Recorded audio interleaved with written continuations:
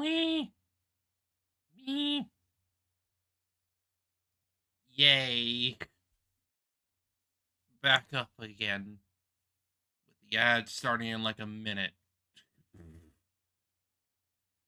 Whatever. I'll at least get the frickin' thing up and going.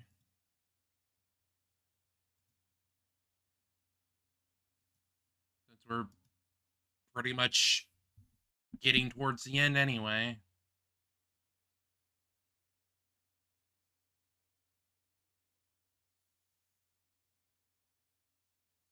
Granted, we still have like I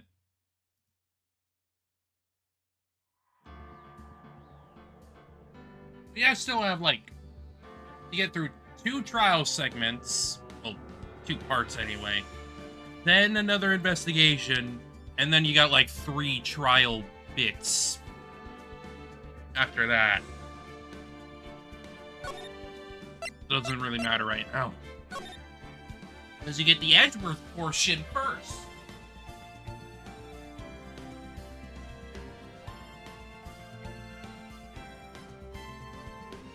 Because Phoenix all in the frickin' hospital right now.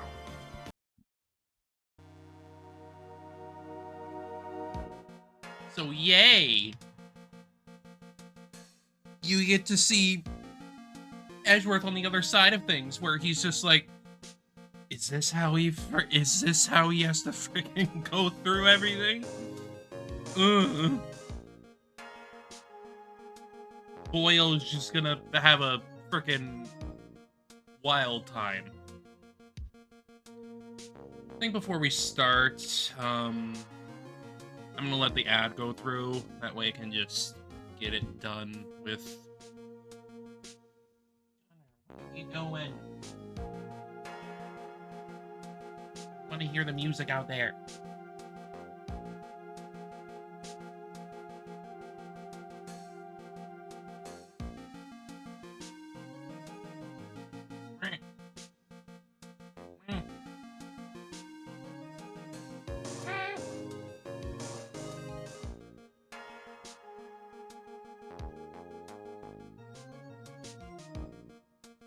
Freaking dog.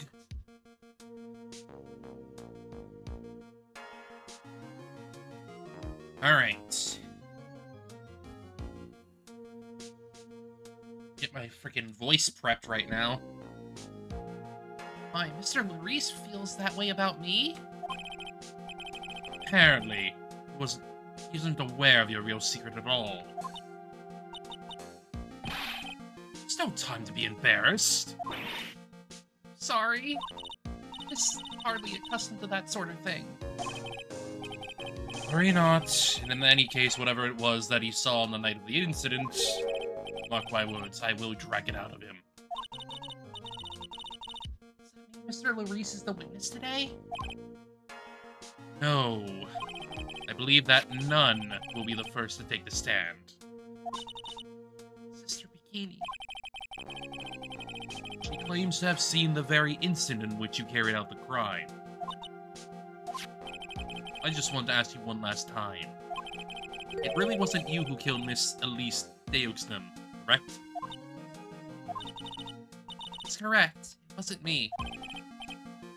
Yeah, it wasn't her. It wasn't you because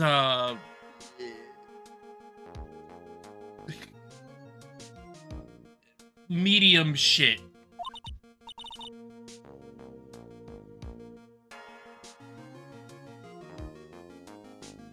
It's also just because Elise has a similar hair color and could be also a medium. Could be. You're a prosecutor, aren't you? You sure about this? If your true identity is revealed. Don't worry, I made the necessary arrangements.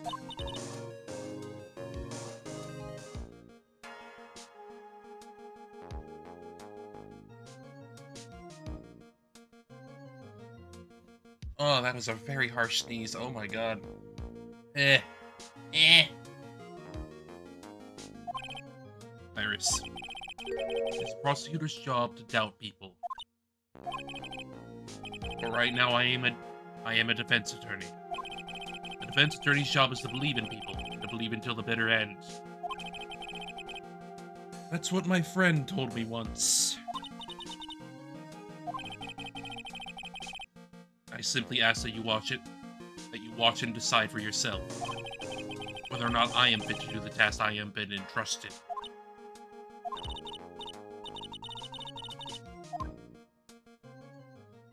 Get him! Get him!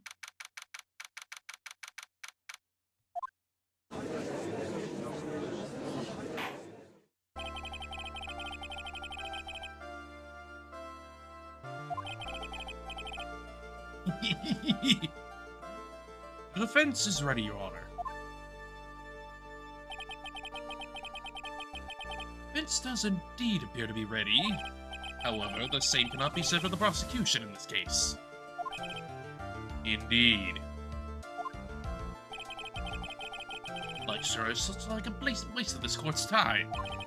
Deputy prosecutor's chair can only mean the prosecutor has no confidence in their ability to prove their case. It would seem this case is already over before I had a chance to begin.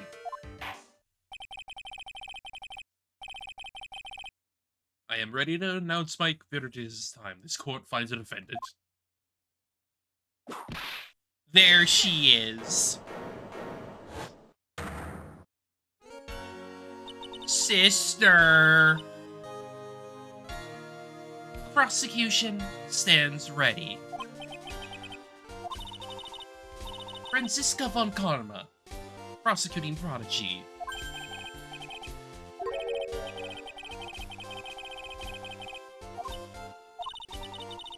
Legends are a thing of the past. I am a von Karma. That is all. On a special request, I flew in today for the purposes of prosecuting this case.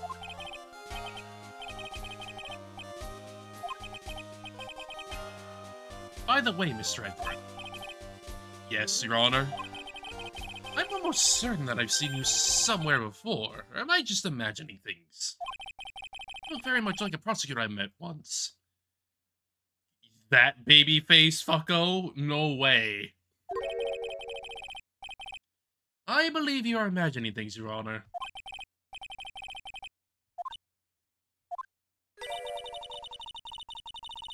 There is no such weakling as this man among those of the prosecutor's office.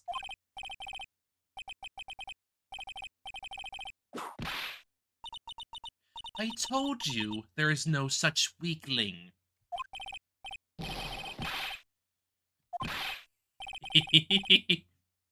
Hold it! I have no objection to the whip. Let her whip. Let her whip it. The prosecution can wield a whip or drink 17 cups of coffee. There is still only one truth. That is what I stand here to prove today.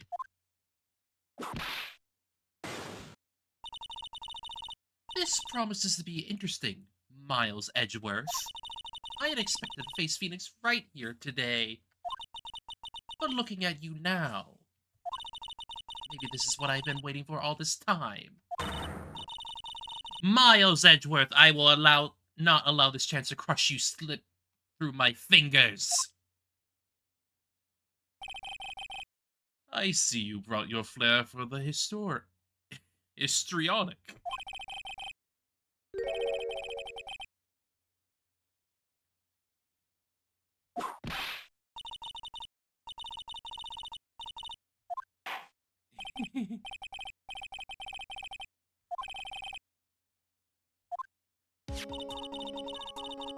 The murder victim is the famed picture book author Miss Elise Deixnen.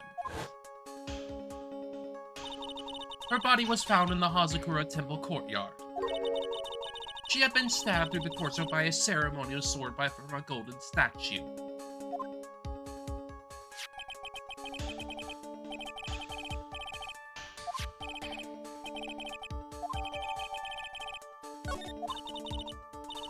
There is no mistake. This was the doing of Sister Iris. After all, there is a witness to her crime.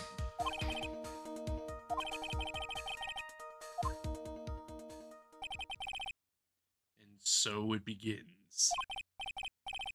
My first and last trial as a defense attorney. Yeah. That much is true. Ah, yes, right. She's small. Witness, state your name and occupation, please.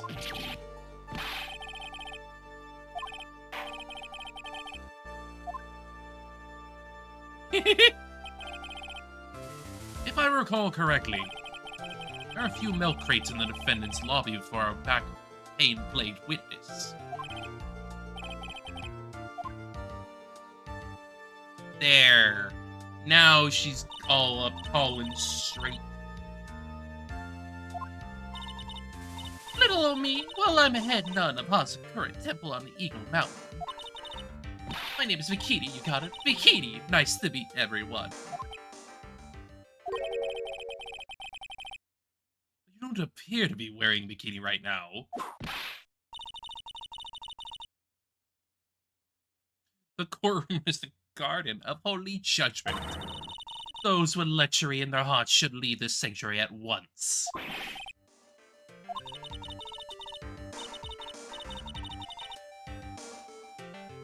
No need to get your bikinis in a twist, let me tell you. I'm a sight to behold in summer. In any case... Witness, I hear that you saw the crime take place on the night in question. I can still hardly believe it myself, to be honest. There's no way dear little old Iris could do anything like that.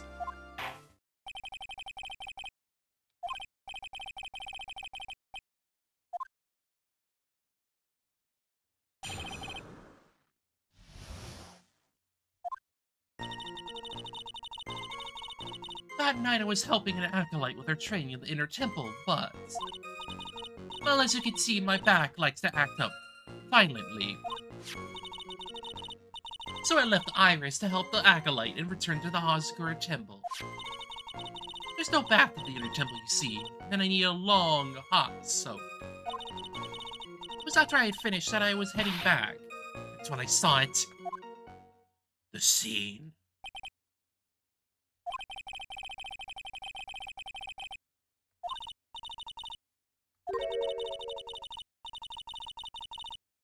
My back hadn't been in so much pain, I would have stayed at the inner temple. Sounds like a pretty important statement she just made.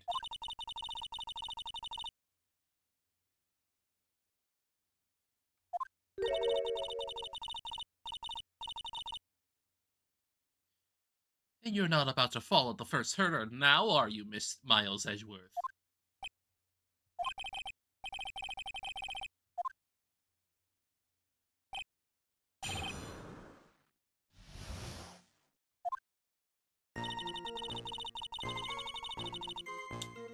Let me look here.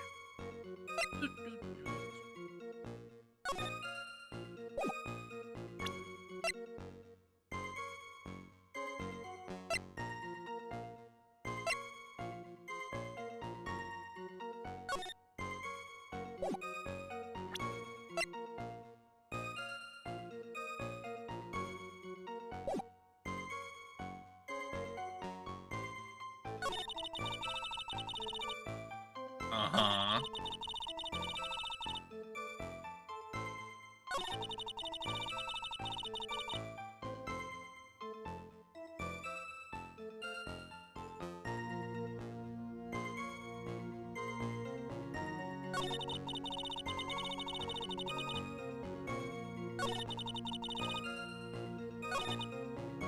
Hold it! You left Iris to help with what?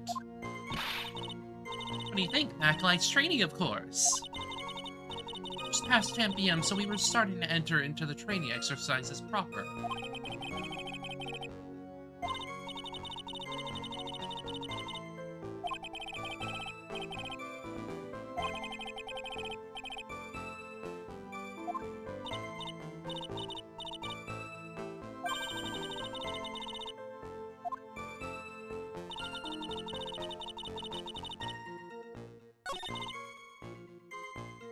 Hold it! crime took place in the courtyard, correct? From my room to the main hall. You have to take a winding hallway from which you can see the courtyard.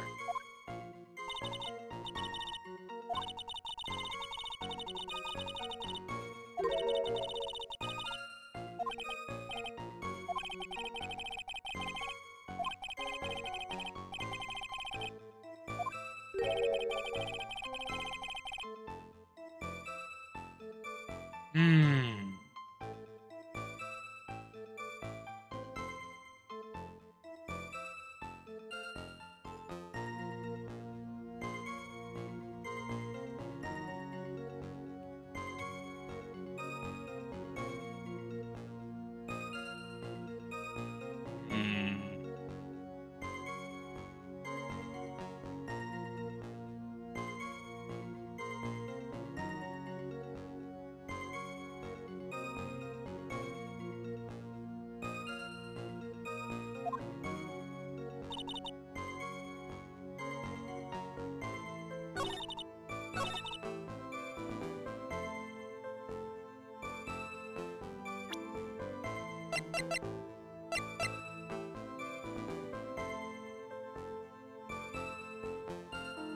Objection! Wait, oops.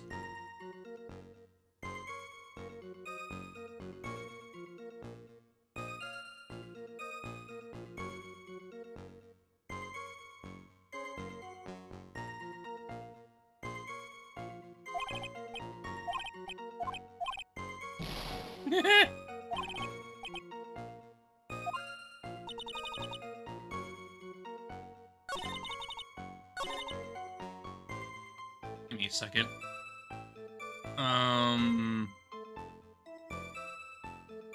Oh wait, yeah, I was... Right, yeah,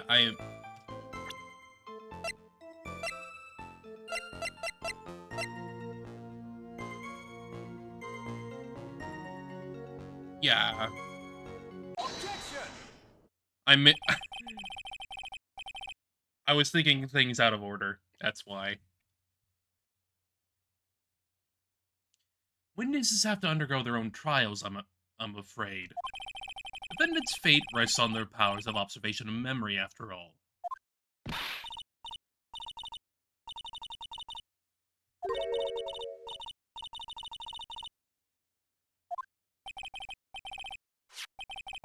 In that case, Miss Honcho, I'd like you to explain something for me. The discrepancy between your testimony and that of the defendant Iris. She claims that after ringing the lights out bell, she went back and stayed in her room. Which means she did not go to the inner temple at all. Objection! Offended or a witness? Who is more likely to lie, do you suppose? Defendant is simply lying to cover her back. Objection! But that is completely illogical. The murder was committed in the courtyard of Hazakura Temple. Claiming that she went to the inner temple would make for a much better alibi.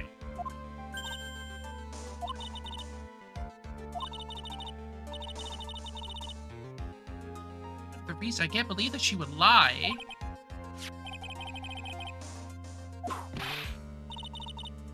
All people lie. That is my belief.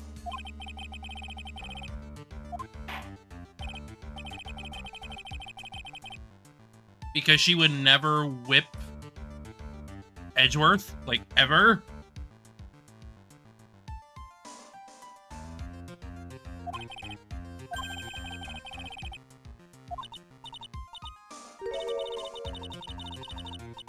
Dear, you're older than me and you want to play that game, do you?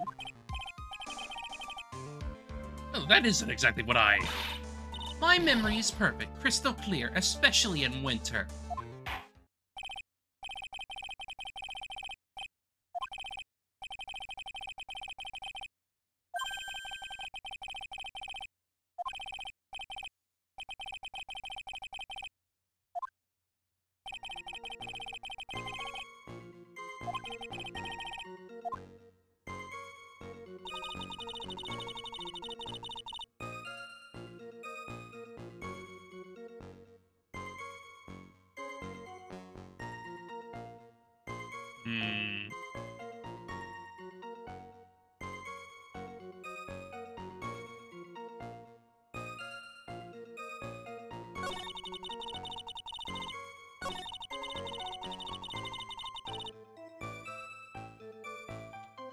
I'm sorry, but she gave this frickin' hood to Phoenix. Objection!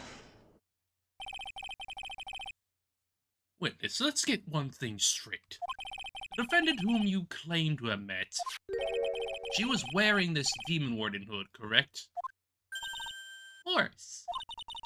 That's a very important piece of clothing, I'll have you know. Wait a minute. Objection! What do you have that?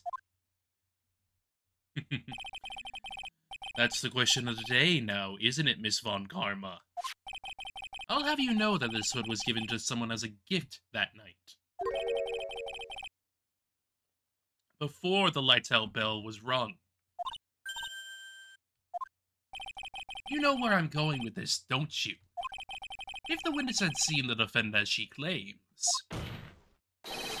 then the iris she saw should have been missing this very hood.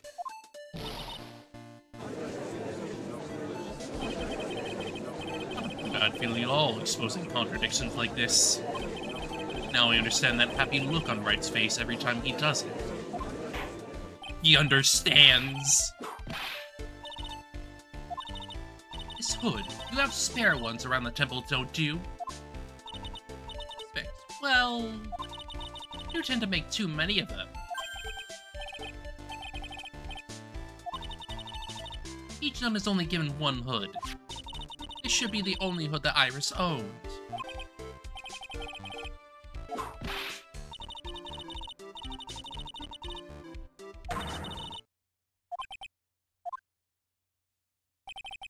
I'm sorry to break this to you, Miss Von Karma, but you won't get away that easily. Discrepancies such as this will sow seeds in any human heart. The seeds of doubt.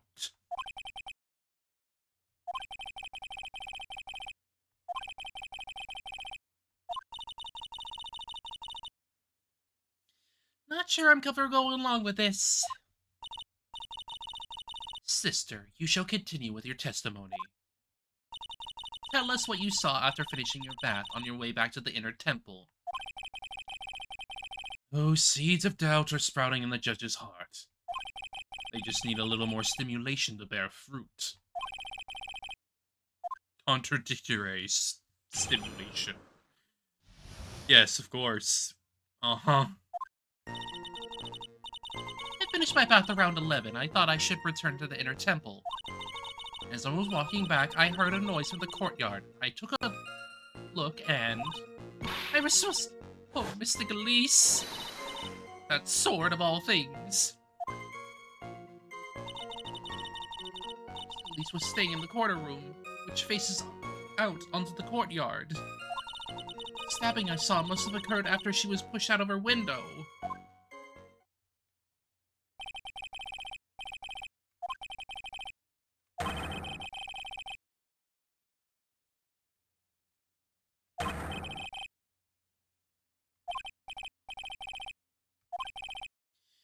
This judge. His imagination is about as vivid and creative as Detective Gumshoe. I would look the fool if I commented on such foolishness. Anyway, this case is mine, Miles Edgeworth. Calling everyone by their full name. Can't you do something about that habit of yours?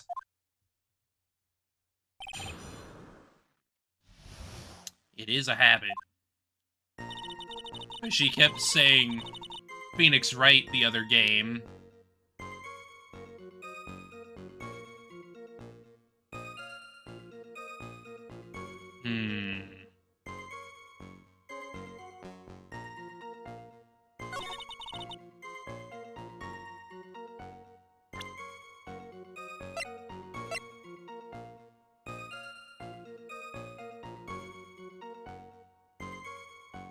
No, the body fell after her.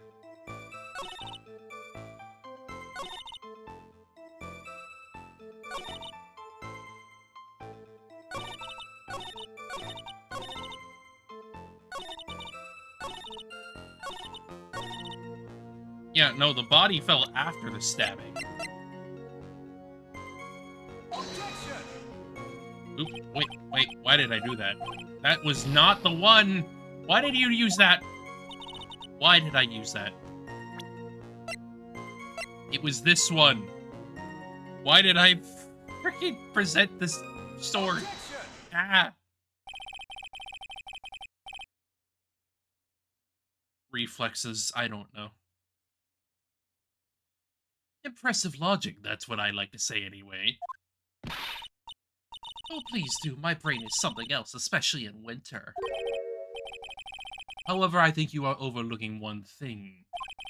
Miss Von Karma, would you be so kind as to take another look at the autopsy report? The victim did fall from a height of 10 feet. However, this fall was after she was killed.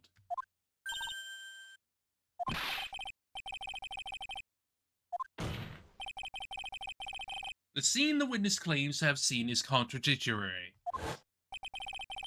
If the defendant stabbed and killed the victim there in the courtyard, how did the victim then go on to take a 10-foot fall?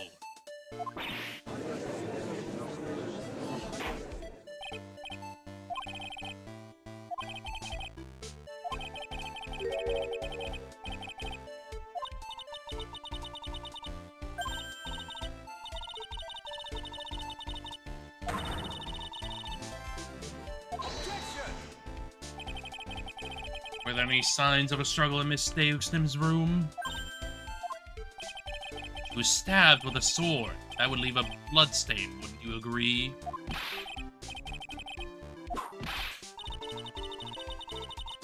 No traces of blood were found in the victim's room.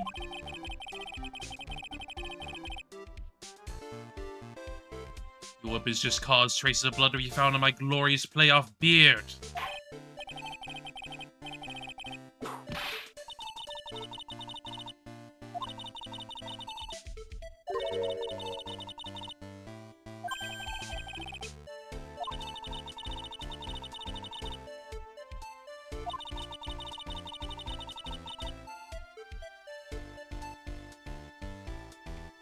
Most of the blood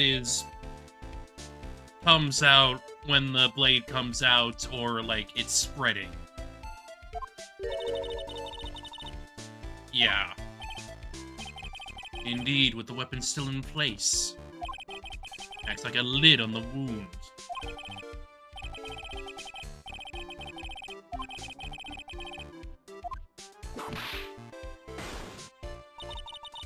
We have come to a conclusion then.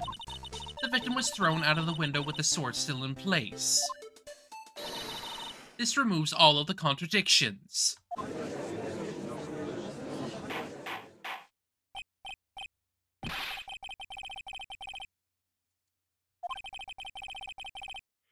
I'd expect no less from Franziska von Karma.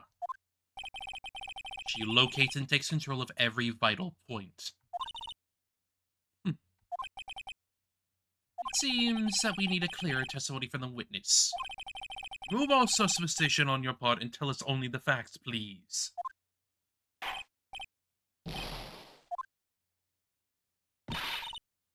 Don't go selling me short now. The weight of winter snow has bent me out of shape. Especially my back and my mood.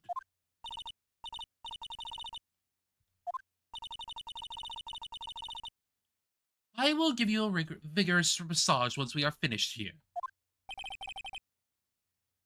With the whip.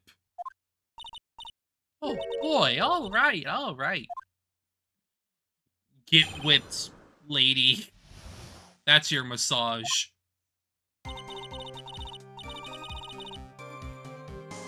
When he looked across the scene, the sword was already in place. Thinking about it now, I didn't actually see her stab Mystic Elise. Never seen so much blood before. When I fainted, can't blame me, can you? When I woke, Mystic Army was stabbing Mystic Elise through the back.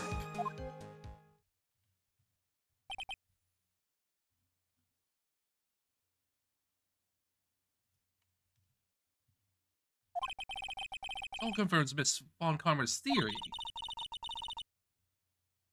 On karma strive for nothing but perfection. Putting together such facts is nothing for me. You should know that, Miles Edgeworth. Perfection is an impossibility, Francisco von Karma. And I'm here to teach you just that.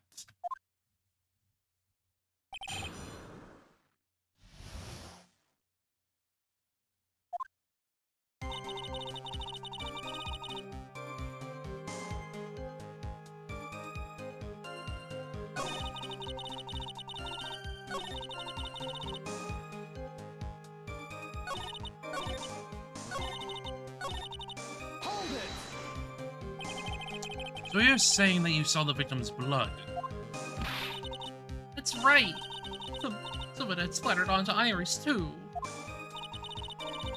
When the defendant was arrested, she was meditating in her room, and her blood-fleckled clothing was neatly folded in the corner. What? Those were blood-fleckled as well.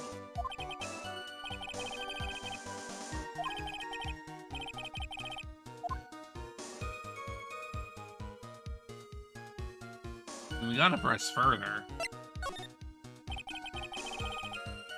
Going back to your previous statement, you said that you saw the little bleeding when the victim was stabbed, but now you say you saw the victim bleeding.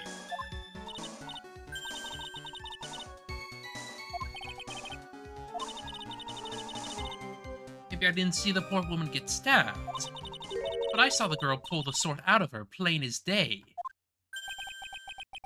Pulling the sword out? Well, it wasn't exactly pulling. It was more like it came out.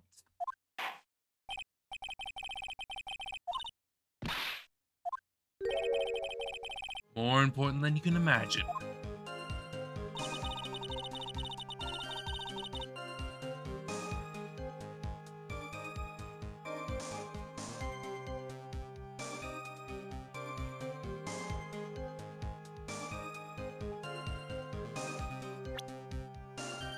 I'm sorry, but, that thing is not going to smoothly be drawn out. That sword has hooks. And that's gonna take a while to... That's gonna be like a struggle to pull it out. Like, oh boy. Objection! Mr. Bikini, you're a reliable witness. At least I like to think so. But there are too many contradictions here. What do you mean? You make it sound as though I'm a liar. You're a handsome young man, so I'll forgive you. What contradictions are you talking about? In the scene that the witness claims to have seen, the weapon was thrust up to its hilt into the victim. Furthermore, the killer withdrew the weapon smoothly from the body.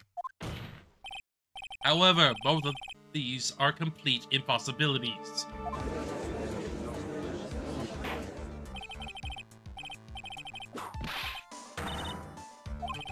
To start with, do you think it would be possible to stab someone to the hilt with this? No, probably not. Like, you would have to be like super strong to push that all the way through with all those damn hooks.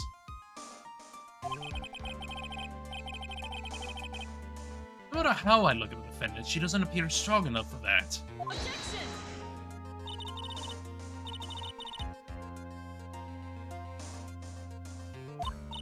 I too may appear to be weak and frail, but I can crush men under my heel and make them weep, so should I choose.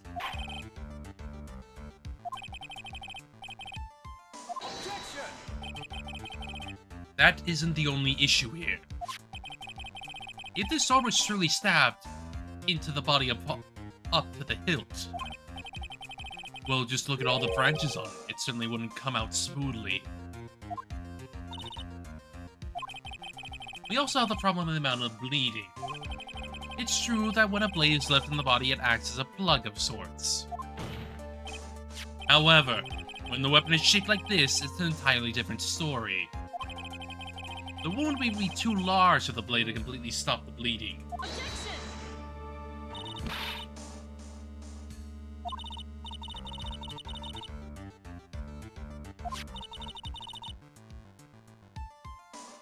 Weapon of this nature, at ease.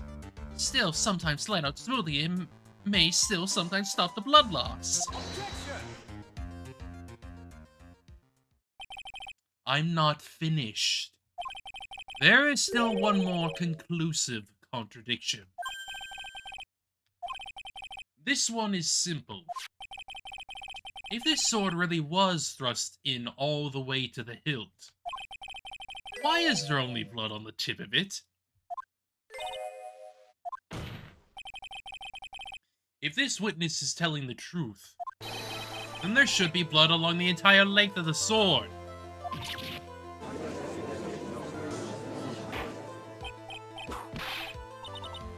Bravo, Miles Edgeworth. Raising this many contradictions from a single piece of evidence. All the other attorneys I know could maybe manage one, if that. Having come this far, there can only be one answer. The weapon used to kill the victim was not the Shishishito.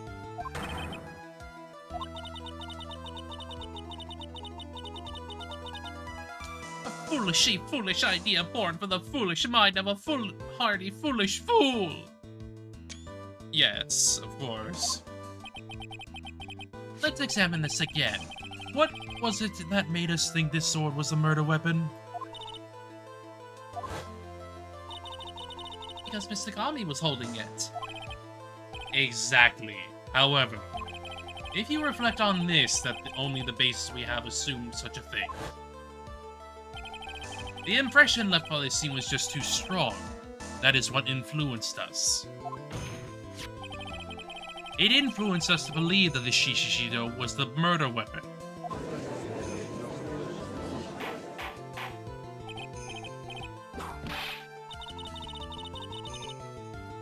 So maybe the Shishishito was not the murder weapon. Even if that is the case, it changes nothing, Miles Edgeworth. His sister here saw everything. Saw the defendant stab the victim with a sword-like object.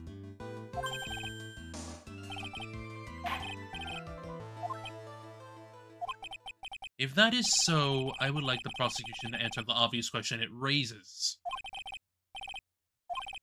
Yes, namely, where did the real murder weapon disappear to? It goes without saying that the police searched the main hall and the surrounding area. Perhaps the prosecution can enlighten us as to if a sword-like object was found.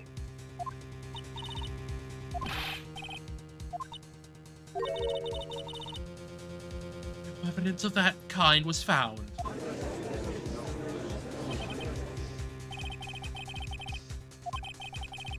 Trial without a murder weapon is a tricky beast. Excuse me, could I say something?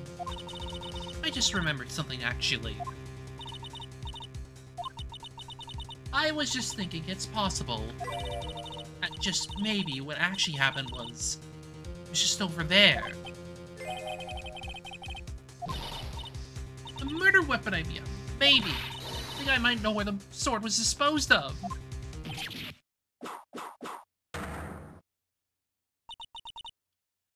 Well then, I think we need to hear testimony from you one more time, sister.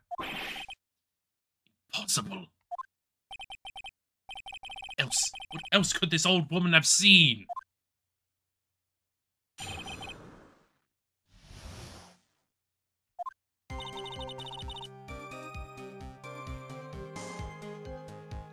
I saw the murder around 11 p.m. Asking that it be reported, I went out to the main gate. There, I saw tracks that indicated the snowmobile had been used. It takes 15 minutes to walk to Dusty Bridge, but less than 5 using one of those. They threw the weapon into the Eagle River and came back while I was knocked out. Norris could have done that. She can drive a snowmobile after all. Oh boy. Oh boy.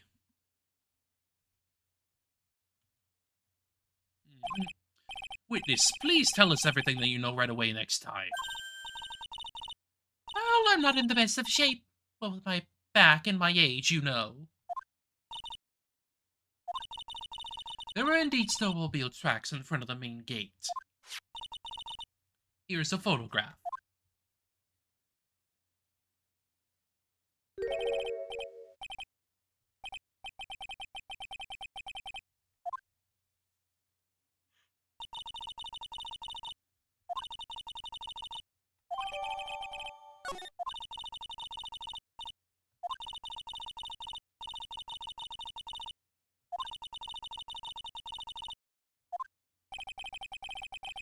Did she really go to the river to dispose of the murder weapon?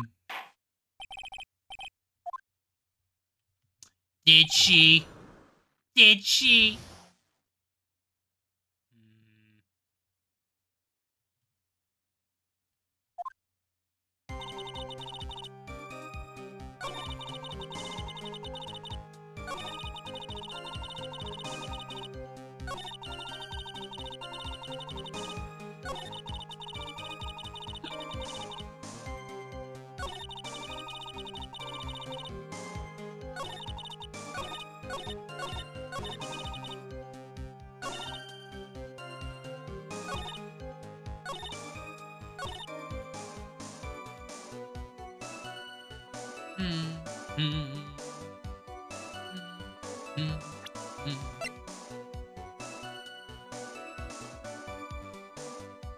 No, because these tracks indicate that the snowmobile came in this way. Because if you look at the tracks here, those tracks indicate they ran to the river, while they came back with the snowmobile. So that doesn't work out. Objection! I admit this photograph proves something. It proves that the snowmobile was used on the night of the murder.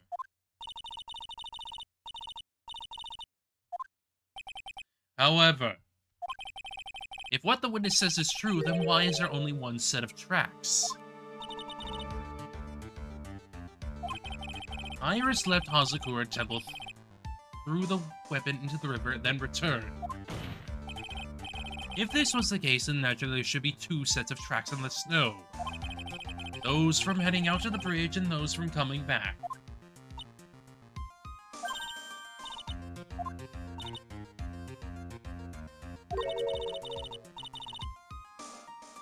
You are forgetting one thing, Miles Edgeworth. On the night of the murder, it was snowing. Tracks leading to the bridge was a rare race by the snowfall. This removes your precious contradiction, now doesn't it?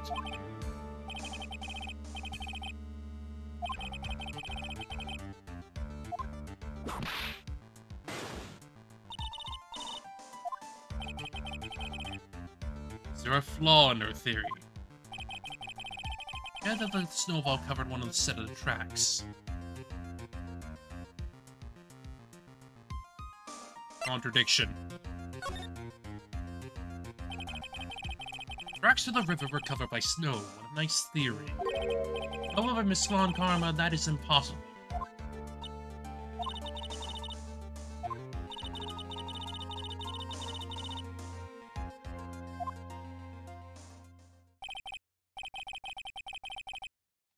No need. The evidence will do all the talking for me.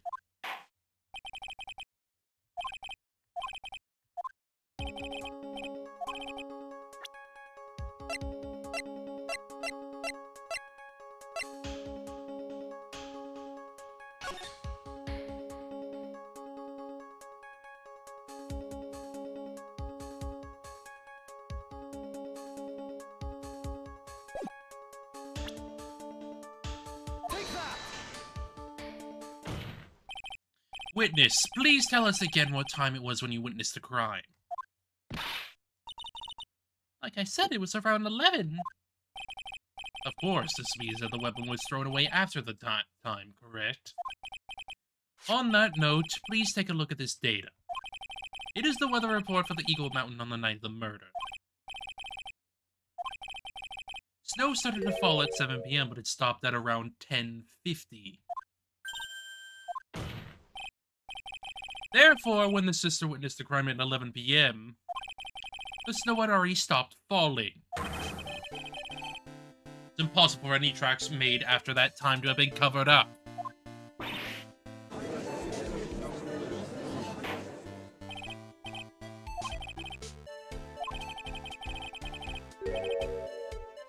It looks like Miss Von Karma's claim has been snowed in.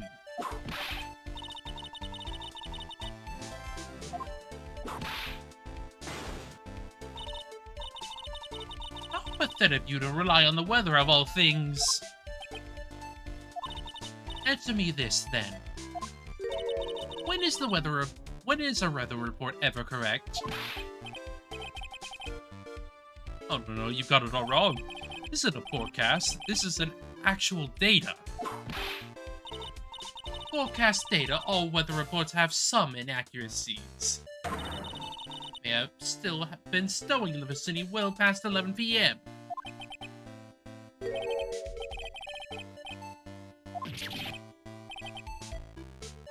She pulled that off. Stop snowing on Hazakura Temple when the murder took place. To provide conclusive evidence of this. Very well. I too cannot allow any doubt to remain concerning this testimony.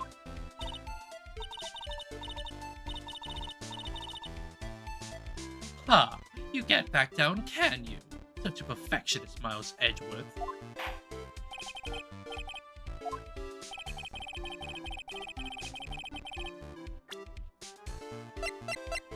Well, I don't know.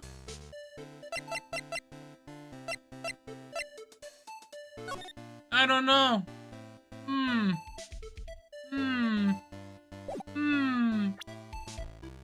Take that! Hopefully it comes down to one point. That being, whether or not it was snowing in the courtyard when the victim was stabbed. That's right, but proving that is incredibly easy. If we want to know whether it was snowing or not, this photo will tell us everything. Of course, I am referring to the photo of the crime scene. As you can see, everything is covered with snow. With just one exception. That is, the victim herself, Miss Elise. Why is there no snow on top of her? The answer is simple. It had stopped snowing when she was killed. That's why.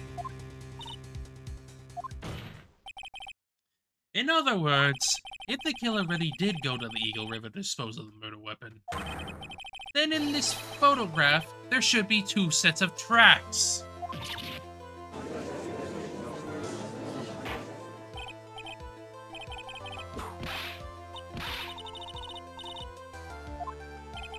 To be honest, I am not entirely sure myself, but this is simply what all of the facts point to.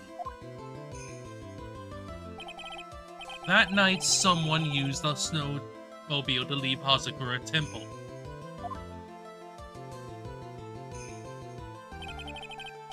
From the tracks left, it can be understood that they were heading for Dusky Bridge. At that time, it was still snowing. It was because those tracks were erased by the snow. Then, when this person returned to Hazakura Temple, the snow had stopped. Thus, the return tracks remained.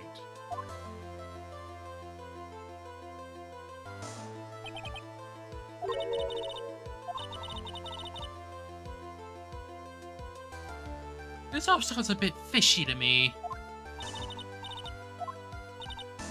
There is only one key for the snowmobile.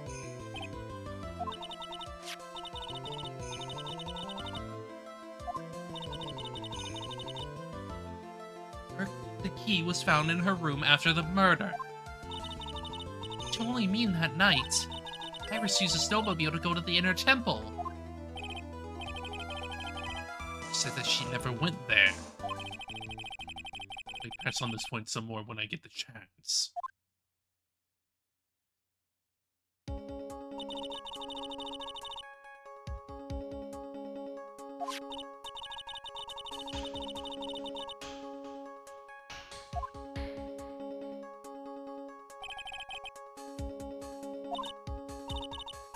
Oddest when I left Iris and returned to the Hazakura Temple.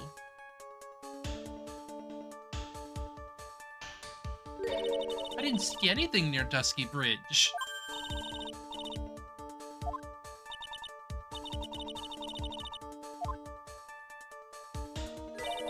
It was there by the main gate.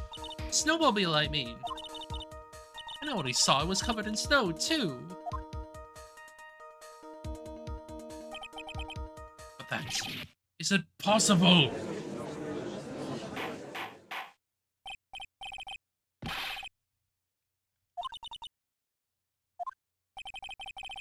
So then, what was the snowmobile used for? Taken out to defend when she went to the inner temple. Had been, and the witness couldn't possibly have seen it by the gate. Furthermore, it wasn't used by the killer to dispose of the murder weapon.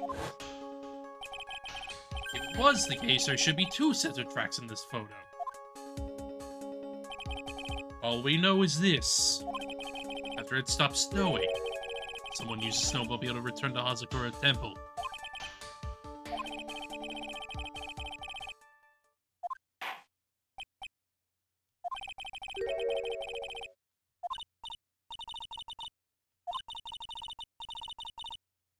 Told you everything that I know. But then that still leaves us with the same problem. If only there was someone, a witness, who could testify to having seen the snowmobile. A witness, huh?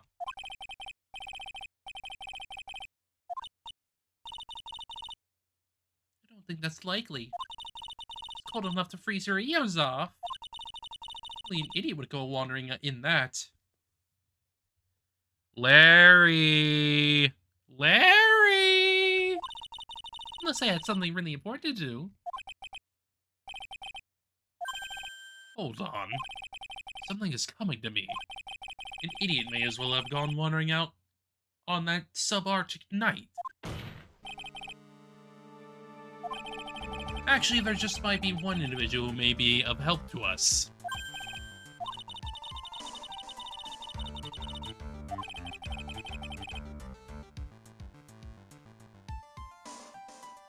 I don't know for sure if he saw it or not, but there are 2 things about him that do come to mind. First, that he saw something incredible on the night of the murder. And the second being, this individual that I am thinking of went wandering outside on that cold night. In other words, he is our kind of idiot.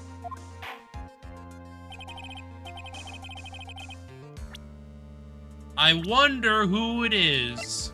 I wonder who. Take that!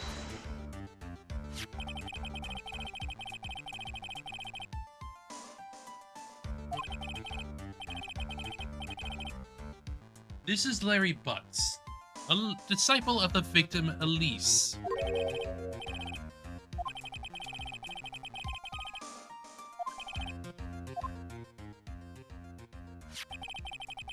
Could tell them all about his design for Iris. May cost us his credibility as a witness before I even call him. He is, after all, an artist. He was perhaps searching for something in the snowy scenery that would move him. Although I cannot guarantee that this is the reason.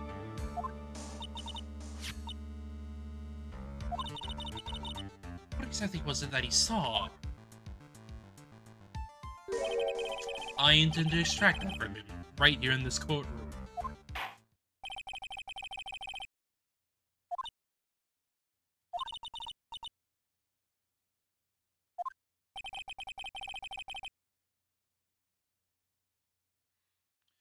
I believe he is in the gallery for this trial. It will not take long to summon him. Larry. You may have escaped me yesterday, but today I'm going to get everything out of you.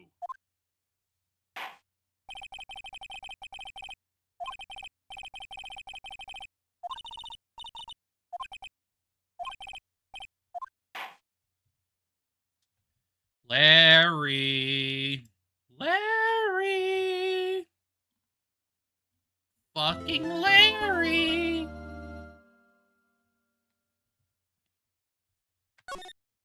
If it smells, it's usually the butts.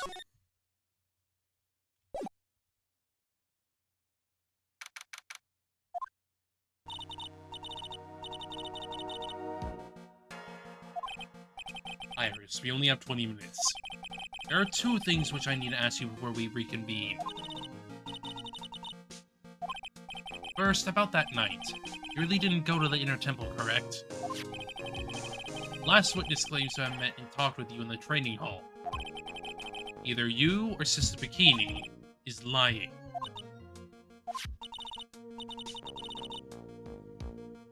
Edward, it's just as I said yesterday. Until the incident occurred, I was in my own room in Hazakura Temple.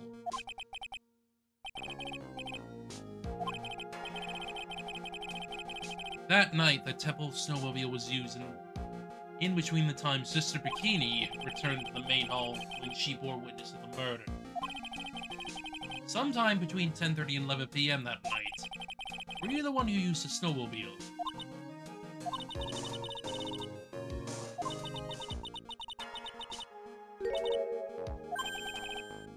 So it was you.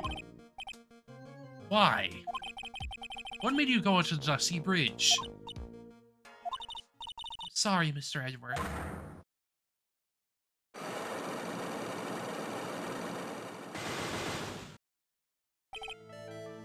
Iris. I can't tell you about that yet. Yet. Not until her safety is confirmed. Maya's. Her? The safety of the Acolyte. The Acolyte, huh? Must be talking about Maya.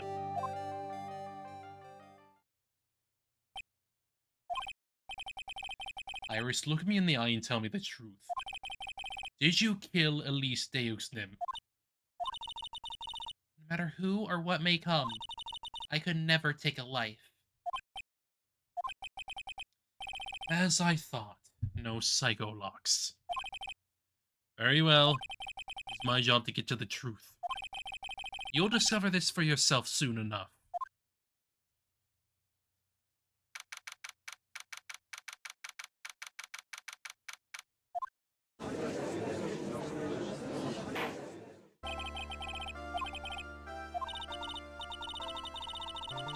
During the break, a man was detained for suspicious behavior in the gallery.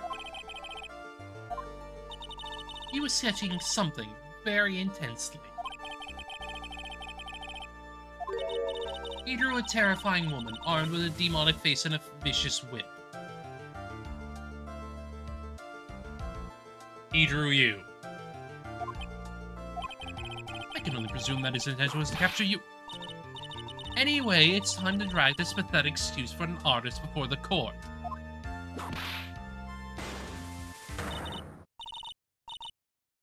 Loris, I hope you're ready. Get in here. It would seem that whip is going to see plenty more use today. Larry! Your sketch is in contempt of this court. Hey! Ouch! You tried to run away from the bailiff who was trying to hand you your subpoena, correct? Look, I'm nothing but a fledgling artist trading out in the mountains. I'm only down here in the city because I ran into green paint. Oh, to use the technical term for the color, radiant. Larry, this isn't an art store now, is it? I know, I graduated junior high, okay? Look, art is all about working in the fields, isn't it? working in the fields. I presume he wanted to say field work. Oh. That's it. Thanks, buddy. It's kind of sad that I was able to understand his mangled train wreck of a sentence. I just happened to stop in here and found a wonderful new model. So see? I've got nothing to do with this trial at all. I expect all of your faces to be red when you realize this mistake. Bright red. Or to use a technical term, Crimson Lake. Ouchies! Ow! Stop your pathetic blabbing and testify like a man.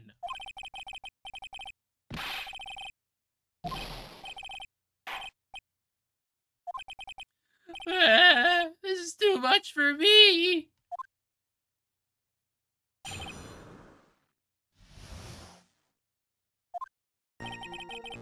I was at that lodge out in the mountains, looking up at the stars that night. I walked to the bridge a number of times, but I didn't see a snowmobile. I didn't see anyone at the bridge that night either. Girl I was waiting for didn't show up. My teacher died on me. I'm all alone now. Aren't I, Edgy?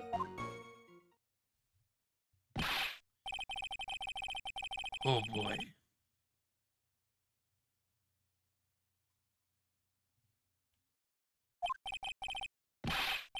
I'm just a nobody. Nothing but a small, worthless man. Aren't I? Why wasn't I asked for my name and occupation or anything else?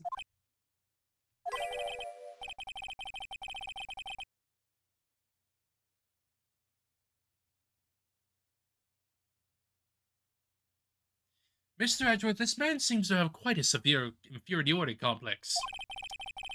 He's recently been the cause of numerous incidents. I think he's finally realized for himself just how much of a nuisance he has been to other people. Yeah, that's right. I'm behind everything, every case. Watch out, okay? This touching people will make you eternally unhappy.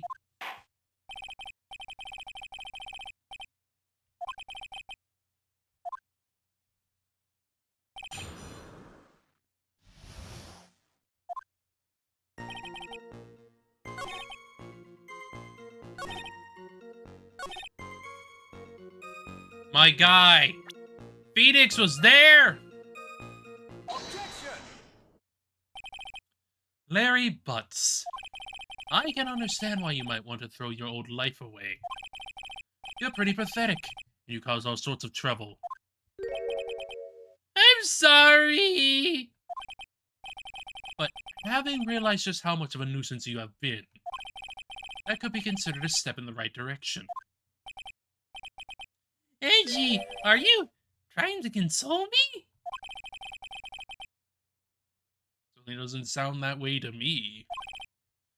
However, I cannot forgive you for simply turning away from the incidents you create. Ah, you're totally fitting this on me. Now then, let us talk about the night of the murder. Spaghetti, after seeing the murder take place, asked Phoenix Wright to report it. Thus, he headed for the public phone by the bridge. There, he happened across a certain nefarious individual. You, Larry Butts. Oh, that's right. Me in the flesh. Listen carefully, witness. It doesn't matter if you change your name. So long as you remain pretty pathetic, you will continue to cause these incidents. That reality will not change. But what do you want me to do then? Larry, what you need to do is change your inner self. But for now, what you saw that night. Testifying truthfully about this one issue is all I need from you. Edgy, I think I finally woken up. Well, guess I could still be sleeping. But anyway, I'll do it. I'll testify. Well, I'm not sure this will go especially well.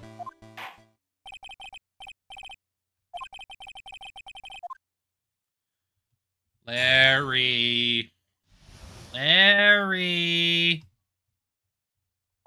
I went to the shack at around 9, or so it would have been, about 10:30 p.m. I was lying under my bedding when a white flash almost blinded me. Looked out the window and Dusty Bridge was on fire. There was still some thunder, but I went right away to check it out. That's when I ran into Nick.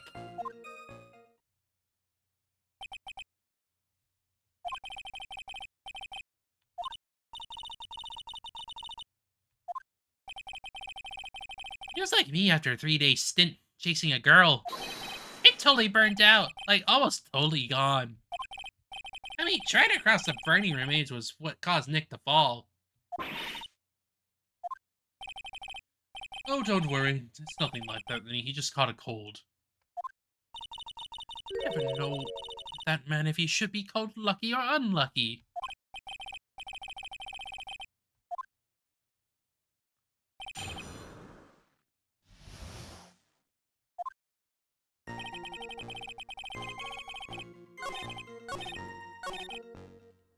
Hold it!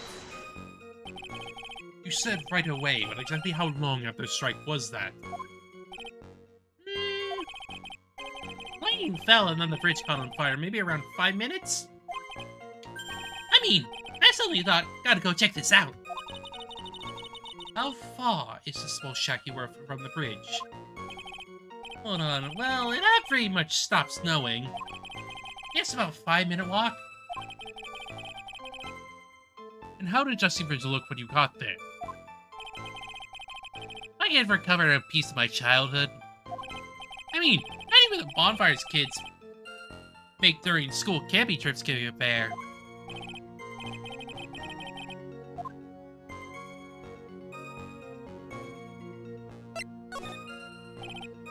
Larry, let me ask you one thing. What is it, Edgy? What's with the serious face? Why didn't you call anyone? Huh? What do you mean? Normally, when faced with a towering inferno, one would try and call someone. There is a public phone right by Dusty Bridge, correct? Well, of course I thought of doing that. So then, let's hear why you didn't. Huh? Yeah, okay, a reason, my reason. It isn't that I didn't try to tell anyone, I just didn't have time to, okay?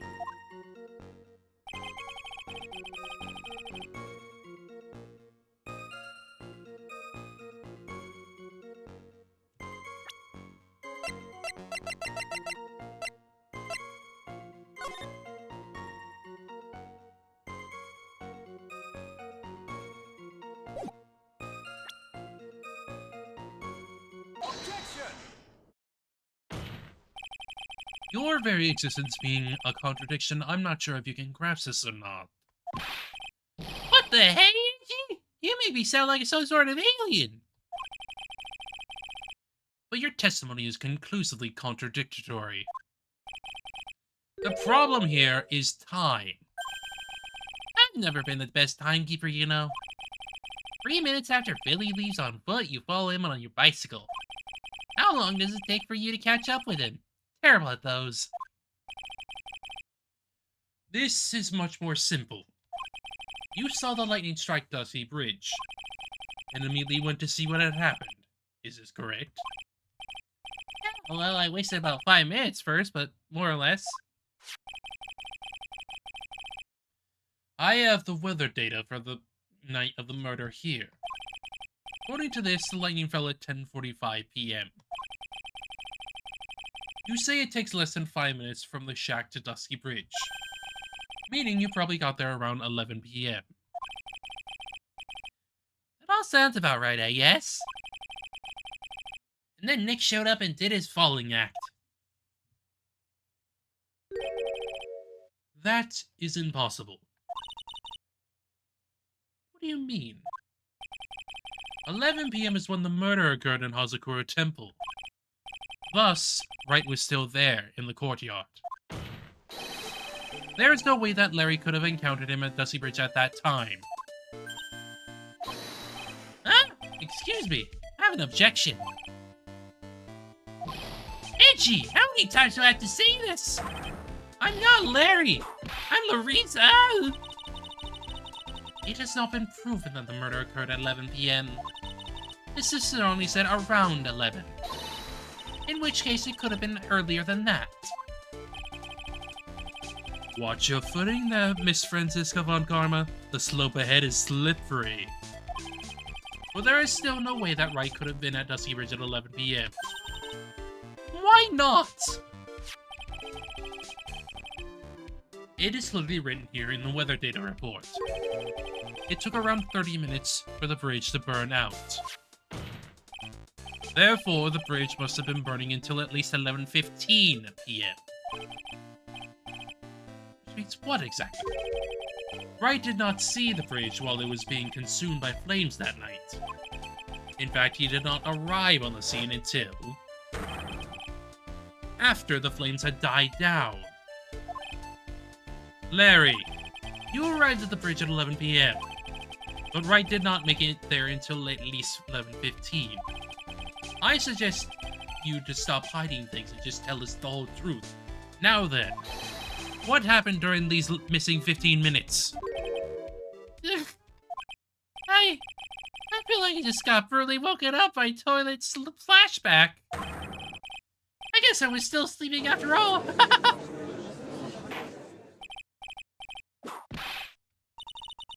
So there was a missing 15 minutes prior to meeting Phoenix Wright.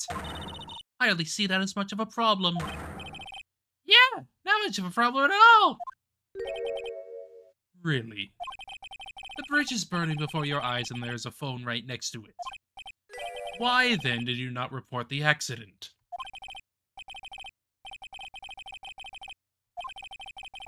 And therein lies the problem. For even after the bridge had burnt out, he was still there. Staring into space, this witness didn't even attempt to fulfill his civic duty. Ah, but this is Larry we're talking about, and even he is incapable of being so stupid. Which means there has to be a reason for his inaction. Edgy. I think it's about time I got serious with you, dude.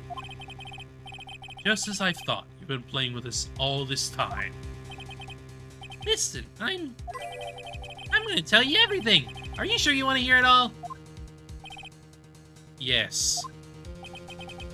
I may be wrong. Say it. Then say it.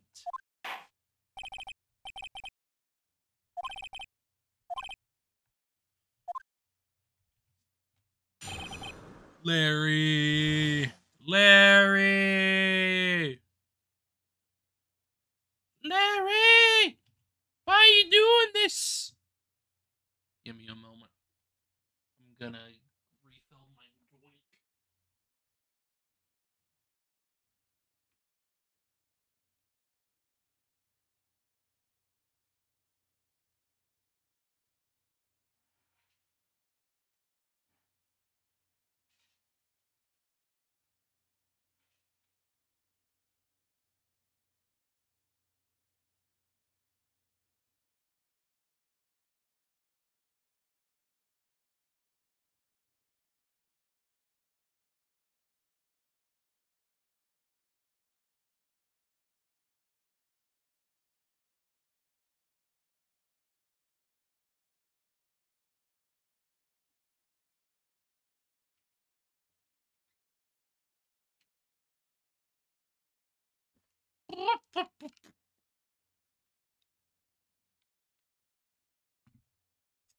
Larry!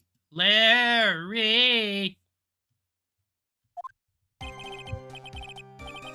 an artist. What do you think I was doing? Sketching in front of the bridge. I was whipped up into a frenzy of art. The shock and all that I was feeling transferred all directly onto the page. Where I realized that the flames had gone out, and then he came running up.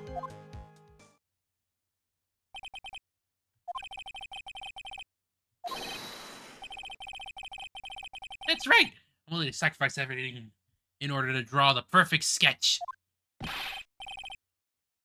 Putting the truth on the sound of it. Mr. Edgeworth, has this removed the last of your doubts? Not at all, Your Honor. One very large doubt still remains.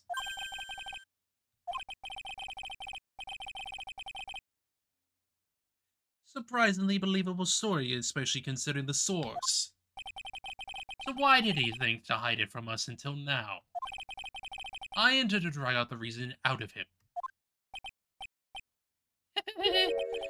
You'll regret this, Edgy!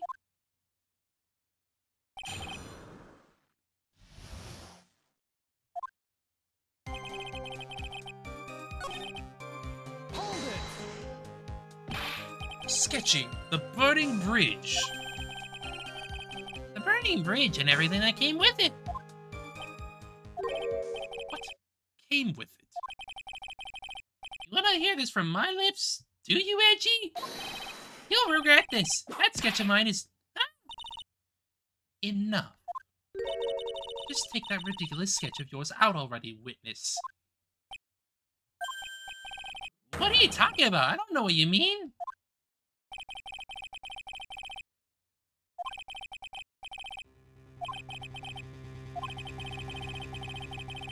The terrible feeling that the instant the sketch is revealed.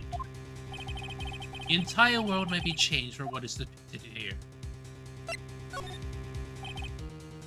Larry, I wonder if you could show us your sketch, please. Well, even I couldn't imagine it turned out like this. Imagine what? That Lorraine's the next debut would take place here, today like this. Show it. Now. Okay, but steel yourselves. This is the world of Loris Deuxnem.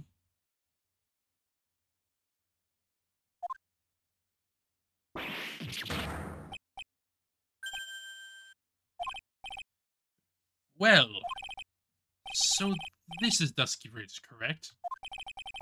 Quite a large bridge, isn't it? Your response, Miss Von Karma? Yes, well... Better drawing than I expected. Isn't it? Isn't it? I struggled to reproduce those flames, I really did.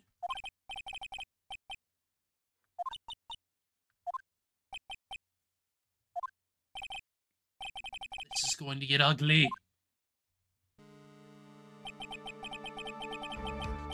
The courage to bring it up, it seems. Mysterious flying object. Larry? What? The burning bridge is fine. But what is that unfortunate looking figure? Oh, you spotted it? I thought you might. However much I might want to ignore it, I can't. Iris, of course, Iris. We should take better care of herself. We have to plan for our future, you know? What would have happened to her if she had injured herself flying like that? Larry, please, answer this question honestly. Okay. Are you really claiming to have seen this? Are you claiming to have seen the silhouette of the defendant flying over a bridge that was engulfed in flames? Yep, that's what I saw. That's why I drew it. I'm an artist, a real artist. Are you high? The girl, she's really high up in this picture.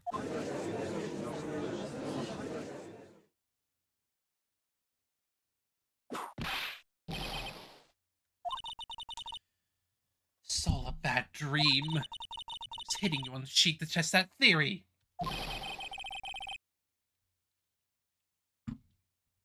Please whip your own cheek from now on if you wish to test your wild theories. Anyway, no court of law will ever acknowledge people can fly.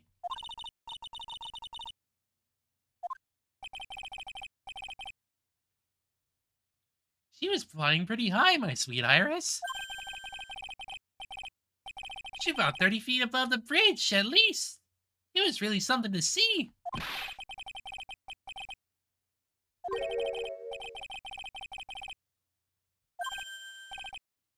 Me? This witness is your friend, is he not? Accessory to foolishness, Miles Edgeworth.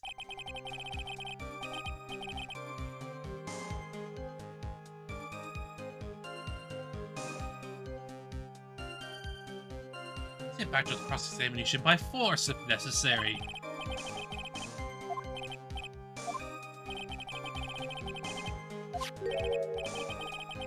What did you think of my debut piece? Get that thing away from me!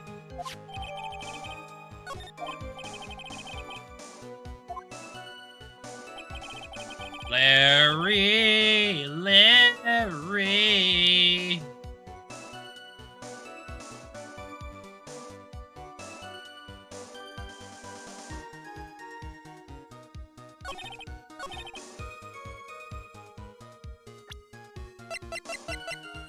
Objection!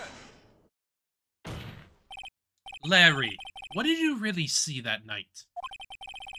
Not that I particularly care. In your position, that's just being irresponsible. I drew exactly what I saw! Give you a whole dollar that it's the truth.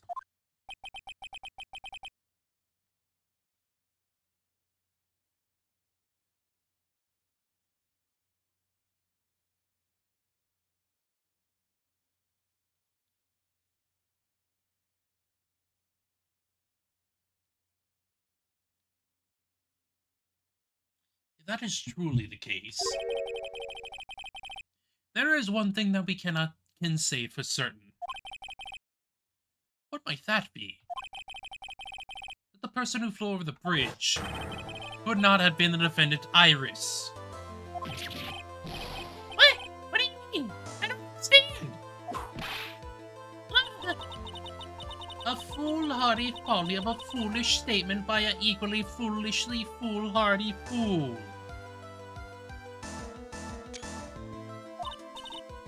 How exactly can you make this claim?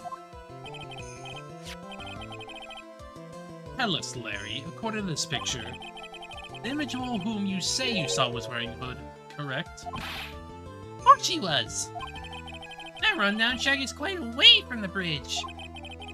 Hood is what told me that this floating angel was my Iris. Hood is my darling Iris, and the Iris is my darling Hood. It seems there are bigger fools in this world than the one at the defense's bench.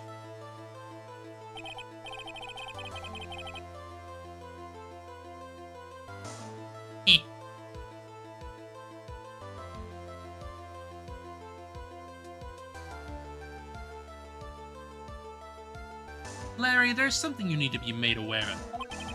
On the night of the murder, Iris wasn't wearing her hood. She had given it to Wright as a gift.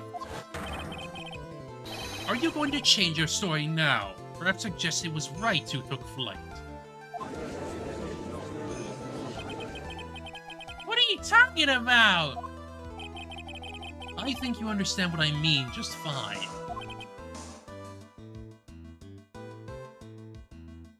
Why? Why did Nick have Iris's hood? What? Angie, what's going on with Iris and Nick? Are you Nick? You dog!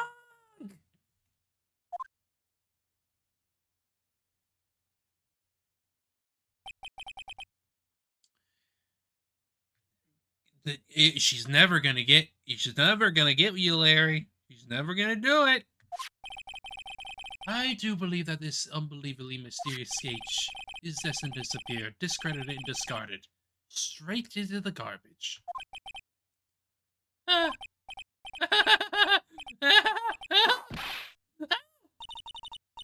What is it now, witness? Feels like I've been waiting 25 years for this very day to come. The day is the day I get to completely stupefy you. What? I hate to have to do this, but I have some definitive evidence. Iris did indeed come flying over the burning bridge. And I, Larry, stay next to him. Shall prove it. Ooh.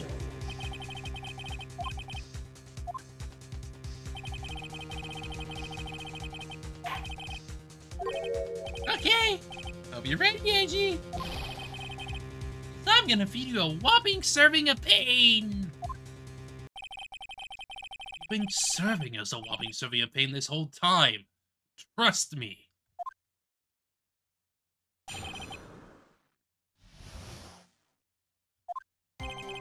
When I reached Dusty Ridge, she was already gone.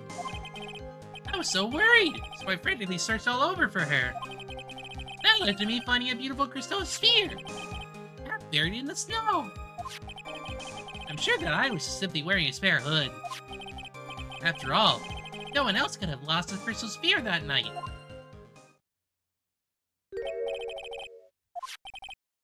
This one, pretty, isn't it? Find your keepers. Sphere, where did you find it? Let me see. Around here, somewhere. Looks about right.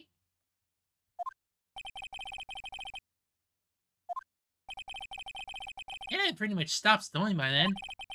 There was still some falling as I walked to the bridge. That's mine, okay? I want it back afterward.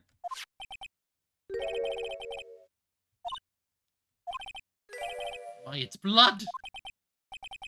Blood. You ready? And tomorrow morning, you'll be calling me Master Larry. Yeah, I like the sound of that. No one's going to push me around anymore. Did you want to be called Larice Deustim only a few minutes ago?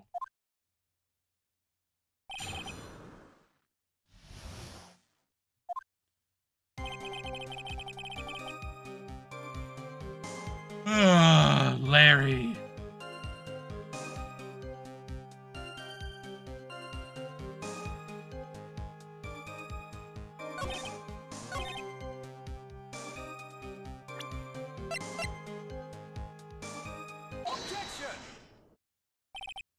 Larry, that night, there was someone who lost a crystal sphere. There was? Who's this stupid idiot? Miss Elise, the mentor to a stupid idiot.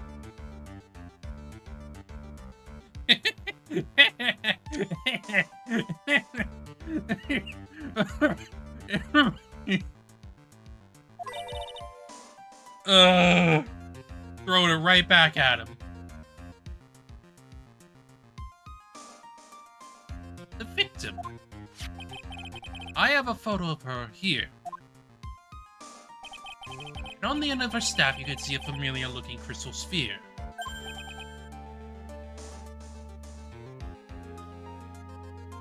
Hey! That's my photograph! Give it back!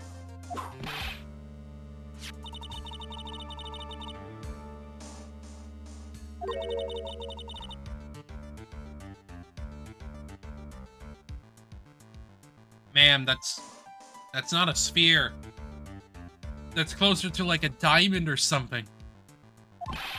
They look nothing alike! In any case, please take a look at this. This is the victim's staff found at the scene of the crime.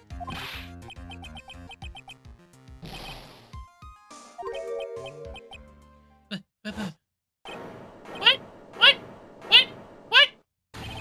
What?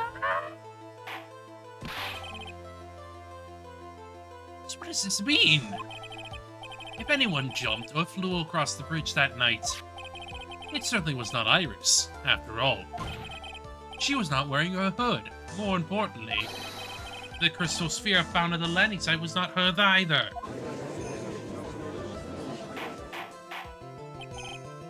That means one who flew dropped the sphere was the victim, Miss Elise Dameston.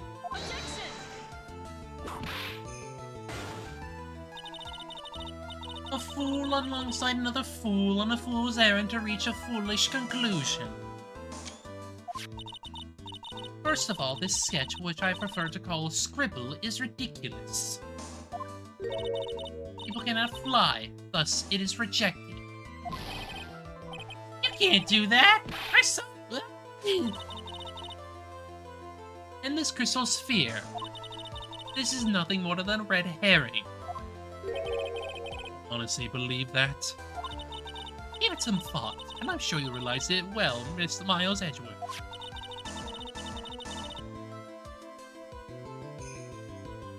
Elise was in her room on the night of the murder. There was no reason for her to go to Dusky Bridge. Therefore, this sphere cannot be related to this case. That is all. Miss Franziska von Karma. The only people who will accept that explanation are scatterbrains and clowns. Hee hee. Honk honk. Why are you pointing at me? The victim's crystal sphere was found near the bridge on the night of the murder. Yet you expect us to believe that this has nothing to do with the case. That crystal sphere. It was probably thrown away at the bridge after the murder. After the murder? There is blood on the crystal sphere, isn't there? This naturally suggests it was thrown away after the murder took place. The killer placed it there to throw the investigation off the scent. Exact same reason that she drew that ridiculous sketch.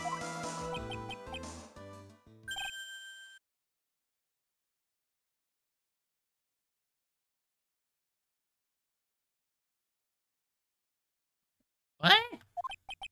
You mean I'm the killer? All joking aside, just when did this crystal sphere appear near the foot of the bridge? Unless it can be proven in some way, I refuse to believe this is related to the case. She makes a valid point. There is no evidence that Elise Deusden left Azakura Temple that night. However, if somehow this crystal sphere can be proven to have been dropped before the victim was killed, then this case is going to transform into something else entirely. Your response, Mr. Edgeworth? I want your final opinion on this disposition of this crystal sphere. Not related to the case, then this witness who you called, but nothing more than a momentum waste of time.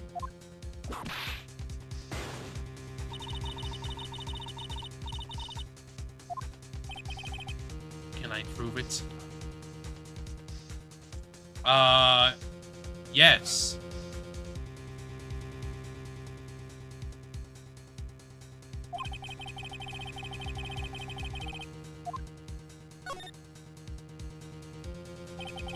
Can I prove it? That isn't the issue.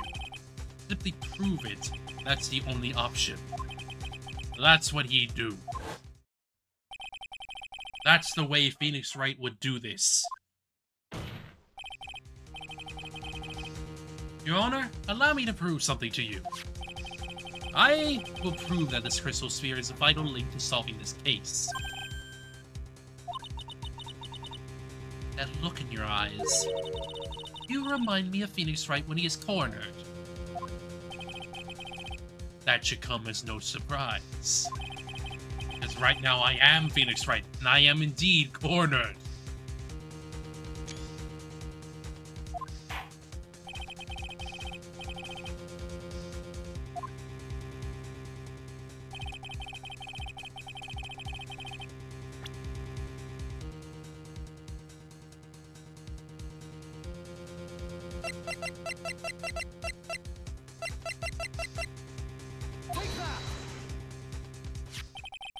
The crystal sphere, it was half buried in the snow, correct? That's right. If I didn't stop snowing, then it would have been game over.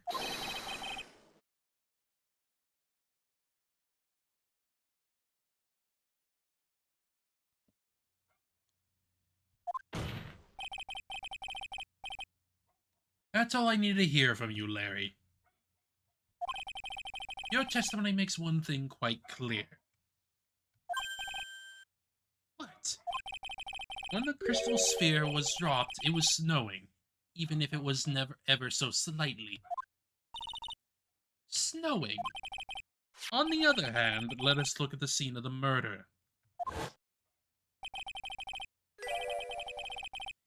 As proven earlier today, there is no snow on the victim's body. Therefore, the crystal sphere must have been dropped before the murder.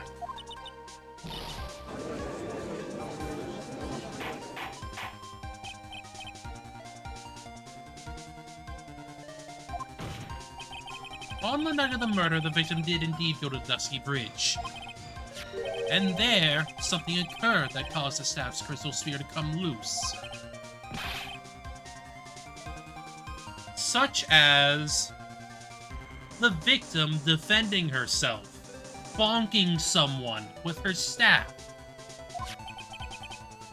This sphere, there is some blood on it, isn't there? Allow me to raise a certain possibility at this junction. The real crime scene was near the foot of Dusky Bridge.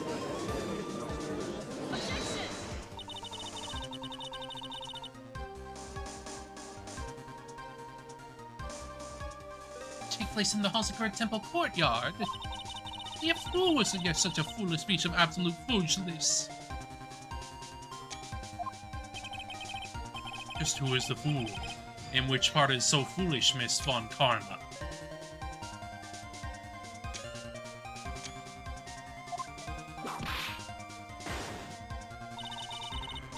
Have you been paying attention this whole time, Miles Edgeworth? The sister saw everything. She saw the victim being killed by the defendant in the Hazakura Temple courtyard. That's not exactly true, now is it? To put it more precisely, what she saw was the murder weapon being removed from the victim's body. That's the same thing!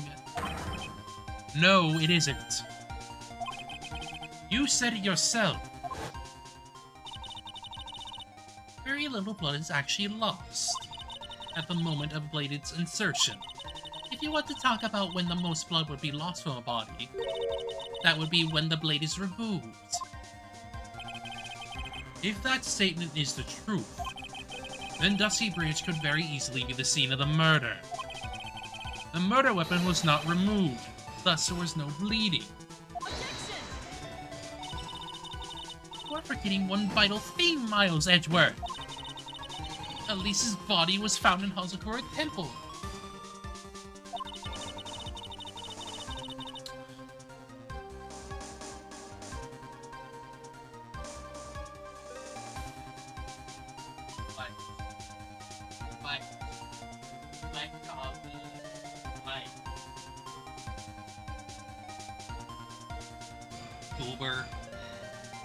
On foot, it takes 50 minutes to travel from Dusty Bridge to Hazakura Temple.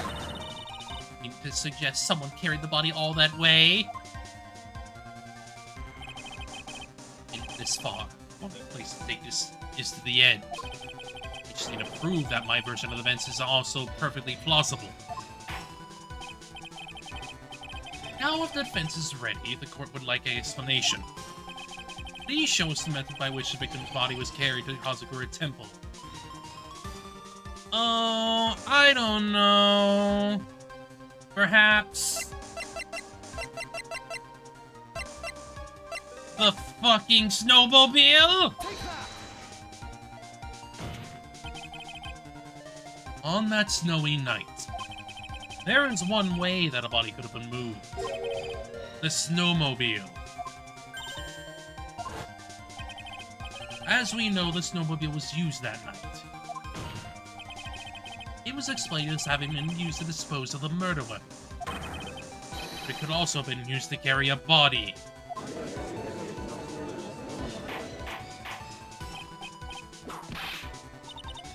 This is completely unacceptable, Miles Edgeworth.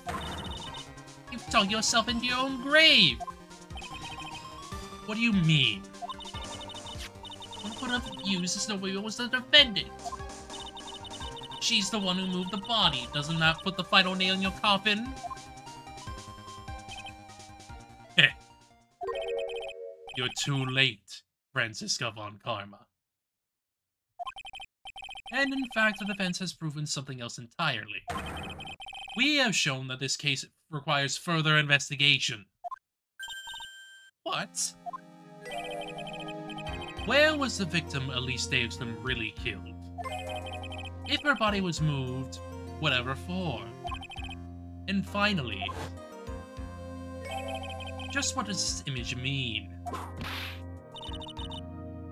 Do you even need to think about that? Such a creature could never see the truth, let alone describe it. This witness certainly sits on one of the lowest possible branches of humanity. However, he would never utter a lie that could hurt a girl with whom he is enamored. He drew this, so it is something that actually happened. The defense stands firm on this point. Andy, thank you.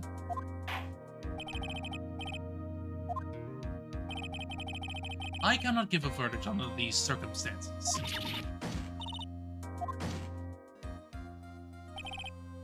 Right. I seem to have fulfilled my part in this. It is just as I thought.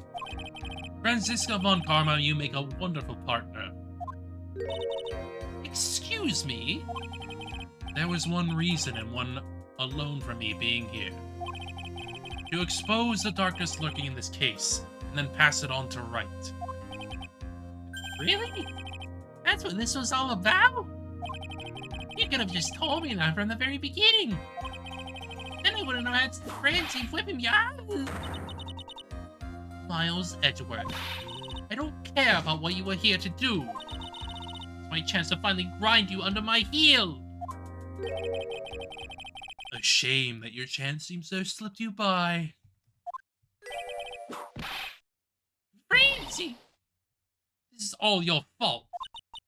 Such a terrible witness. You're an affront to all the illegal sim stands for, huh?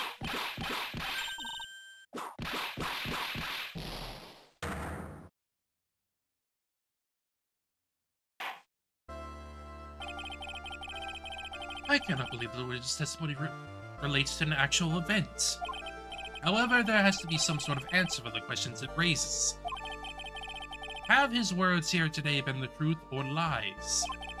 Next time we gather in this courtroom, those are the matters that shall be addressed. I'm counting on thorough investigations by both the defense and prosecution.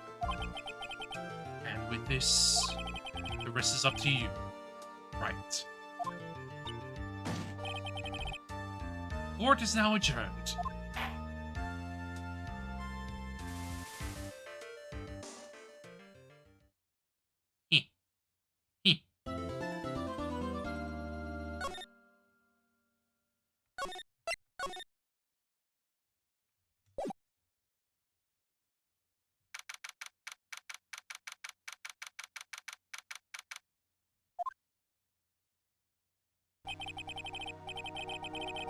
Still up at this hour, reading through the trial record of a certain case. First case my mentor Mia Fey had ever handled in a court of law. The horrifying truth that I refuse to accept is holding me hostage here within its pages.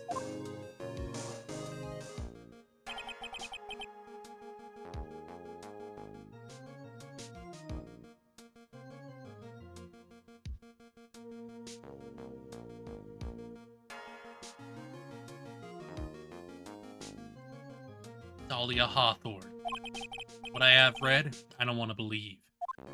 What is written here, this isn't the Dahlia I knew. After falling into Eagle River, I was somehow miraculously saved. but I ended up catching a cold that seemed to knock me around the world and back. I feel dizzy, my ears are ringing, my throat burns, and my head is on fire.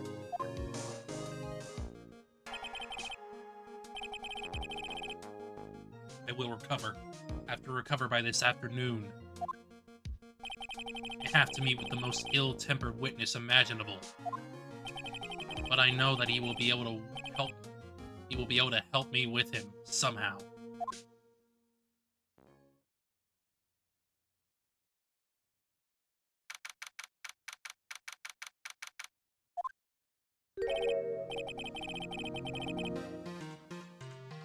Right. Are you sure you're well enough to be doing this? You still look a little green in the face. Or maybe Verdian in artistry. Actually, my fever has gone down quite a bit. How's your temperature now? Only 100. 2.2 degrees, nothing to worry about.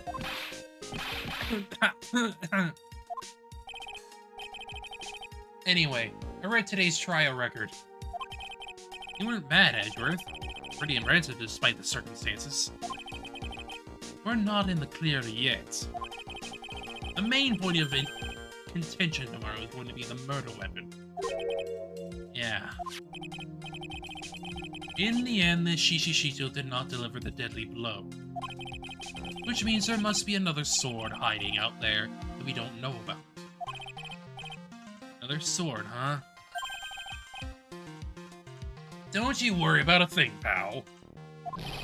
I'll take up the murder weapon myself, or I'll eat my coat. Thanks again, Edgeworth. I'll handle things from here. Good. That is probably for the best.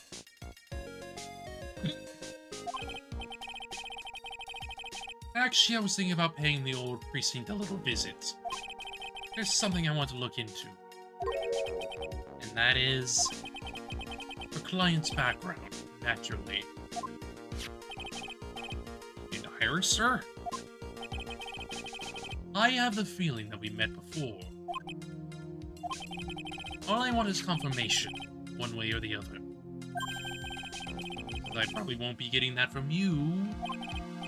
Sorry, Edgeworth. I bid you adieu, right? Take care.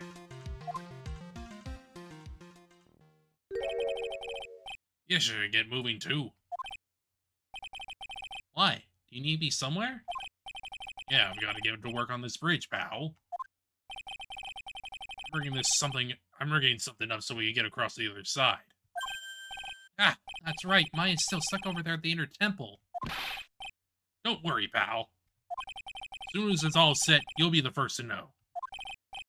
Thank you, Gumshoe. No problem, pal. Just try not to give me that coffee of yours, okay? Alright, I'm off. Hang in there, Maya. We'll get you out, I promise. Meantime, I gotta continue collecting evidence.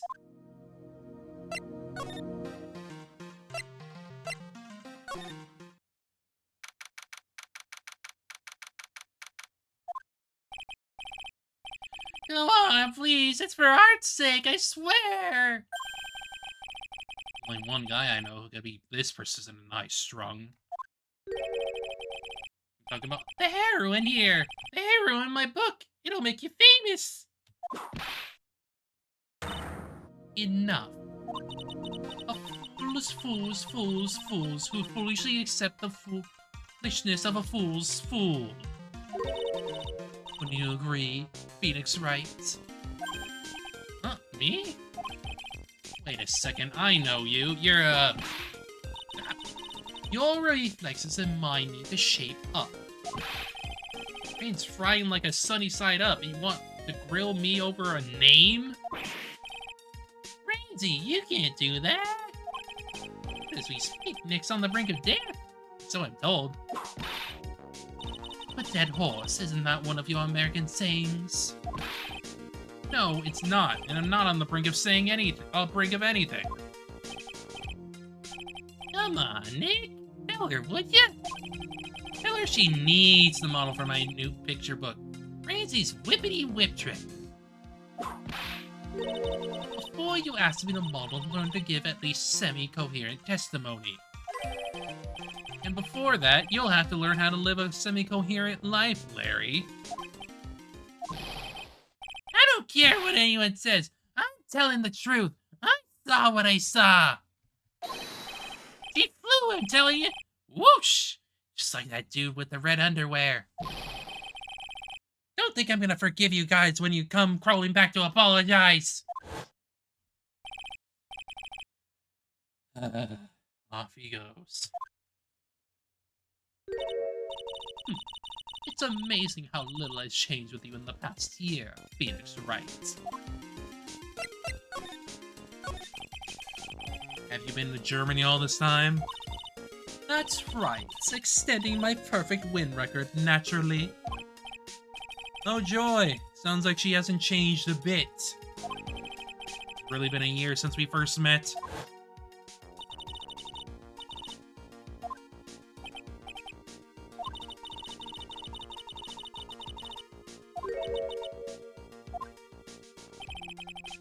Disco was born and raised in Germany and became a prosecutor at the age of 13.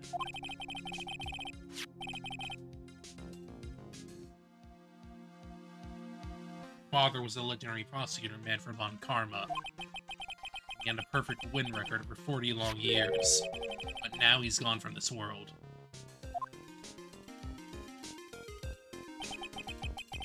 Don't tell me you still hold a grudge against me because of what happened to your father. Phoenix Wright, you will fall before me, this I promise. It will be for my sake, not my father's. Are we clear? Yes, Crystal. In truth, I was shocked. I came back to America with the intention of defeating you. Instead, it was with my little brother who was leading the defense. Edward, come to think of it, Edward was pulled into being a prosecutor by Manfred von Karma as well. Miles told me something very interesting, you know. He said this case had a special significance to you. Because it does. And that's precisely why I'm here. Your personal involvement will make crushing you into teensy-weensy pieces all the better. It's probably the fever, but so openly hostile that it's almost kind of cute.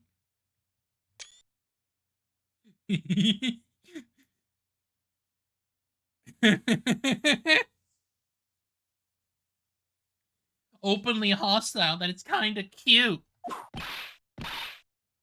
No smirking. No whipping the sick.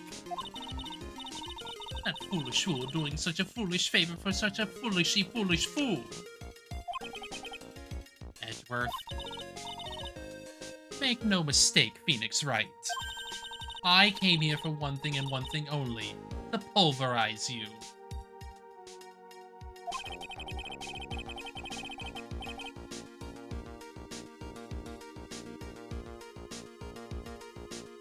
Not like I thought you were going to bring some Cold Killer X, you know. I went over the world. The whole case file on the flight over. You read the whole thing? Yes, every last word of every last sentence of every last paragraph. All the ridiculous things you did made it very interesting read, you know. And to cross a burning bridge, did you ever consider the dangers? No. The only thought in my mind was I have to get across. A fool who doesn't think is more foolish than a fool who foolishly thinks. She said he'd let me know once the bridge was repaired. Maya, she's gotta be okay. I just know it. Plus, I need to ask her about what really happened at the inner temple that night.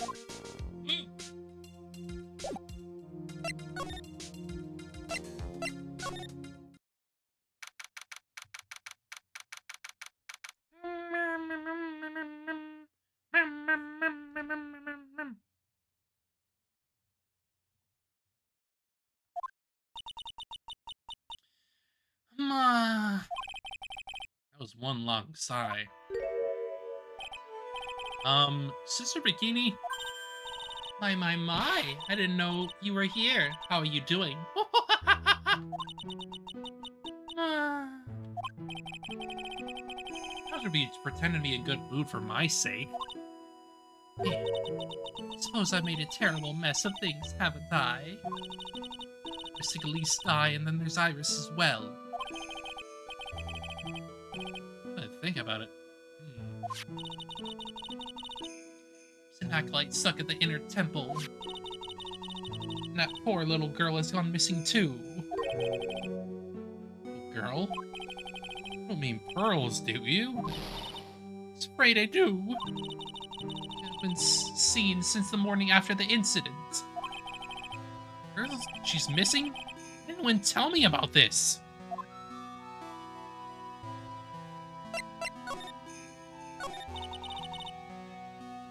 It's getting old. I think I've seriously lost faith in myself. Talking about your poor performance at the trial today? You believe me, don't you? I'm not a liar. I would never lie. I know what I saw. I saw Iris pull that sword from missing Elise's body that night. I'm certain of it. At least it was until this morning.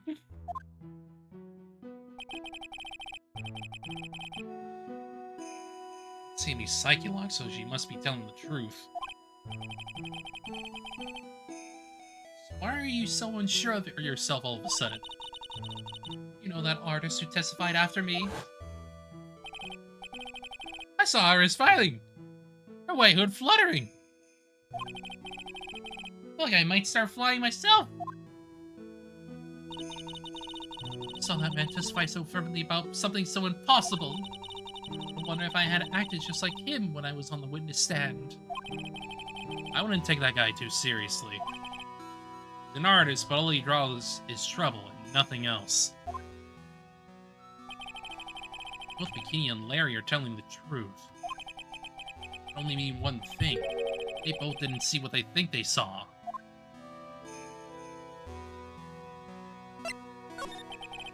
On the night of the incident, you met Iris at the inner temple. Is that correct? That's right. I'm sure it was Iris. Iris claims she was in her room in Hazakura Temple. I knew I shouldn't have come back here that night.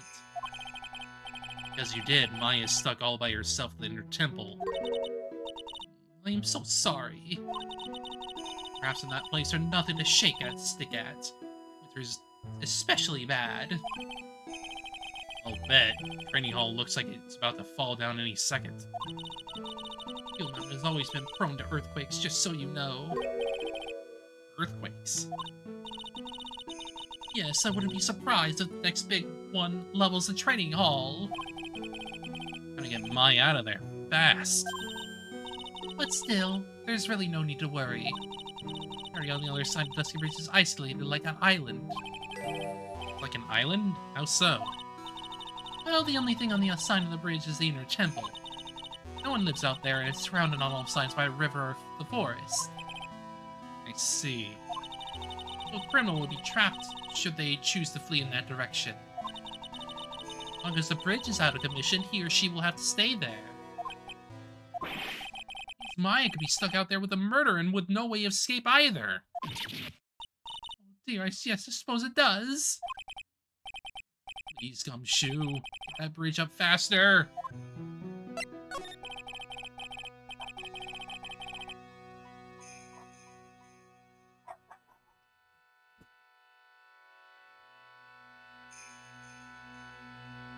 Here's about a few things we don't mind answering some questions. Oh, you need to know my measurements for your investigation or something? No. I want to know a little more about the victim, Miss Elise. Afraid I don't know her waist size or her bust size for that matter. No, I'm wondering why she came to... She came to stay in a place like this to begin with. I mean, she told us herself she wasn't here for spiritual training. My, you make it sound like this place is some sort of dump, Mr. Wright. Miss Elise was here to soak up the natural beauty of Eagle Mountain, if you must know. There. Did it again, Sister Bikini. Notice you always refer to Miss Deoxam as Mystic Elise. Yes. Now why is that? After all, she's not here as an acolyte. Just all our visitors Mystic makes their experience feel authentic. And anyway, she's older than me. You must respect your elders, you know. You know that. I can say for sure that she's older than you. It's 'cause she's Maya's mom.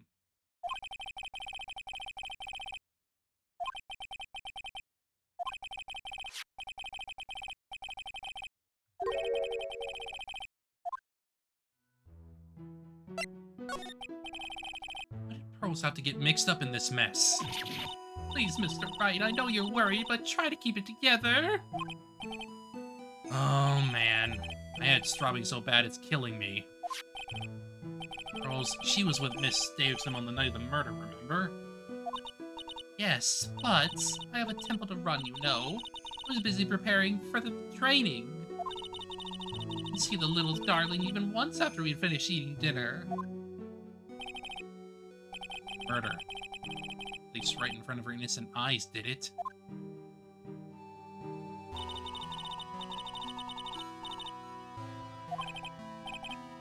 Keep calm, there's one place left where Pearls could be. Just has to be there. On Gumshoe, tell me you'll be done with the repairs soon.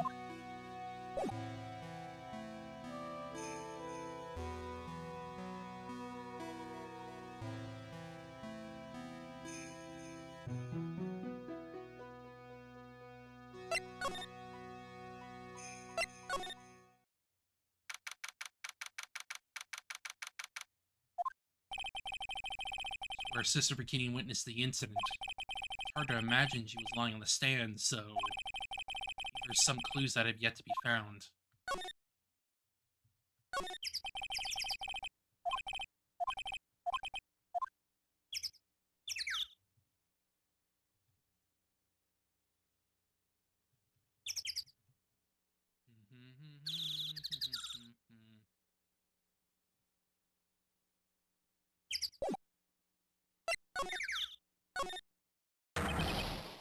Hey! So this is where you've been. Keep it nice and warm, I see. Detective, have you finished? Rich, yeah, I did. Won't even let you know. Sorry, man. No unauthorized entry. Access is restricted to people involved in the case. What's that? I'm involved, aren't I? Couldn't get much more involved than me. Yeah, but that's not what I mean. It's been a while, Scruffy. It's... Karma!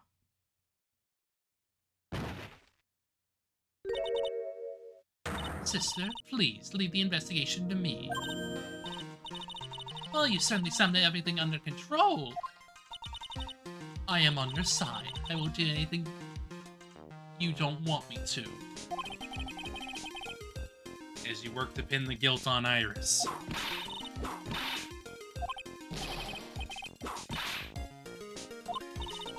I, Francisco Von Karma, will personally guide you through your investigation. You will follow me. Not seriously going to follow me around, is she? Yes, she is.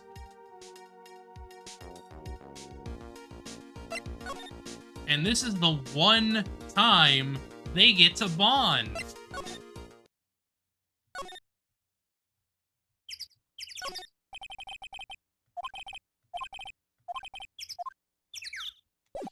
The one time. The one time Phoenix and her get to bond.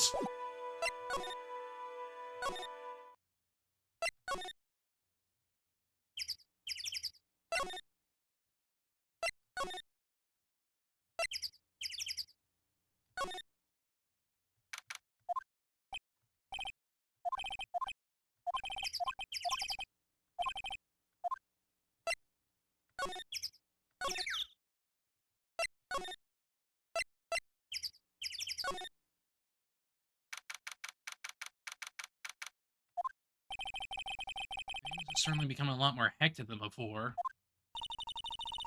They must have commenced with the investigation. Oh, Mr. Nick. Voice. Pearls! Mr. Nick! Mr. Nick! Finally found you. We're here ever since that night. Only I thought I was going to die. Woke up in the morning and saw that Dusty Bridge was gone. I realized I was all alone. I was all alone? Very trying for you, little girl.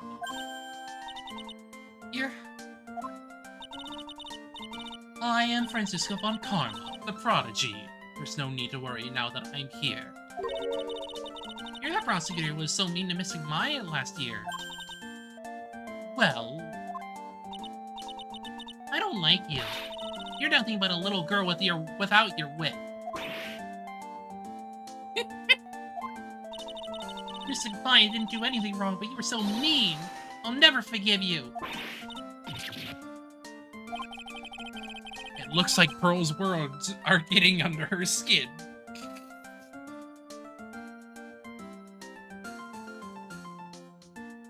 She's got you, girl. Why are you whipping me? I didn't even say anything. She's whipping you instead of her because she doesn't hit little girls. You didn't have to. The smile on your lips gave you away. Are you with Maya? Sorry, it's all my fault. Huh? What are you talking about, Pearls?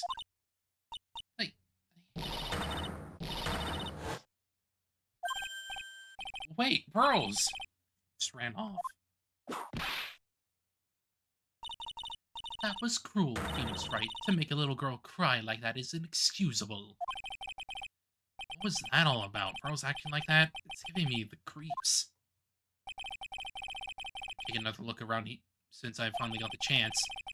Since something about this place seems different from 2 days ago. Little bit.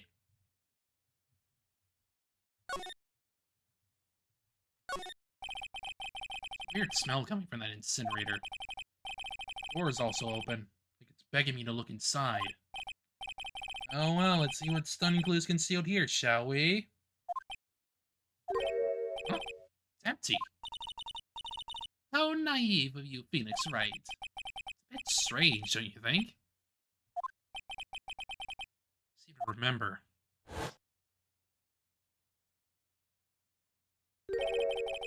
Snow on this incinerator the first time I saw it. In other words, someone's been using it to burn something recently.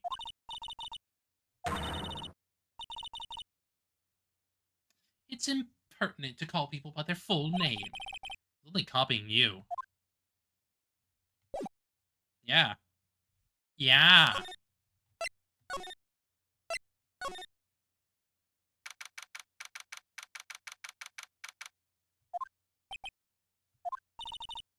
What's wrong? Why are you so quiet? Maya, she was supposed to be here in training. Yet it appears she's nowhere to be seen. What's that? A strange lock. Wasn't there 2 days ago? This whole room is really giving off strange vibes. Especially since that looks like a psyche lock. What do you think this yellowish poster is, Phoenix Wright? A scroll, not a poster. It's a picture of a woman who's actually... a woman? I don't see any woman here. Different atmosphere in this room since the last time I was here. It's not a different atmosphere, it's a different smell. It's gravy. Scroll, it's been completely covered in gravy. Ah, yes, there is a very appetizing smell in the air. The gravy is a type of sauce. When you run out of paint, you Americans use gravy as a substitute, I see. No, no one does that. For starters, it stinks. the gravy that we had with the roast on the night of the incident. Why would anyone do this? Why this scroll?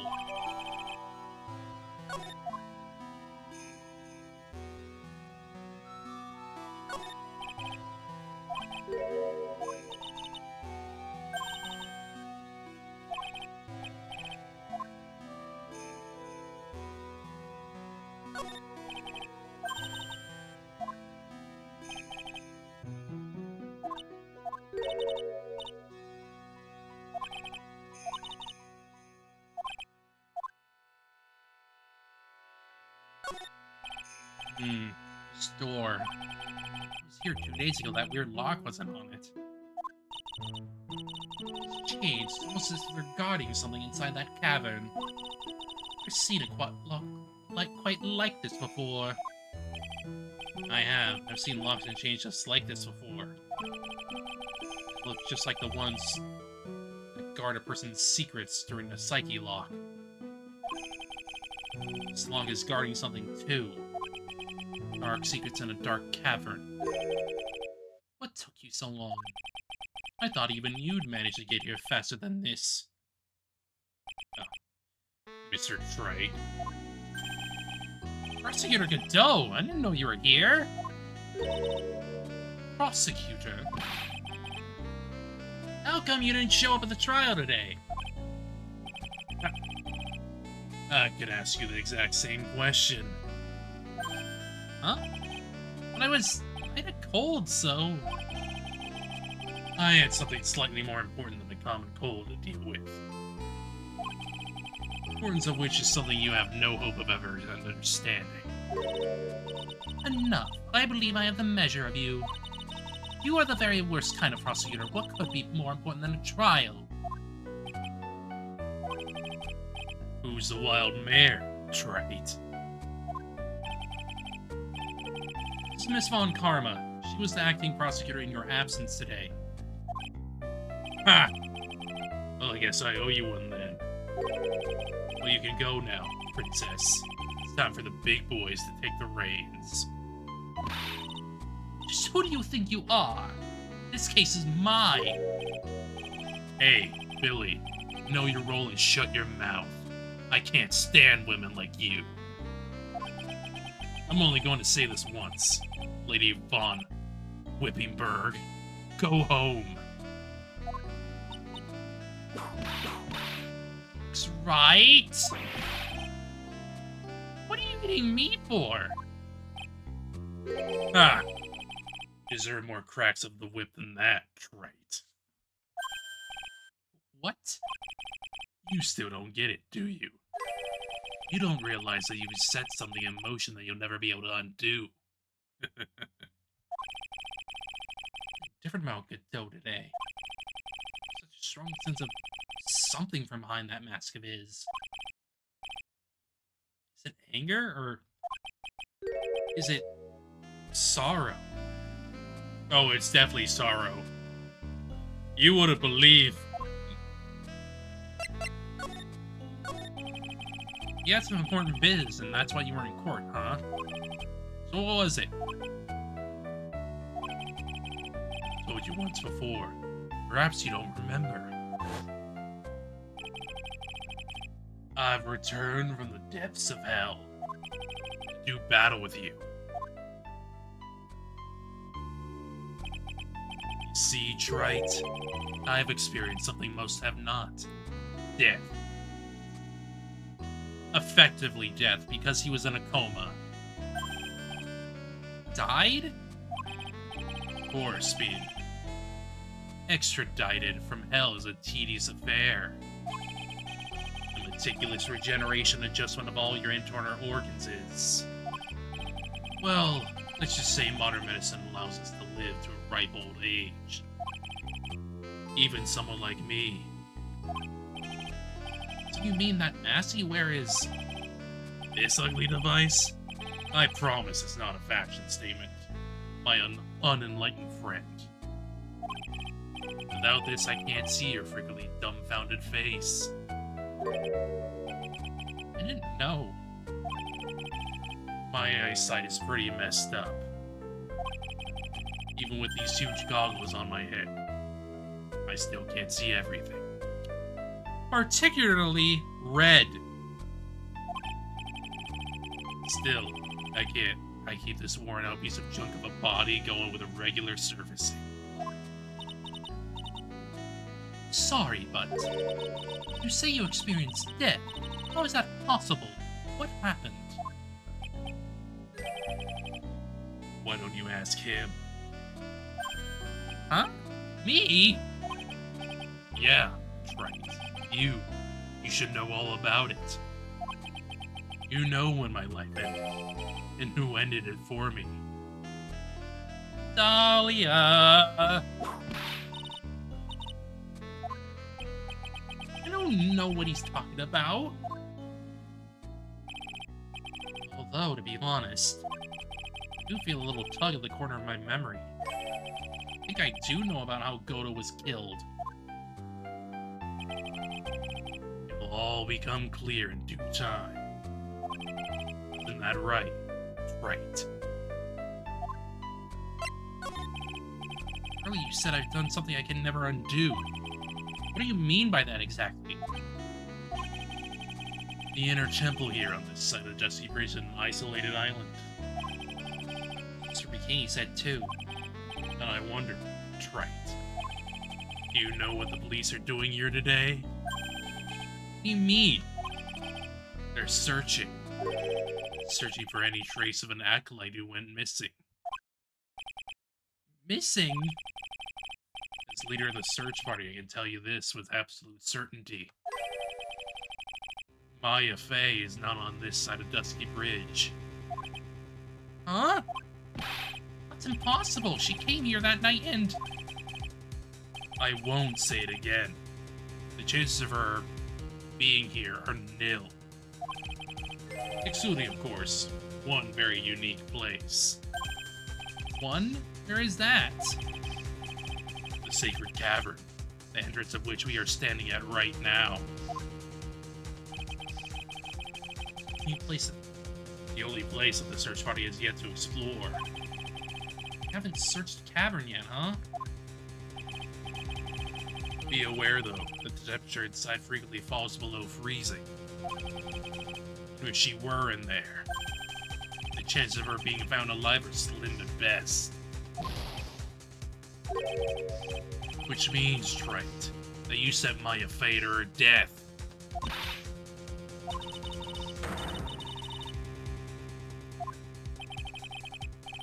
Put some blinders on, my equestrian angel. Don't you see the big lock and chains?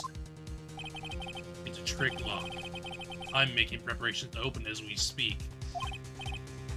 Well, Trite, once again, a woman dies because of you. Again? What are you talking about? He means Mia. He means Mia. Don't tell me you've forgotten. It was only 2 years ago, after all.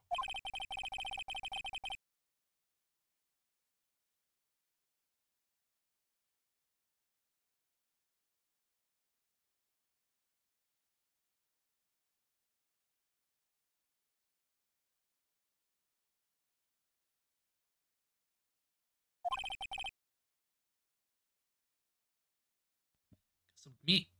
It wasn't even his fault. He couldn't have frickin' known that she would have been killed by Red White. And do you know who that was? It was Maya Fey's sister. That's right, Mia Fey. Mia? You killed her. No, that's not how it was. It was 2 years ago. Mia Fey was pursuing someone, a man.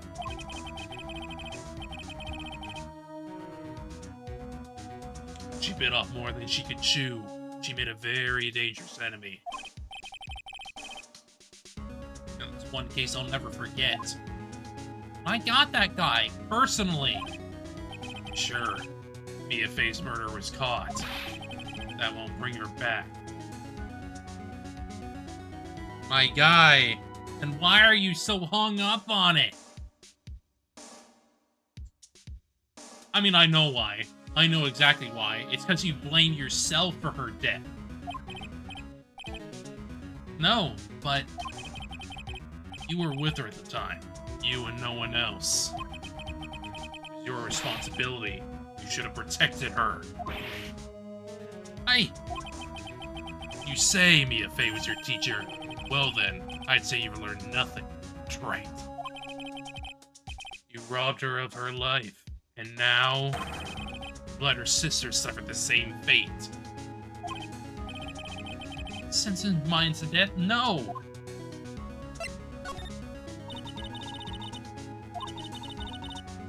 If we just break it open, it would be a simple matter of... Afraid we can't do that. This area has always been prone to earthquakes. Repeated tremors have weakened the foundations of the training hall. Any excessive force used to break the lock open would. Well, let's just say the inner temple in the sacred cavern will be a thing of the past. Then I dare suggest the obvious solution of opening it with the key. Ah! Sure, just show me where the keyhole is on this trick lock. No keyhole? That's right. Big puzzle, huh? The person who sent this lock is the only one who can open it. Who was it? Simple. The accused. What? Iris?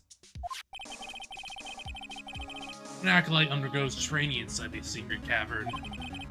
Penny and sister is responsible for locking the entrance. Obviously, the night of the murder was no exception. Mia-Fei was training there. So Bikini did mention a number of times, now that I think about it. It said that Iris was left in charge of supervising the early stages of the training. So Iris, the accused, is the only one who can open this lock. I've arranged for her to be brought here now. Open this lock? But she gets here soon.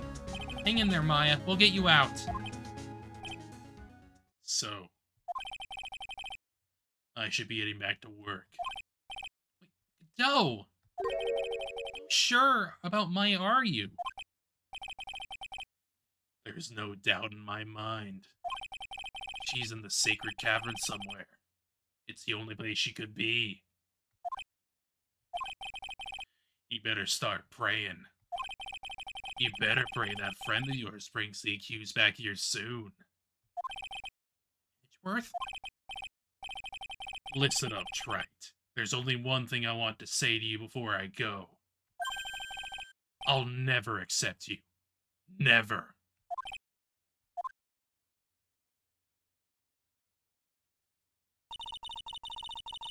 You should choose your friends more carefully, Phoenix Wright. That's what everyone says. I don't have much of a choice. Just have to do what I can for now. It's all you can do, man. It's all you can do.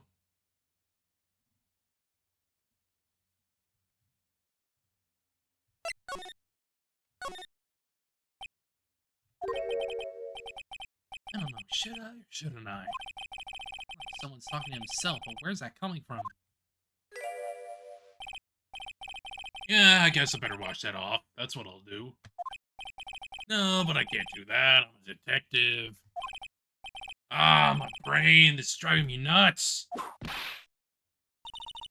Is something troubling you, Scruffy? Please don't whip me like that all of a sudden, sir. It was merely a simple greeting. A friendly tap on the shoulder with my whip. What's up, Gumshoe? Something on your mind? How do you know, pal? Perhaps you were trying to decide if you wanted to wash that off or not. How do you know, sir? Oh yeah, nearly forgot. You can't go through that little gate there, okay? You mean the one that says no entry on it? I already snuck in there. Trying to be clever or something? So what's behind there, Scruffy? Good kind of garden-like garden. Garden? Yeah, anyway, it's under investigation right now, so keep out. I'm not telling you, I'm asking you, pal. You got me? Normally the other way around. Well, see you later. So, shall we adjourn to this garden, Phoenix Wright? Of course, what else will we do? I really want to know what Gumshoe was thinking of washing off.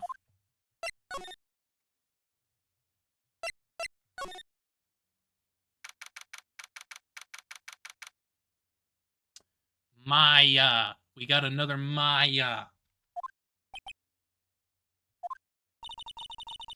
Strange feeling in the air. I wonder what it is. Strange feeling, forget about that. That's strange writing on the stone lantern. Ah! What are you doing here, sir? I thought I said you can't come in here. Don't you know, Scruffy, Von Karma will always show up wherever there's a clue. And there's plenty of clues to be found here. What?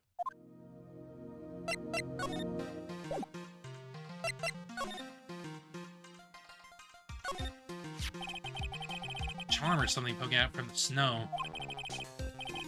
Pretty old. Other cord tied to it, too. Apparently it belonged to the victim.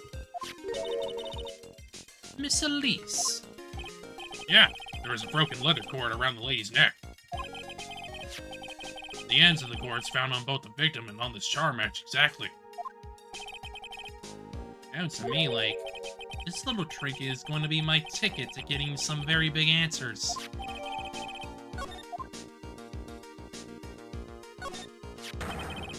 What the heck is that? Uh-oh, you spotted it, huh, pal? Are you kidding me? It could be more obvious.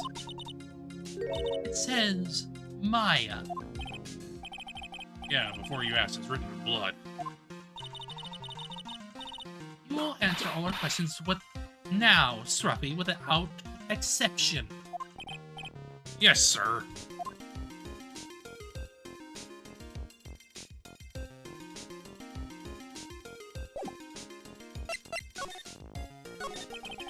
How's the Intertemple investigation going?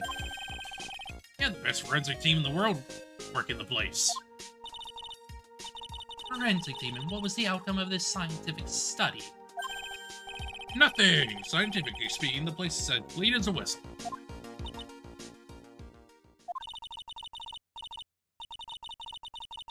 That's simply not good enough, Scruffy. You think I'll let you get away with that? Uh-oh. Well, there were a couple of things that bothered me when I first got here, sir. Stone lantern and the surrounding area that's not covered in snow, correct? A stone lantern in the surrounding area that's not covered in snow, correct? Kind of fishy to me, you know, scientifically speaking. Not the lab boys to look them over. Notes were kind of hard to say, actually. I'm looking at them myself. About Maya. Oh, Mr. Godot tell you yet? Yes, we heard. Got a search party out looking for her. Nowhere else she could have disappeared to on this side of Dusky Bridge. Wait for Mr. Edward to get here, pal. Edward? Yeah, he's escorting Iris to defend it over here. We'll have to wait, since she is the only one who can open the door to the sacred cavern. Oh, I think Mr. Edward wants to talk to you about something too, pal. Huh? What it is? Just don't be expecting any good news when you talk to him. Spoke to him, Mr. Edward sounded so down I felt like it was drowning. Sounds pleasant. Maya, so these letters are written in blood? Yeah. Of course, it's the victim's blood. We haven't done the detailed analysis yet, but it's looking that way, pal. Phoenix Wright, I presume you know, don't you? Why Maya's name is written upside down? You know what? That was really bothering me, too. came up with the answer. Result of my own special gumshoe investigation. Really? Do tell. On the night of the murder, that stone lantern was upside down. Gumshoe. Gumshoe. Gumshoe. Please. It's literally the frickin' it's literally the frickin' Danganronpa thing. Except this did it first. They were leaning up against the lantern and went like whoosh, right and upside down.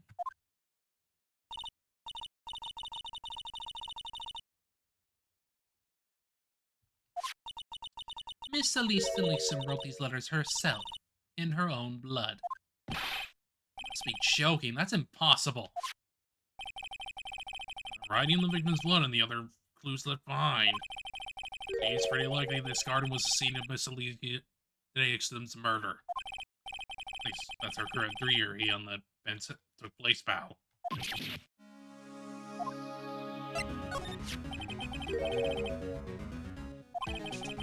Everyone look at it. It's what people are saying now. What bikini saw in the courtyard of the main temple was... What was it? That wasn't the scene of crime. What did she see?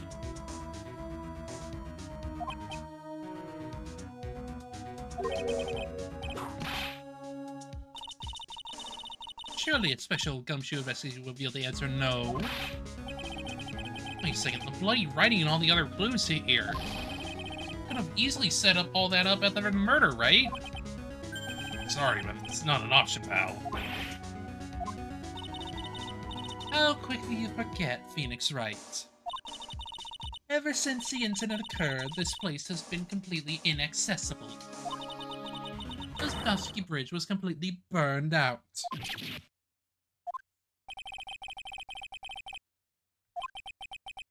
No one came over here before me and my men. No one could have planted all this stuff here, pal.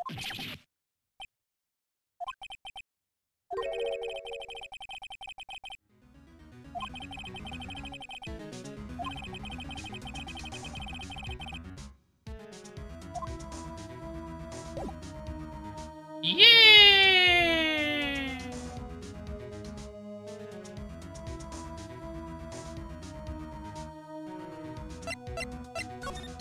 Oh, time to go bikini.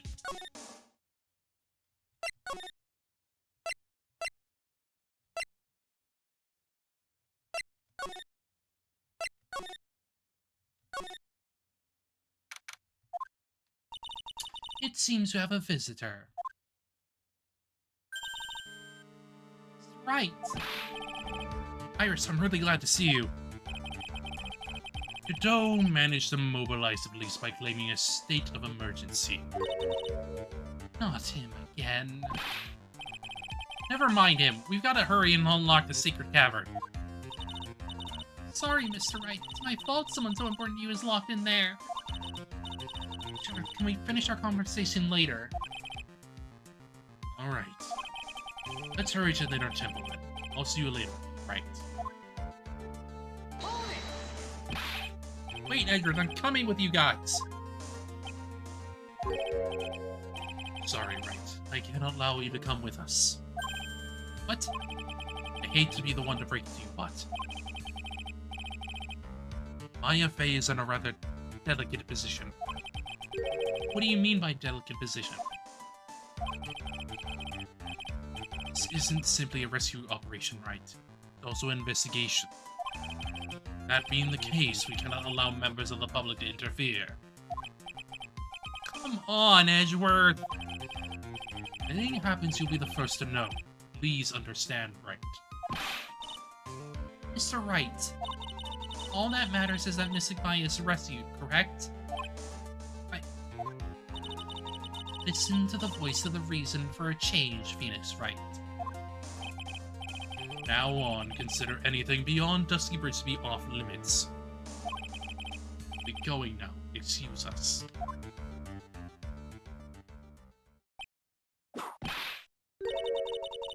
This is no time to be standing around, Phoenix Wright. Aren't there other things that demand your attention?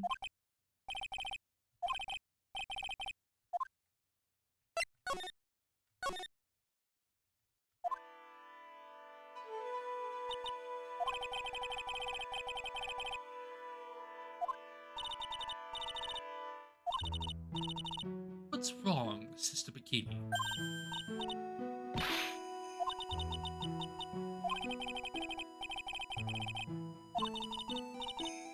I was just here, you know. She was accompanied by that handsome crimson-clad prince. Oh, Edgeworth? It was just a courtesy call. I wasn't allowed to talk with her at all.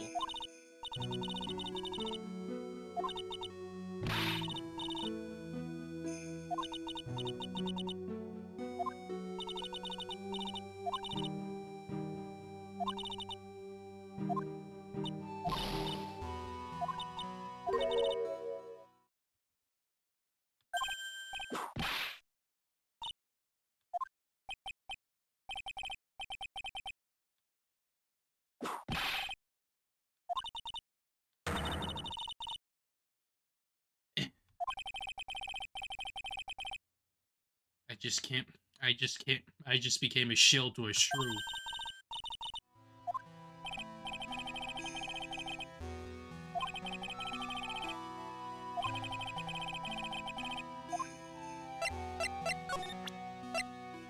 Take that!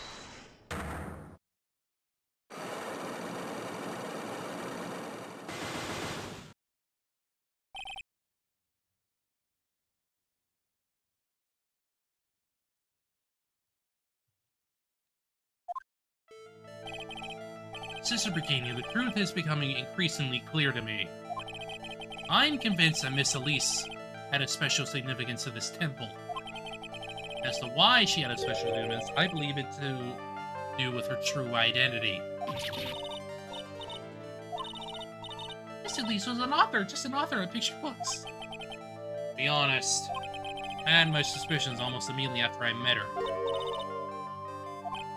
Yes, but I didn't have any evidence to support my theory, though. But now I do. This evidence proves her identity.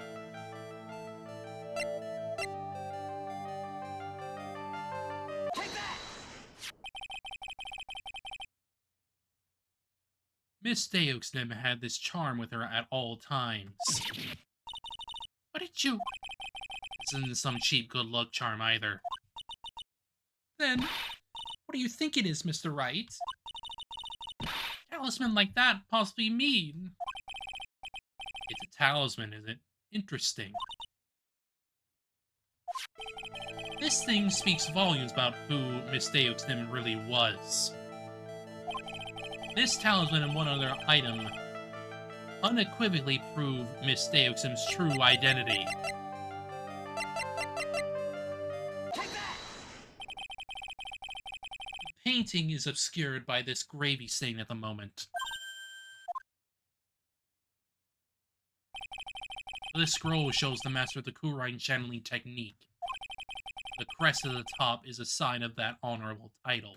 The very same crest that adorns the talisman the victim carried with her. This crest is reserved for the master of Kurine. What on earth told you that nonsense? I've got no idea what you're talking about. The new master, Maya Fey, told me. What? You mean that acolyte is Misty Fey's Daughter? Yes. Are you sure?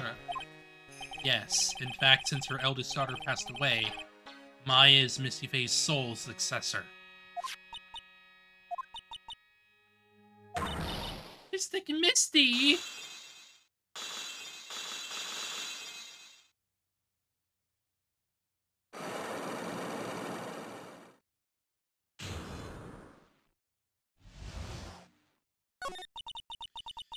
Elise graced us with her presence about a week ago. She showed me the talisman with that mark on it. Well, I nearly fainted. I'd seen her since she disappeared 17 years ago, after all. What is the significance of this talisman, sister? talisman. It's a symbol of the Master of Kurine. The bearer must carry it with them always until their death. Until their death. At least Deuxin was really Maya's mother, huh? She was with Sifei, the master of the Kurine channeling technique. Truth comes out at last. Looks like we're making some headway here. Tell me, sister. For 17 years, why did she choose to show herself now? Has something happened that called her out of hiding?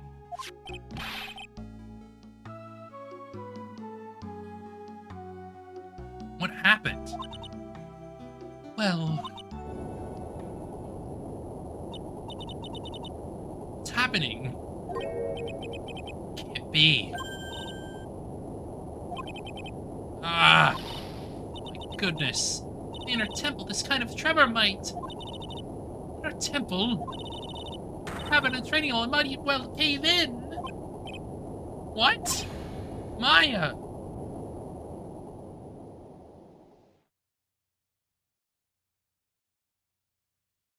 Yeah, imagine how Edgeworth feels. Man does not do well with earthquakes. It seems to have passed. Can't just stand around doing nothing. Let's go! What? Where? In their temple, of course. Where else? We'll finish this later, alright? Of course. Run along now. May have been hurt. I must get some first aid kits ready. Come on then, Phoenix Wright. They won't bar you from entering as long as I'm with you. Thank you. At that moment, I had the worst feeling in my gut. I just had an earthquake. Wonder if he's alright.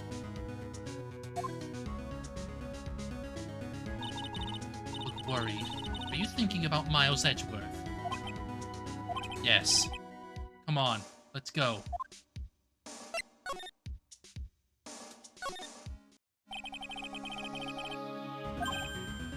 Right.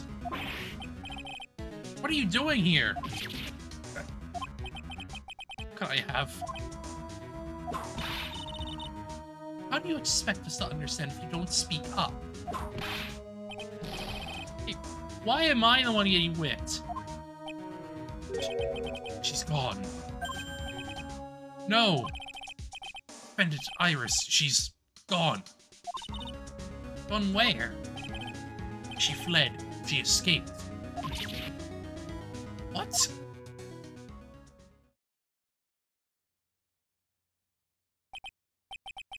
it was just now, during the...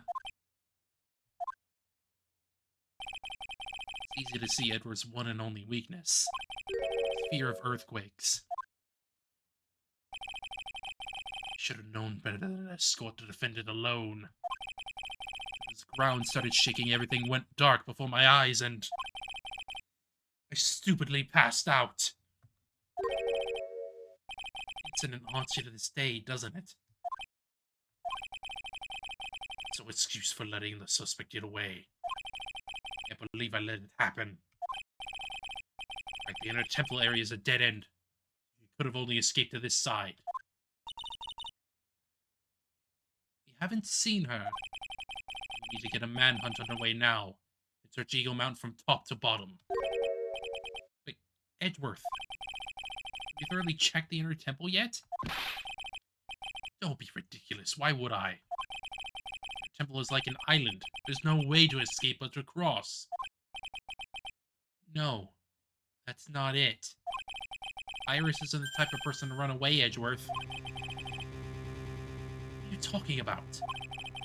Penny mentioned something when we were with her. That the sacred cavern might have caved in because of the quake. Iris might have gone to the inner temple to check on the situation. Listen, Edgeworth, I'm sure she's at the inner temple. A manhunt is not necessary. Right. Let's not waste any more time. We need to get to the training hall's sacred cavern now. Alright, let's go.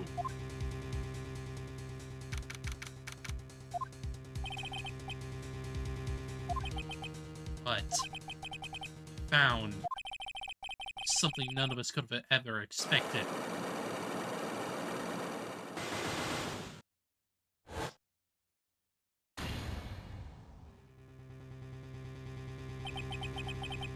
Can there be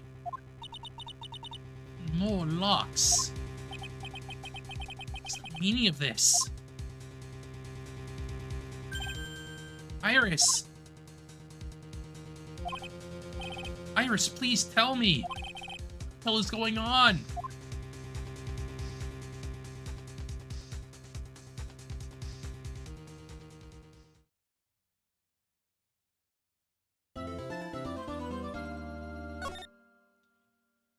Yay!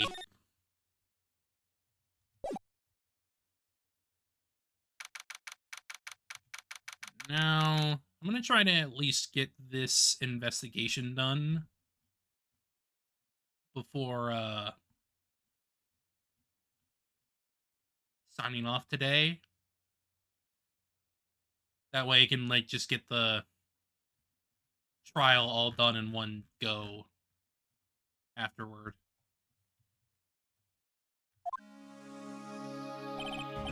Right, this is what Godot... Is this what Godot was talking about?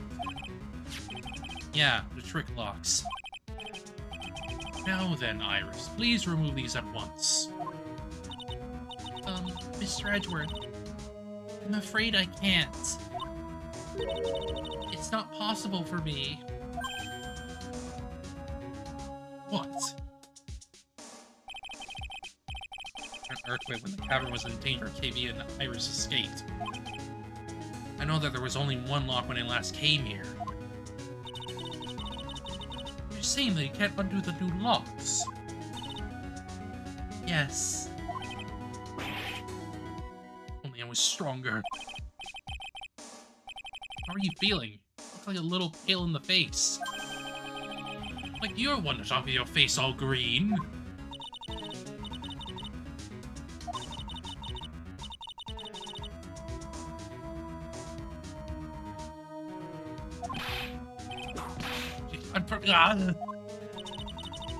No telling what sort of mistakes you can make in your current state. Go and get some rest. That's your only concern now, Miles Edgeworth. Understood. Kind of investigation in the garden. You take care of things here. Edgeworth. So much pride that he's probably off crying in a corner of the garden. Pride is simply another trap that hinders us in our lives. That said, one must have pride to be effective on the job. At any rate, it seems that this is where we part ways, Phoenix Wright.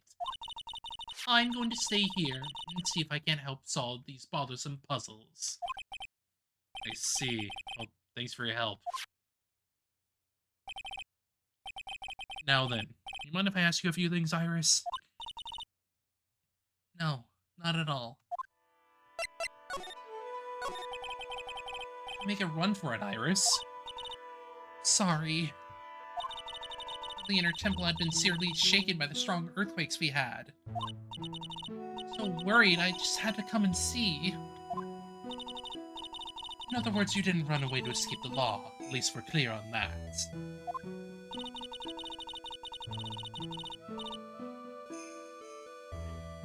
I can't tell you how relieved I was when I saw the secret cavern was alright, but...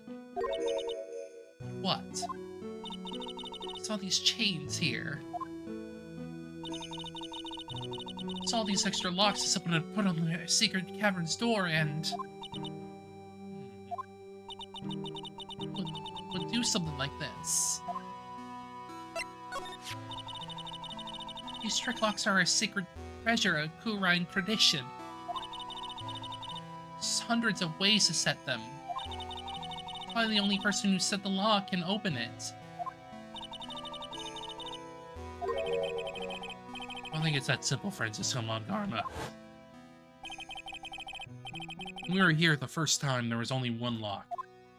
But now, somehow, there's 5 of them.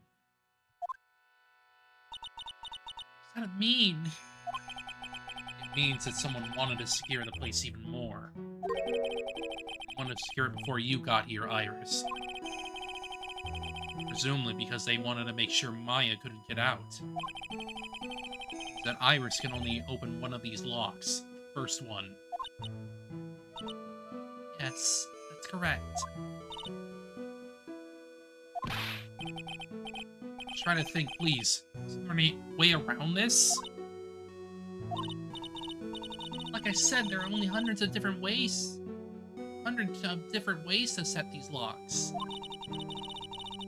Suppose I went through every combination with each one, I could remove them. But it'll take time, won't it? Yes, about a day if I had to guess. Whole day? Well, that's better than leaving the locks in place. Will you do this for us? Sure, I'll do whatever I can. Wait another day? Damn there, Maya. I'm gonna have to call on your inner strength now.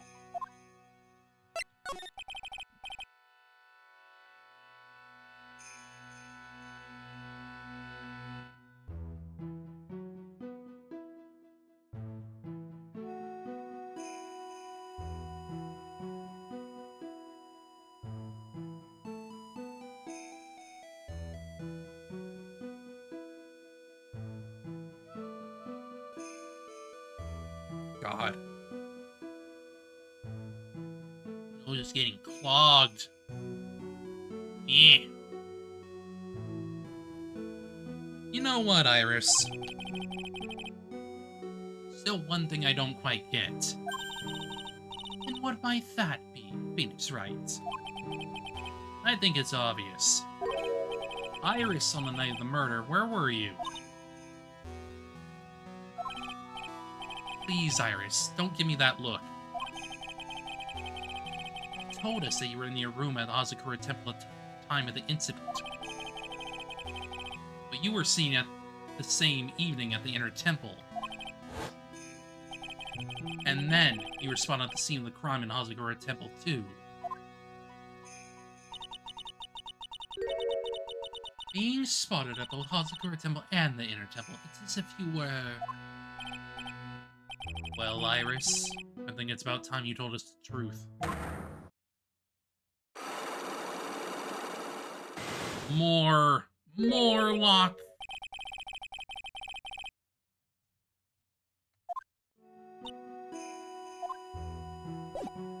It's always more.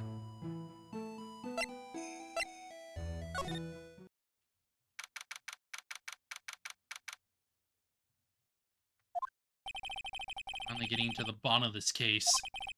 Count on Iris to break these locks, so I should try to gather more clues. Sister Bikini, Edgeworth, Gumshoe, and Pearls. Well, first off, we gotta go see Larry.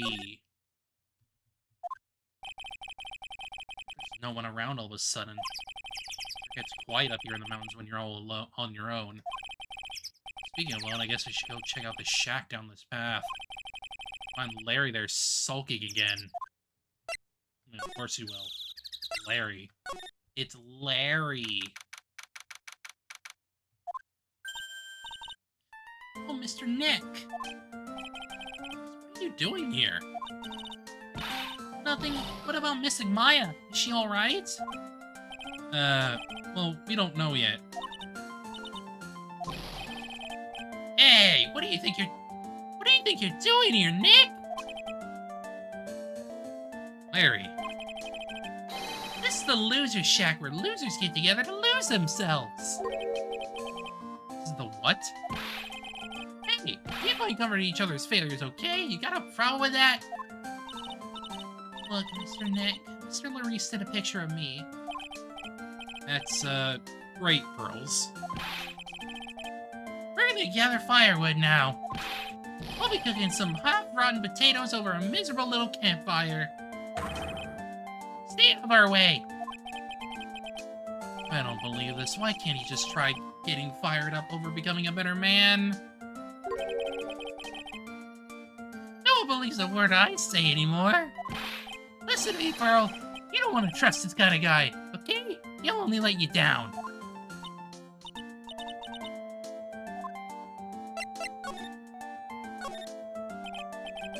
Larry, is there something you wanted to tell me about this picture?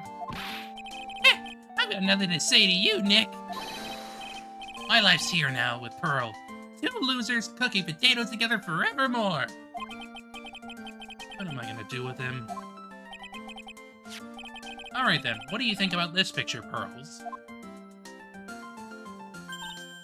I think it's really well drawn. Draw it all, so I think it's really amazing. See? Someone appreciates it. Stop getting the flames to look like that, you know? It's supposed to be Sister Iris flying through the air, isn't it?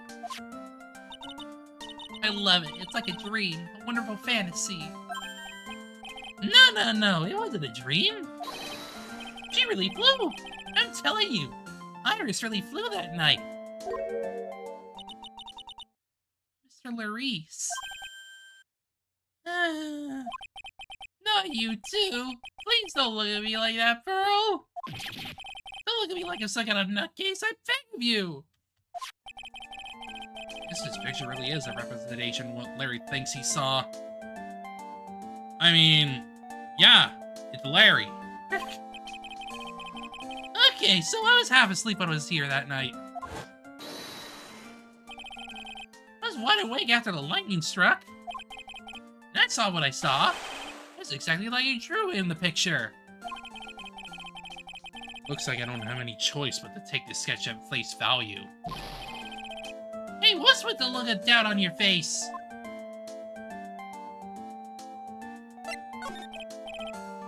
Pearls. Yes, Mr. Nick? I mean to ask you about the night of the murder. Where were you and what exactly what you doing with when all that happened? I was just, well, I'm just a kid, you know? It doesn't really matter what I was doing, does it, Mick? Sorry, Pearls, but yes, it does. On the night of the murder, you were supposed to be in Miss Davison's room, reading a book together. But Miss Davison was murdered, and you, Pearls, were at the inner temple. So what exactly happened that night, Pearls? I'm really sorry, Mr. Nick.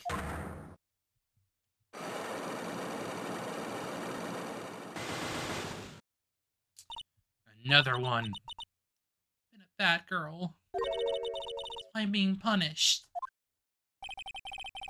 What are you talking about, Pearls? My spiritual power has disappeared. What? Have disappeared? What do you mean your powers disappear, Pearls? It's all over for me. For me who can't channel spirits is like a painter who can't paint. Hey, what are you looking at me for? Pearls, try to channel someone's spirit right here at Hazakura Temple? Tried but failed, perhaps? Way to go, Nick! You made her cry! That's what really cruel of you. Just I thought. I have to break her psyche locks to get the truth out of her. As usual.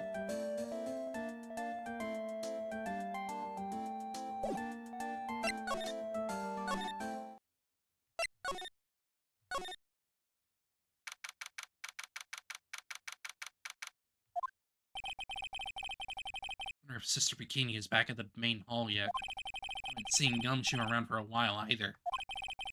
They're having a cup of tea together somewhere. That Gumshoe is Sister Bikini's type. Probably.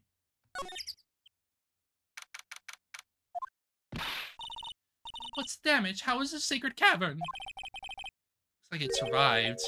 We have a bigger problem now.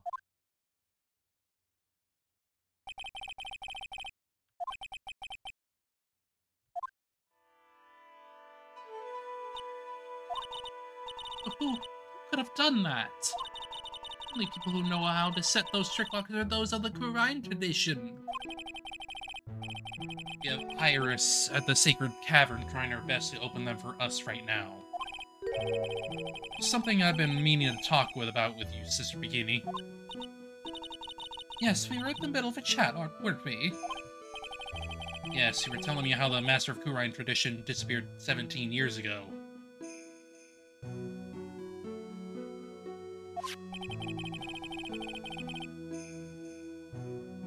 Oh, boy.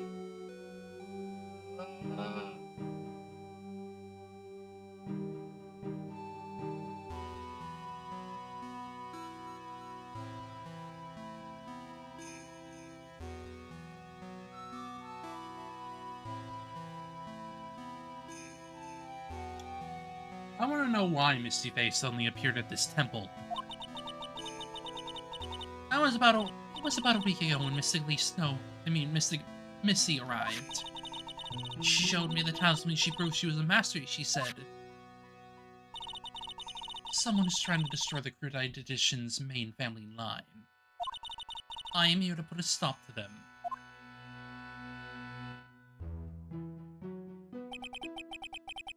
Trying to destroy the main family line?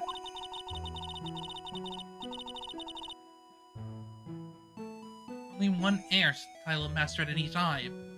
It's usually the eldest. That child becomes the new master of Kurain, and her daughter's the main family. All of their mediums become branch family members with no hope of controlling the clan. That's why nothing has changed throughout the history of the clan. Branch families always have, and always will, plot to erase those of the main family line. How are the Master worth this much bloodshed? Believe in the technique, don't you, Mr. Wright? You know its power is real. Yes, I do. 2 years since I first met Maya. That time I've seen her channel the spirits of the dead plenty of times. During the Mask-to-Mask case. And during Maggie Bird's trial, too. Thanks to Maya, Mia's always one on hand to help me out when I need her the most.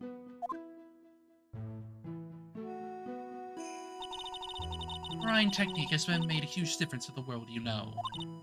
I mean the ability to commune with the dead. That's true psychic power, you know. Members of the tradition have always been there, behind every important leader. Who wouldn't respect such a tremendous skill? I suppose so, but... all the power and influence, I kind of expected you to be really rich by now.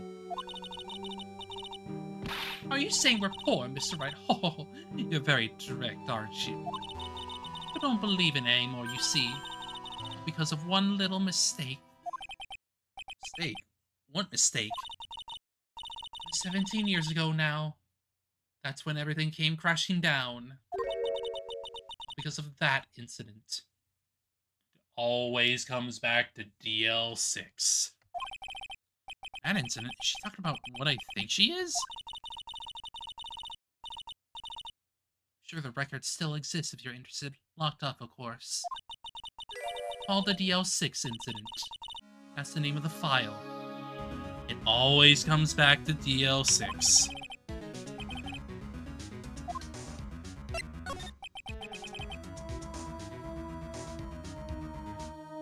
DL6 incident. I know it well. A related case just 2 years ago. Oh, that's right. It was you who was the defense attorney on that case.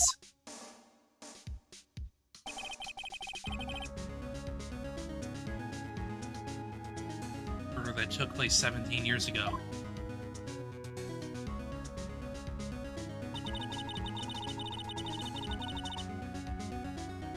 It was the first time in the country's history the police ever used a spirit medium.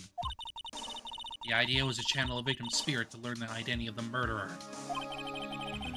The medium who performed this channeling was Misty Faye, Maya's mother. Misty's channeling, The name of a certain man surfaced. Armed with that as evidence, the investigators were spurred into action.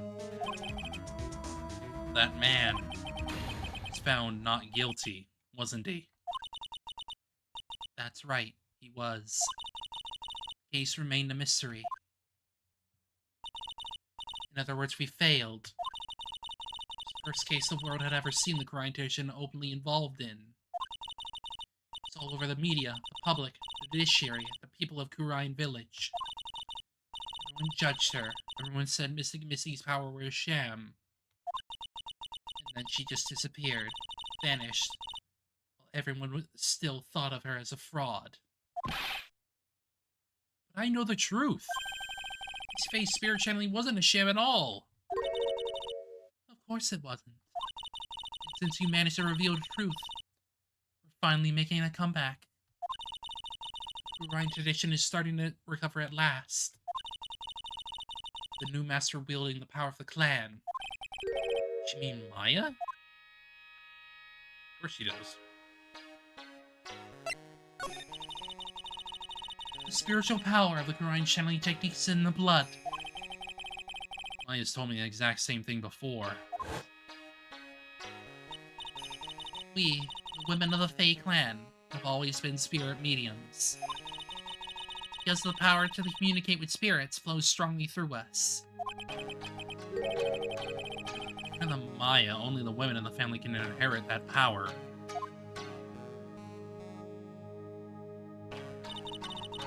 The main family's bloodline stems directly from Mystic Ami. Ooh. With each new generation, only one daughter becomes the new master. You don't become branch families, right? That's right. It's always a cause of tragedy. No, Maya had a sister too, an older sister named Mia. Oh yes, I've heard of her. What? You know about Mia? Of course. She became a lawyer in hopes of discovering what happened to her mother. And lost her life. As a result. You know what Mystic Mia is rumored to have said? Said it wasn't only because of her mother that she became a lawyer. She also didn't want to fight with her sister over the leadership of the tradition. Really? She saw what happened to her own mother, Mystic Misty, as she grew up. This Mystic Mia got tired of seeing all the rivalry between her mom and her aunt. That's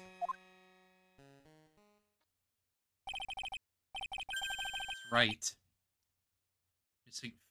Misty Faye had an elder sister too. And Misty, having superior powers, managed to usurp the Master Seat from her.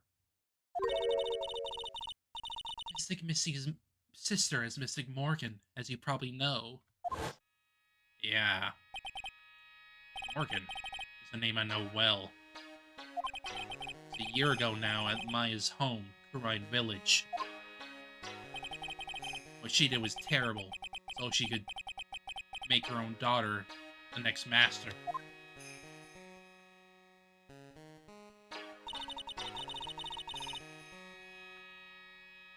Suppose if you know about Mystic Morgan's daughter, then you must have already realized that Iris... Huh? Iris? What's Iris got to do with any of this?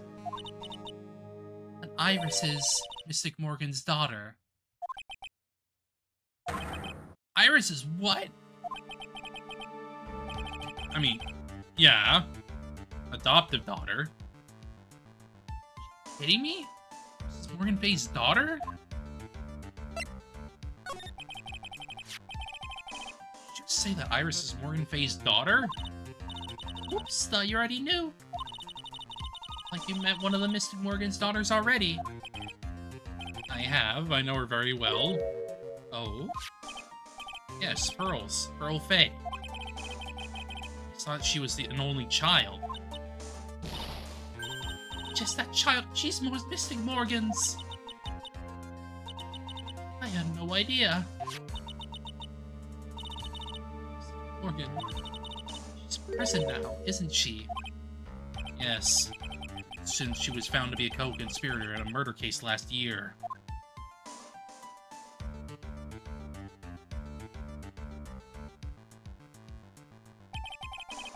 All done to set Pearl up as the next master.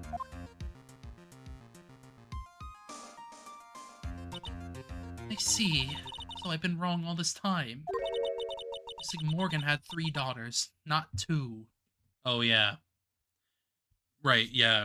You got Pearls, Iris, and Dahlia. But Dahlia was adopted. Wait, what? 3? Yes, Iris, her twin sister, and Mystic Pearl. What? Twin sister? Yes, Dahlia.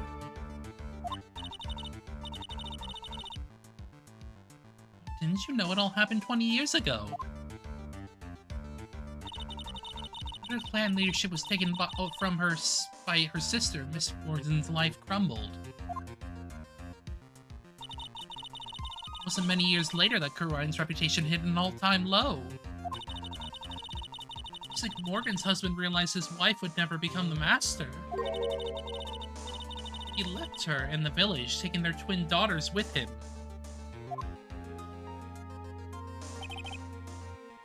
Awful. He was a jeweler, you know. In the end, he remarried, and that's when it happened. Decided to give one of his girls up. He looked after by us here at the temple. Yeah. That was Iris, you see.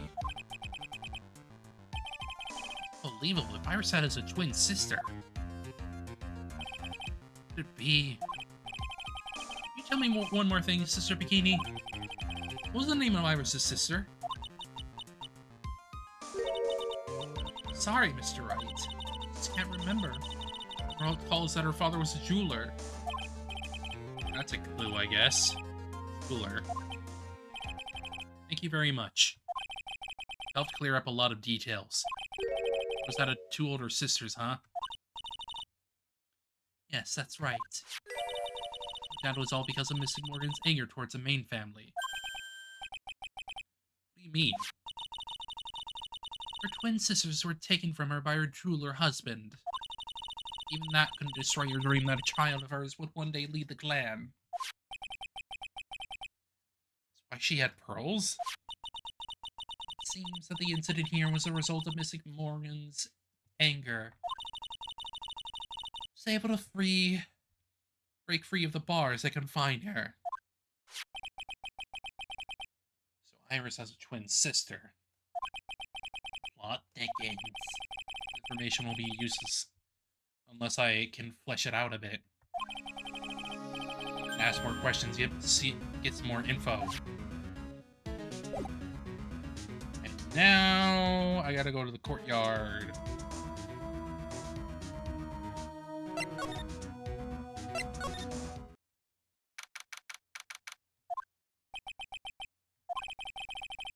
Someone's happy. What tune is that they're humming?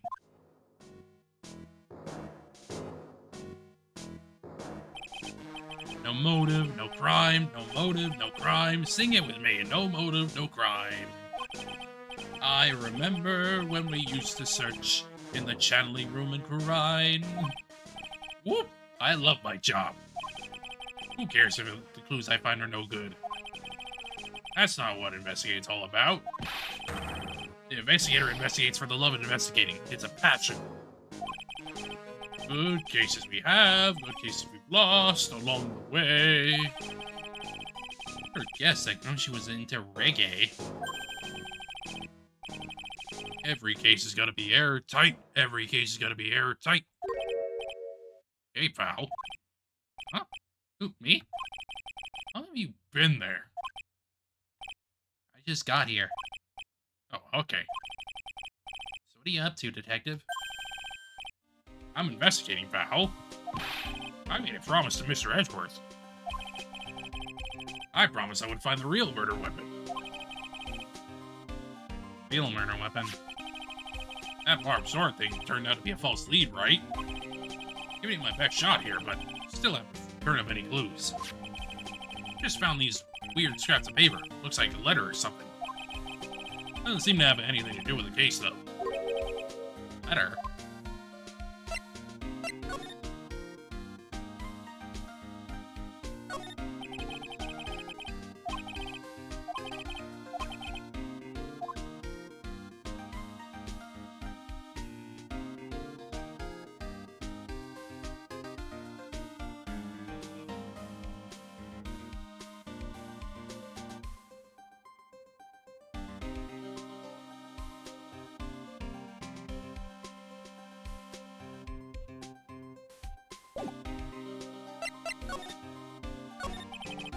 How's the investigation going, Detective Gumshoe? I don't know if I should be telling you, pal. I guess it can't hurt. Some murder took place in the Inner Temple Garden.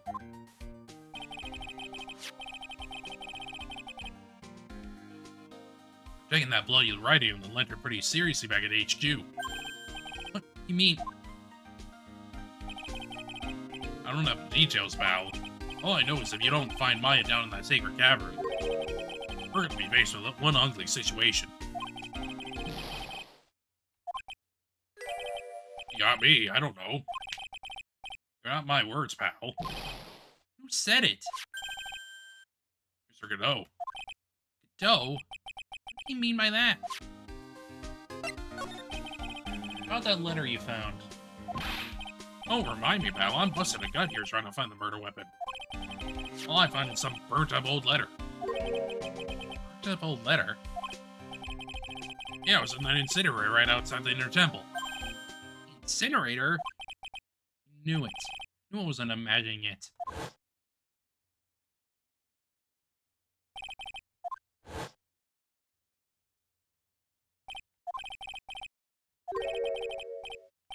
So with you, pal. Got it right here if you want to take a look. Can I? Mind? Sure, go nuts. I don't want it, pal. You can have it. Oh, spirit mediums and masters and stuff. It's got no relation to the case. Spirit mediums?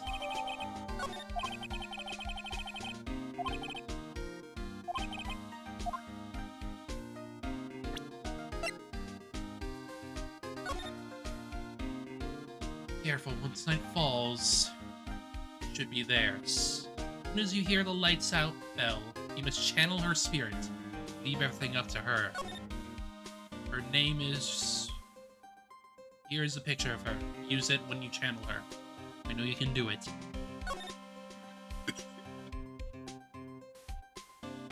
Oh, God. Eh. Tell anyone about this lover. Bravely roast the master in the fires of Hades and bring our vengeance to fruition. Oh, yeah. This was given to Pearls.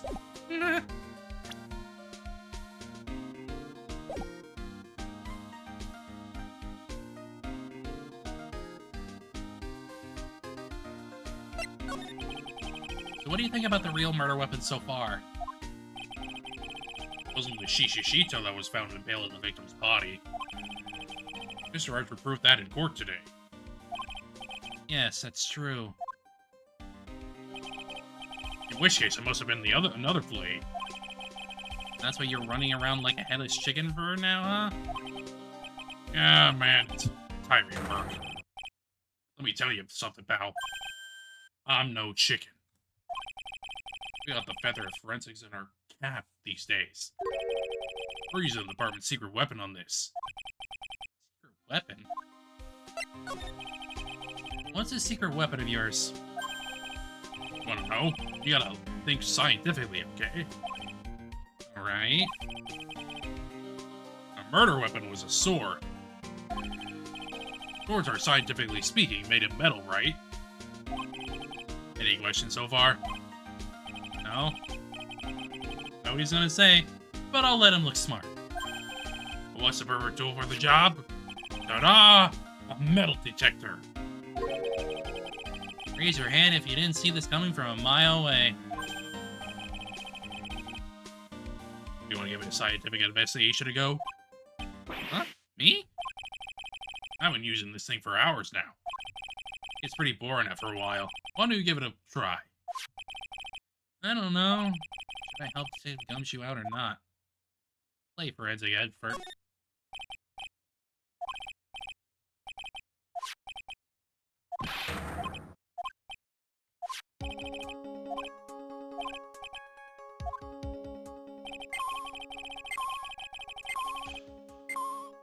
Yes.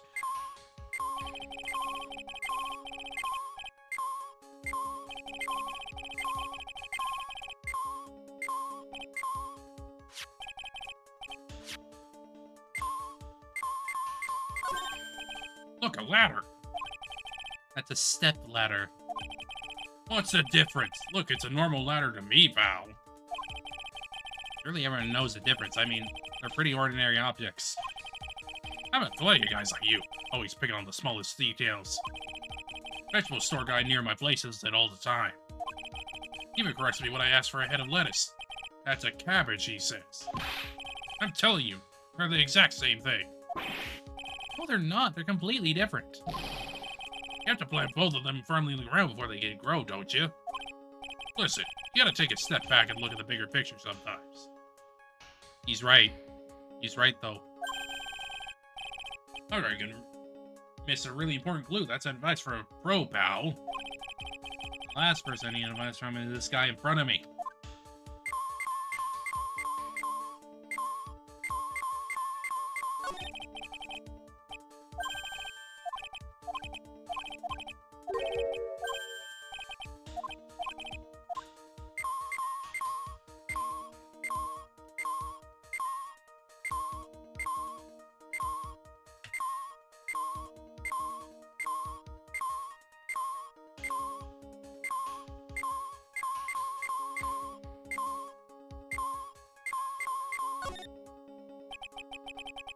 Nice Deusnim staff, isn't it?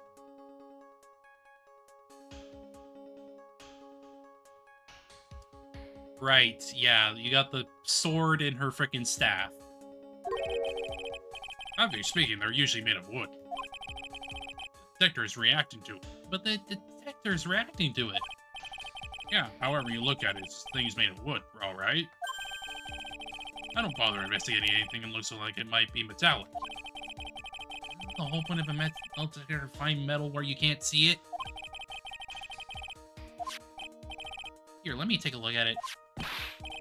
Hey, hands off. Send me evidence of the job for the... The top is coming off. What have you done? You've damaged a really important piece of evidence. Ah! That's a Sword. inside the staff. Sister, could it be? A murder weapon? Never had guessed there'd been a sword concealed in the victim's staff. Oh, this kind of thing is sword game, pal. This one's a real Gem. Workmanship is really something else. Thank goodness it wasn't a cane sword, or else the victim would have stabbed her own foot. I officially give up trying to figure out how Gumshoe's mind works. Real scene of the crime was the winner, Temple Garnet. Why was the sword used to kill the victim found in the main hall courtyard? Hey, Gumshoe, who knows about the hidden sword? No one. Even the police didn't know about this until I discovered it just now. Well, as they say, there's no team in Gumshoe. There are traces of blood on it. And I guess is in the murder weapon, huh? No. I'm sure someone just wiped it off after the murder. Yeah, of course. This thing is definitely the murder weapon. Great job, Val. About the same length as Shishito, too. This must be the murder weapon. Okay, I'm gonna run over the forensics. There's gotta be some traces of blood left, even if most of it has been wiped off. See you later, Val. Every case is gonna be airtight. Every case is gonna be airtight. Hold it! Wait up, detective. Huh? What is it, pal? I'm a pretty busy guy right now, you know. You're gonna get that stuff analyzed, right? You mind holding off for just a while? Oh, what are you talking about, pal? Please. Just until we find Maya. Maya? What's it got to do with her? I don't know, but I'm starting to get really bad feeling in my pit of my stomach. Oh, how so? Look, Maya's trapped inside the secret cabin right now, and... well, we don't even know if she's okay or not. The more evidence and testimony here, the more uneasy I feel. You don't think? Please, detective, let's just wait until we can get inside the secret cavern. You're looking kind of pretty in there. Okay, just stop it with that face pal. One thing, though. This staff's secret trick. Let's keep it between you and me, alright? It's out that we know about it and didn't say anything, we're finished. Understand. Just a regular run-of-the-mill staff. Got it? Okay, now you take good care of it, pal. Thank you, Detective. Don't worry. She'll be fine. Shoot. You know, there's a place at the base of the mountain that has some really good pasta. How about I take you there when you find Maya, huh, pal? Sure, thanks.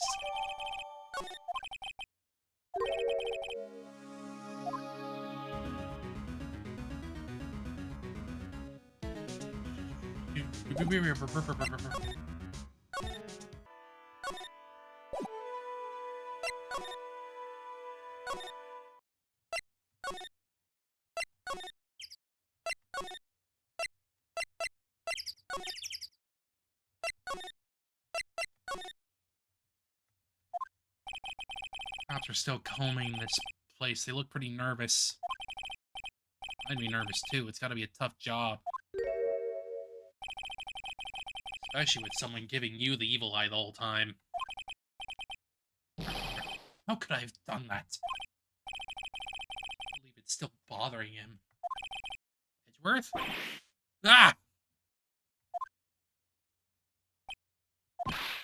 Hey, don't you dare run away! What do you want, right?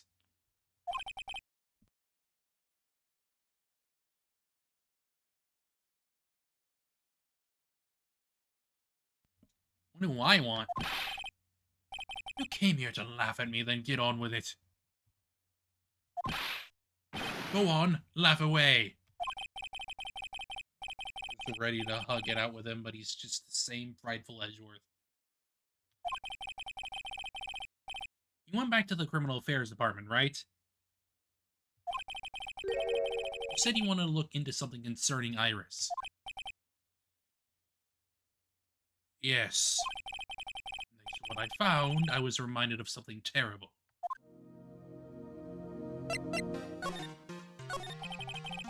Guys are putting a lot of effort in an investigation of the garden here, huh? The high chance it's an actual scene of the crime, that's why. I mean, because of the writing in blood, and the talisman in the snow. Exactly. As you know, those things couldn't have been planted here after the murder. Surely, you don't suspect Maya, do you?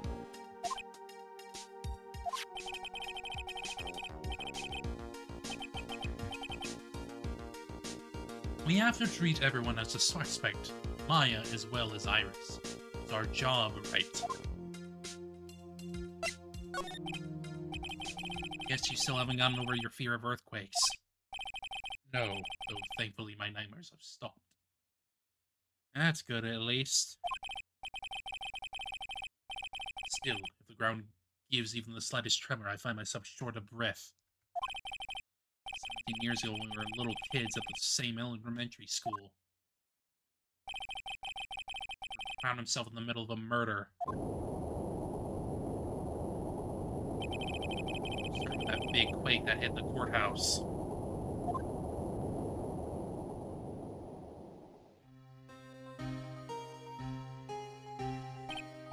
Yes, I was stuck in the elevator with my father, who was a defense attorney. Deprived of oxygen and we passed out when it happened. Single gunshot shattered my whole life. I lost everything that day, all because of that earthquake. My dreams, family, and myself. More than 17 years now. The case was finally resolved 2 years ago, right?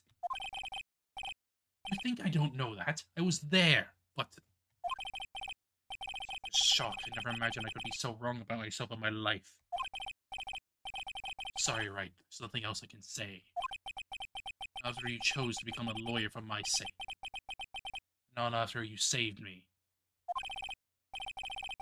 stronger than you think. So no more of this self-pity, okay? There was something that bothered me about her from the moment we met. It felt like I've seen her somewhere before. No, wait. Not somewhere. Felt like I've seen her in court before. Back to the Criminal Affairs Department to look for her file? Yes, I checked over her case file I've ever worked on. And I was right. I've seen her face before 6 years ago.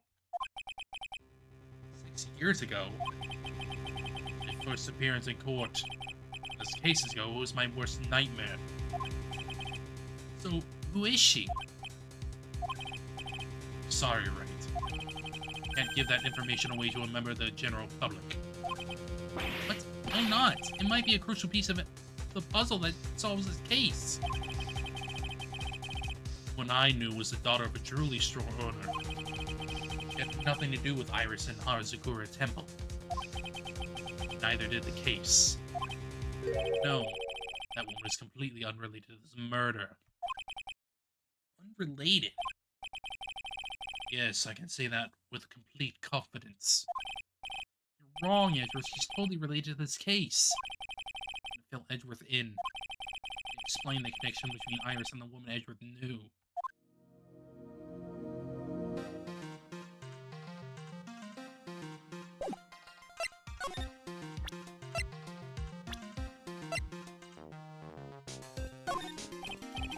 Hey, Edgeworth. Did you know that Iris had a twin sister? What? Twin? Can't be serious. Sister Bikini told me, but the problem is she didn't know the name of this twin. Nothing about Iris having a sister in the files I checked. Well, Iris was taken in by the temple when she was really young. Apparently her sister was raised by her father, jeweler, I think. Jeweler? Right, I just might know who this twin sister of hers is. I had a feeling you'd say that. Let me guess. Her name is Dahlia Hawthorne, right?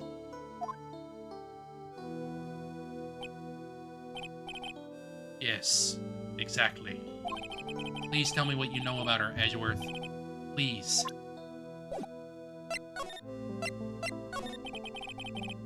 My first court case, 6 years ago, was a greenhorn. Due to my inexperience, the defendant died.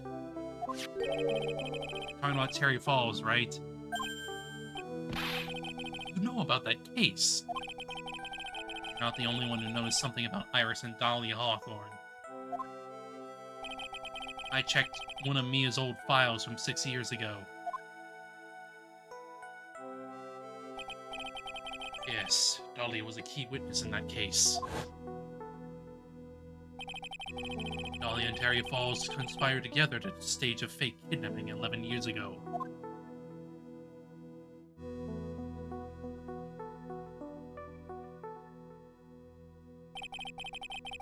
Stole a jewel worth $2 million from Dahlia's father, jeweler.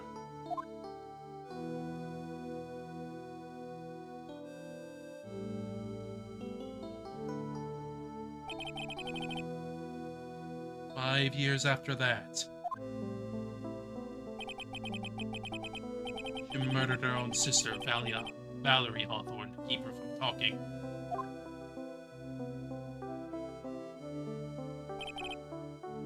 Sister? Well, her stepsister, actually. They weren't blood-related. Valerie was the only daughter of Dahlia's father's second wife. Oh. This is when she entered my life. The woman who tried to kill me.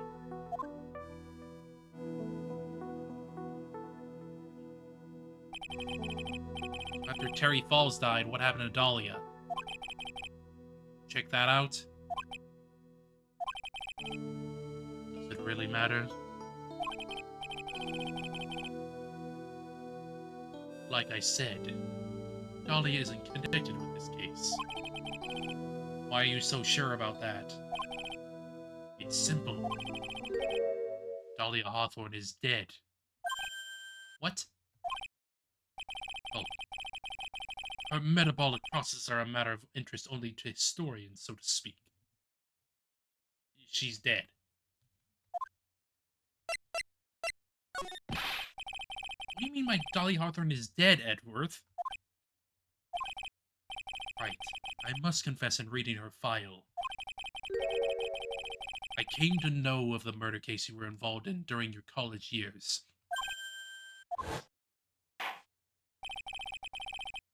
Dahlia Hawthorne was found guilty thanks to the persistence of Mia Fey.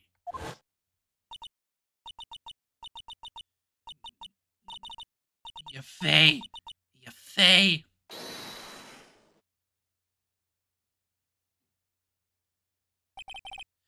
At the time, Dahlia, like she was possessed by a demon or something. It's been almost 5 years since that guilty verdict was handed down. Her sentence was finally carried out. She was executed last month. Executed? I'm sure that's a bit of a shock for you, right? More reasons than one. But you know not. But you understand now. She can't possibly be connected with this case. He's dead. Once someone is dead, there's no way to revive them. However, her spirit can be called. No way to revive the dead. Wonder.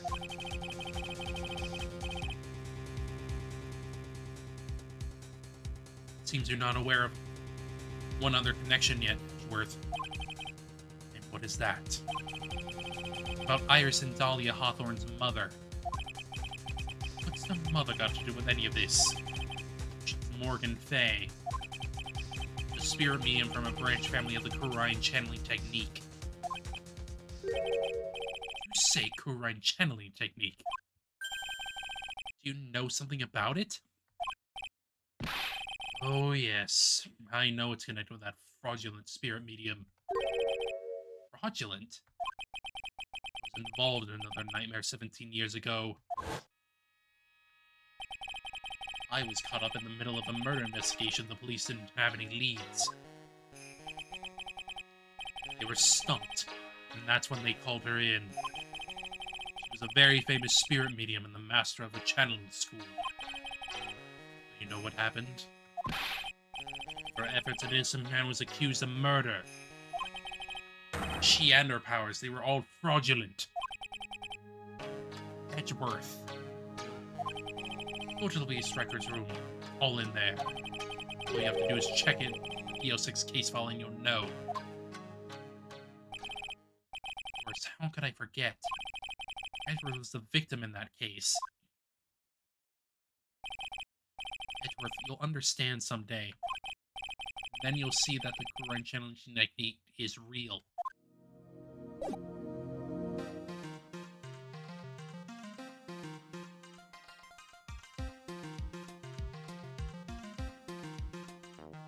Whoop. Dahlia.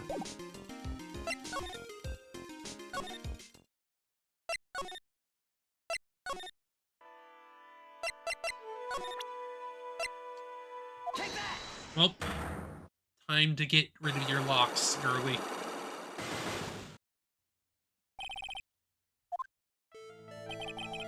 I think it's time you told the truth about what you were doing on that night. You said you were in your room at Hazakura Temple the entire time. You still claim to be the truth? Yes, that's where I was. Iris, I believe you're innocent. That's why I want to believe what you're telling me too, but I can't. Because this person saw you somewhere else on the night of the murder. Take that! Talking about Sister Bikini, of course. Sister Bikini? Her testimony in court today was very clear. That night I was helping an acolyte with her training in the inner temple, but... Well, as you can see, my back likes to act up violently. So I left Iris to help the acolyte and return to Hazagran Temple.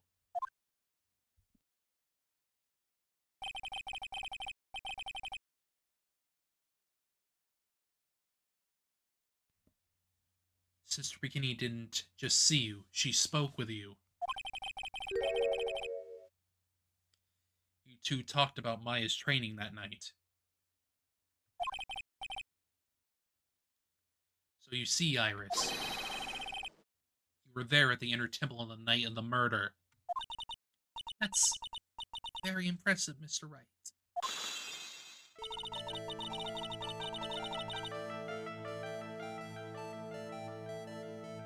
The acolyte's actual training was due to start after 10 o'clock that night. I left the main hall early so I wouldn't be late. What time was that?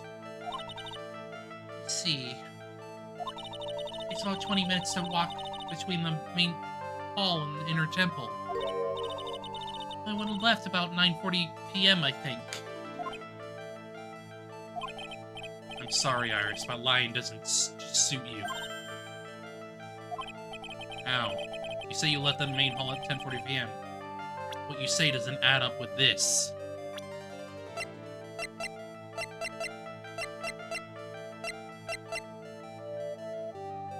Take that! You yourself testified to the contrary, don't you remember? You said you rang the lights out bell at 10 o'clock that night. Plus, only moments before you rang that bell, you were seen at the main hall by the most reliable witness I have. Who's that? Me. Mr. Wright. You even spoke a little that evening. That's when you gave me this. Surely you haven't forgotten. No, that's right. I remember. Bring us to another puzzling fact, Iris. 10 o'clock on the night of the murder. You were seen in two different places at the same time. This time you told me exactly what's been going on, Iris. So far, I managed to prove two things. First, on the night of the murder, you were at the inner temple. Second, at the exact same time, you were ringing the bell at Hazagora Temple. Only one possible explanation for this apparent possibility. There were two of you. On the night of the incident, you're seen in two different places at the same time. Which means there must have been two of you. I can't think of any explanation, Iris. That's crazy! How could that be? Only one of me! It's impossible! Impossible. I wonder. The way you're trembling certainly seems to suggest otherwise. Seriously trying to suggest there's more than one of me? Show me the evidence. Show me something that proves there's more than one of me. Oh, I don't know, girl. I don't know. Your twin sister, perhaps. Take that! I have a firm grasp of the situation now, Iris. You have a sister, don't you? A twin sister, perhaps. That's right. Dahlia Hawthorne. A woman I know only too well. I had no idea you knew of her. Very impressive, Mr. Wright. But she's no longer... Yes, I know. Her sentence was carried out recently, wasn't it? I'm sorry. Thank you. I can only explain now. Is there, Iris? The second you, who was here at the temple on the night of the murder, was your twin sister, Dahlia Hawthorne. You said it yourself a second ago. My sister's dead. Have you forgotten that? Have you forgotten this, Iris? This is a channeling dojo, a training ground of the Kurine channeling technique. That night, someone channeled Dahlia's spirit, And you knew about it. And that's a secret you've been trying to hide from me. I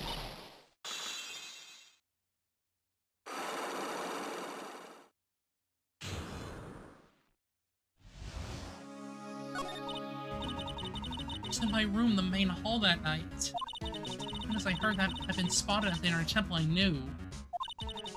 Knew it was my sister. Dahlia, the other half of me who passed away last month. As I suspected. Iris' sister spaghetti you saw at the inner temple on the night of the murder. Dahlia Hawthorne. Did you tell me this before? Because my sister always does the right thing. Excuse me?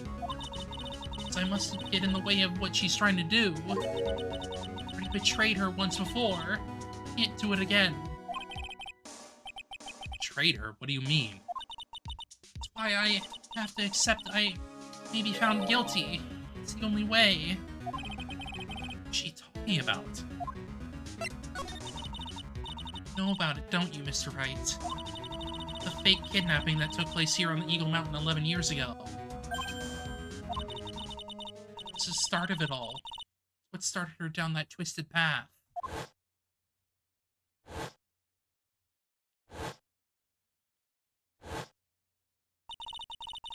started to commit crime after crime, and in the end, she lost her life. It's all because I betrayed her. Did you betray her, Iris? It's no coincidence that Eagle Mountain is where the exchange was to take place. After all, I helped plan the whole thing. What? Scared, so I ran away. What are you talking about? Why would you help her? $2 million from your own father? That's awful! But I promised that I'd help. And I didn't do it for the money. Huh? It was revenge on our father. Revenge? What do you mean by revenge? He was a hideous man. He threw our mother away and sent her to hell. Mother? She must be talking about Morgan Fay. Mother was the eldest daughter of the main branch of the Fay family. The Main family had a lot of influence in many business and political circles at the time. The eldest daughter, her mother was set to inherit all of that as the next master. It's the reason our father married our mother in the first place, for power. His plan backfired. His mother's sister took it all from her. She took over the Master of Kurain. Misty Fay, Maya's mother. For long, the credibility of the Kurain tradition hit rock bottom. The new master, Misty Fay, made a terrible mistake. The investigation of the DL6 incident. After that happened, father took me and my twin sister away, leaving our mother and our home behind. He hated the place. He said it was a pig dive, and he had no reason to stay there. That's when you came here to Hazakura Temple. Yes. My father took as his next wife had already had a daughter, Valerie. No place in this new family, you see. Oh. I'd seen my mother once since then. Master's seat stolen from her, rejected by her own family. She's been very battered, spiritually and emotionally. I'm only beginning to see how the pieces fit together. I have asked her everything I can in my capacity as a prosecutor. This incident, everything related to it goes back to the history of the Fey clan. That's what it looks like. Iris, there's just one more thing I want to tell me. What is it? During the incident in which your sister Dolly Hawthorne poisoned a lawyer, you began a relationship with a certain college student in order to hide the evidence. That college student, have you heard anything about him? Well, I did hear one thing. Says she hated his guts. I see. Thank you for your help. You're welcome. Hurry up, Phoenix Wright. There's still much to investigate. Leave these locks to me. I'll open them for you. I promise. Thank you.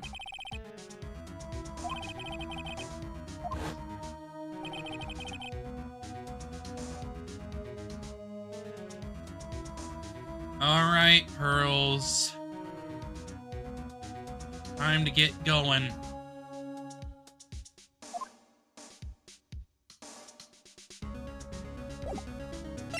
Time to finish this.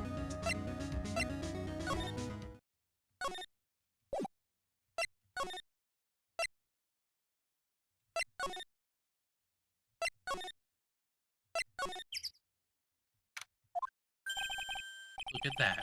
They really did make a fire right in front of the shack.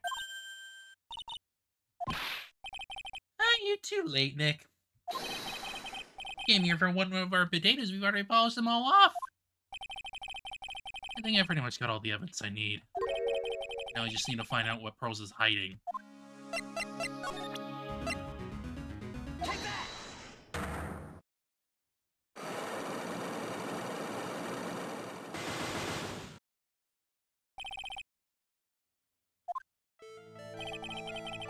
After the dinner on the night of the murder, you were supposed to be in Elise Deliuxtim's room reading a book together, correct? Yes, I was so happy when she invited me. But no, in the end. You didn't go. No, there was somewhere else I had to go instead. So worried I had to go. I didn't know what to do with myself. I was so nervous. You never went to Miss Deliuxtim's room. As she was too worried about something or someone else. Pearls.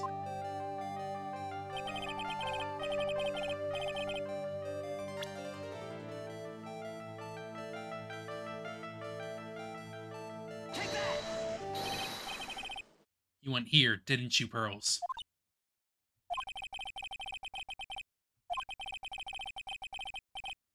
This is where you went because you were so worried, right?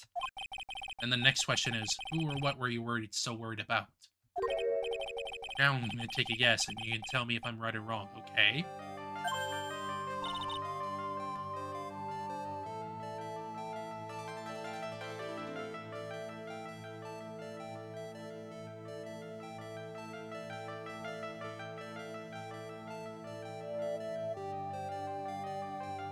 Ugh. I mean, you know? If I'm right, will you tell me the whole truth? Hey, Take that! It's obvious we were so worried about Pearls. It was Maya, wasn't it? You knew the training Maya was undertaking was dangerous. After all, it was a special course. I signed up for your special course. Oh, my. Quite brave of you considering how cold it is.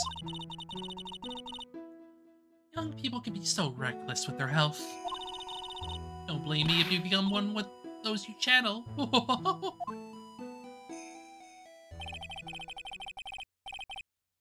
Sister Bikini scared you with what she said, didn't she? Because it was you who introduced Sazaguri Temple to Maya in the first place. You felt responsible, didn't you?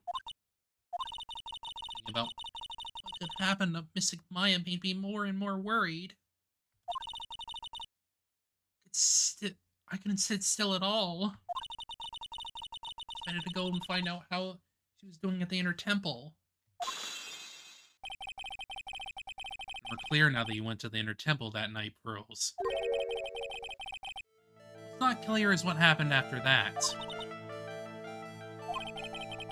What about... And about what time was it when you headed over to the inner temple? It's probably about 9:30 when I left the main hall. I heard the real training was supposed to start at 10. Let me get there before it started. Which snow, I didn't get there until after 10 o'clock. Till after 10 o'clock? I didn't know what time it was. I heard the bell ringing for lights out. Or the lights out bell. Pretty small though, isn't it? That's a really good hearing. I was really trying to pick up the sound of that bell, that's all. I didn't want to miss it. That would be terrible. Trying to hear the bell. Tell me, Pearls. Why are you so worried about hearing that bell? Oh, I think I know why. The reason why you're so worried about that bell is because of this. The letter. Take that! You were given instructions, some instructions to follow for that night, weren't you? I presume you recognize these pieces of paper. where did you? In the incinerator at the inner temple. Pearls, you were following the instructions in this letter last night, weren't you? That's why you couldn't afford to miss the sound of lights out bell. I'm speechless, Mr. Nick. You're amazing. You know, I believe they were written for you, Pearls. Me? No. As you can see, a large portion has been burnt. The last section is still barely legible. As soon as you hear the lights out bell, you must channel her spirit. Who was it, Pearls? Whose spirit were you supposed to be channeling? Taking into account the author of the note and their purpose for writing it, whose spirit would Pearls have been trying to channel? Overthink it, Fingus. The obvious who Pearls is supposed to channel. Dahlia. Take that!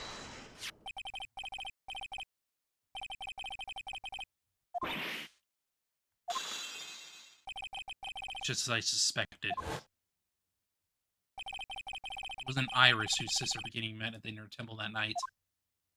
It was Dahlia Hawthorne. You know anything about her, Pearls? You know what kind of woman Dahlia Hawthorne was? No. Never heard of anyone by that name before reading these instructions. Thought so. Rose doesn't have a clue. Doesn't know that Dahlia is her sister.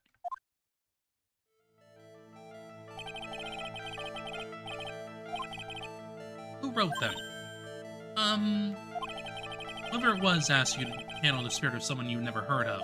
You must have quite a lot of respect for them.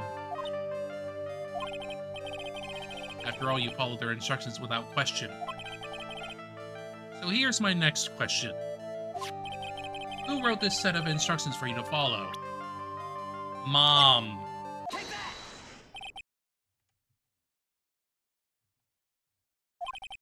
I have to wonder something. You didn't have any idea what these instructions meant, did you? But you followed them to the letter regardless. Why? Because it was your own mother who asked you, that's why. How did you? I figured it out. The person who wrote this letter was your own mother, Morgan Fay.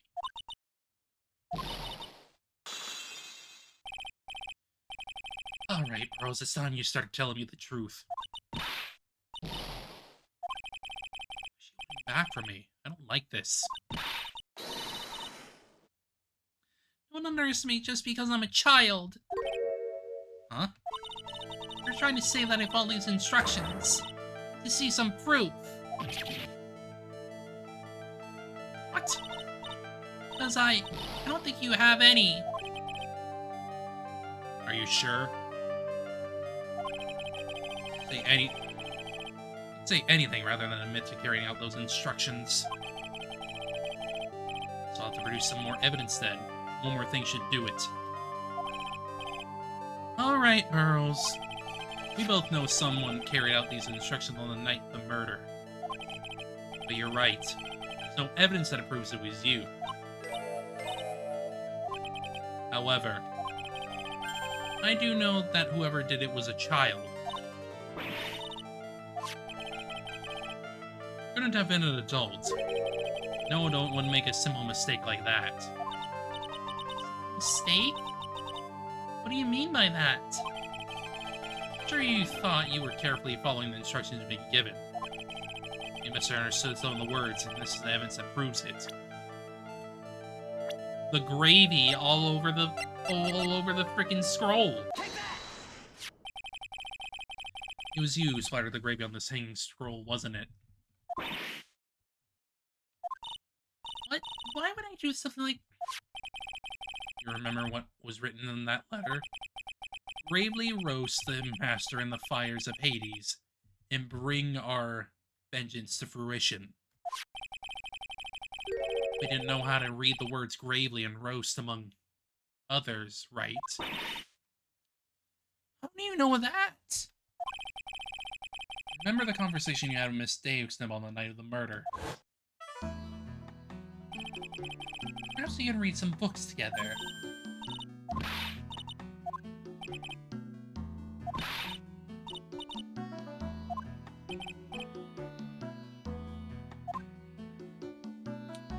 Yep.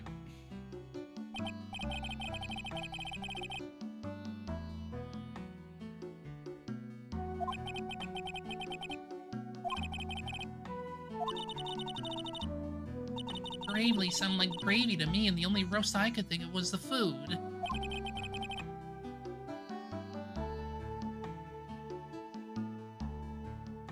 That's why you did it. That's why you covered the picture of the master in gravy from that night's pot roast. To be honest, I did think it was a bit strange. Because I really did get the wrong idea. Just a tiny bit.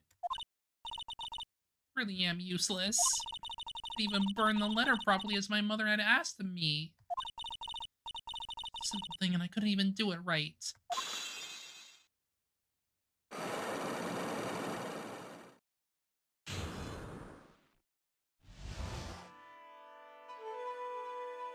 Alright, last little bits. After the dinner that night, I did go to the inner temple. Pot full of the leftover gravy. Gravy? Saw the picture on the hanging scroll in the secret cavern. Sure it's the Master of Gurine, like it said in the letter. I see, and then?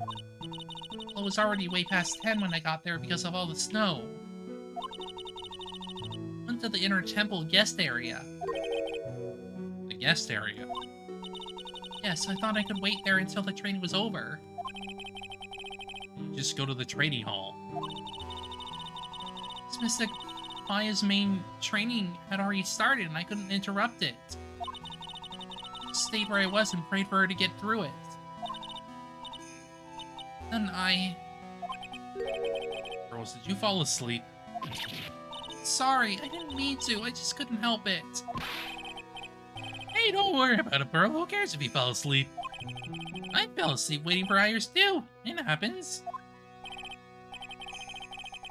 Anyway, then you found yourself trapped at the inner temple.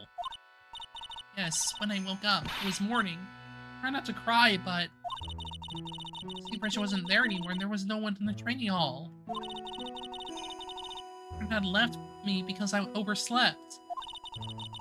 Threw the letter into the incinerator and then I heated up the leftover gravy and... Let off some steam by chucking the gravy on the scroll while you cried.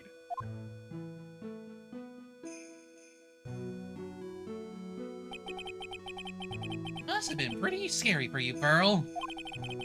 I know what it's like. You used to leave me behind when I fell asleep at school, too. Don't equate something so trivial with her experience, Larry. right in my mother's letter. That as soon as you hear the lights out bell, you must channel her spirit. I went over to the inner temple when I heard the bell ring. Channel Dahlia Hawthorne's spirit? No. I tried, but I couldn't do it. Couldn't do it. I never failed at channeling someone. This is the first time it's happened. Tried and I tried and I tried. Yesterday, this morning, the whole time. Just couldn't do it. Don't let it get you down, Pearl. It'll all work out. One will come flying through the sky for you. Whoosh! Just like that. She never managed to channel the spirit. Probably because someone else did it.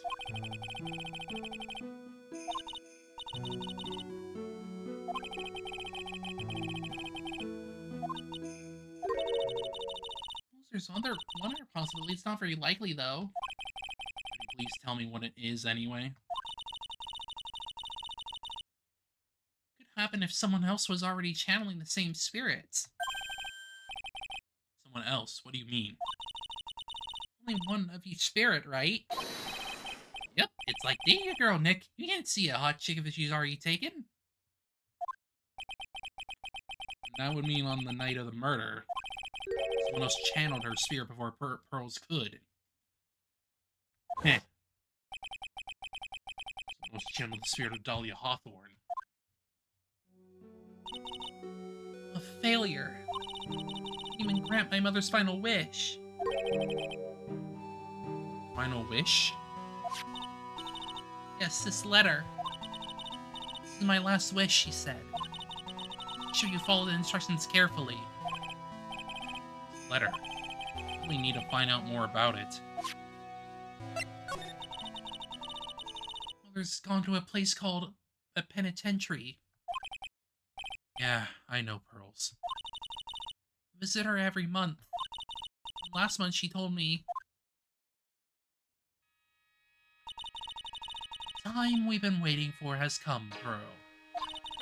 There's something I need you to do for me. I hid a letter for you at our home before they brought me here. I want you to read it and do exactly what it says. It's for the good of the Fake Land, my angel. You'll be doing a great thing. Now listen carefully and I'll tell you where the letter's hidden."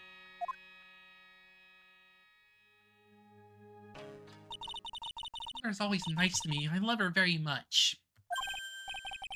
Yeah, Mom will do anything for the kids, right? It was for the good of the Fake Land, so I knew I had to help her. I mean, missing Maya's part of the Fake Land, so it had to be good for her, too. I'm sorry, Pearls, but your mom's a big manipulator. She was using you. That's right, isn't it, Mr. Nick? I guess so, yeah. Picture with her letter, too. Picture. Of Miss Dahlia Hawthorne. Usually a picture is enough to channel someone's spirit, but this time... Pretty weird, huh? Like Larry knows anything about this stuff. Something else that was strange about my mother's letter. The seal on it was broken, as if someone had already opened it once before. That sure is pretty strange. Open it already?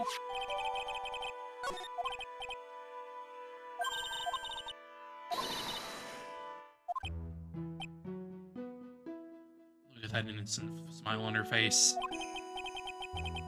What's this say to her? Huh. Huh. Finally figured it out, have you, trite? You finally realize how terrible of a crime being painfully oblivious is. Godot! The entrance of the sacred cavern looks like a freaking puzzle workshop. No iris in the lock-breaking effort. It's all a waste of time. Why do you say that? Because Maya Fey isn't coming back. What? You don't know what you're talking about. How can you say something like that? It was your job to protect her, Trait. Just like it was your job to protect Mia Fey. Two sisters caught up in the worst of circumstances. I realize that, but... And you were the only one who was by their sides. You were the only one who could have saved them. I didn't know anything about what was going on. What did I just say, Trite? Being oblivious is a heinous crime in itself.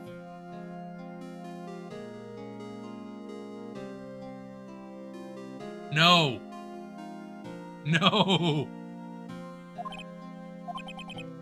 Tomorrow.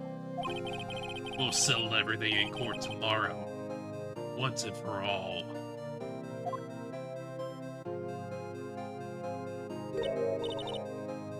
Nick, is what that man just said true? It'll be alright, girls. I'm sure Maya's alive. You'll see for yourself tomorrow. Yeah, that's right. I know I can trust you, Mr. Nick.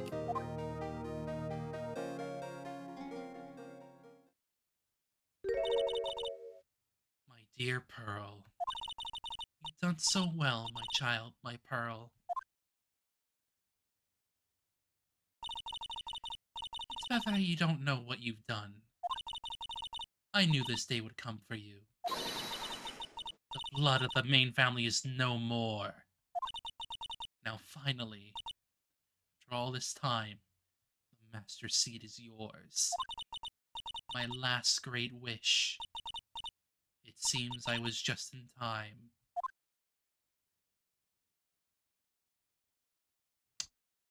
About that, you're probably not gonna win there, Morgan.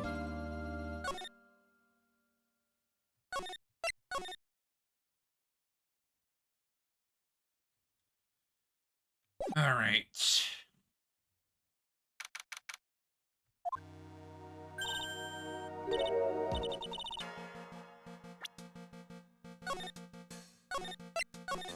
I'll save the trial for next time. That way, we can just kind of get it all done in one go. And then Trials and Tribulations will be done.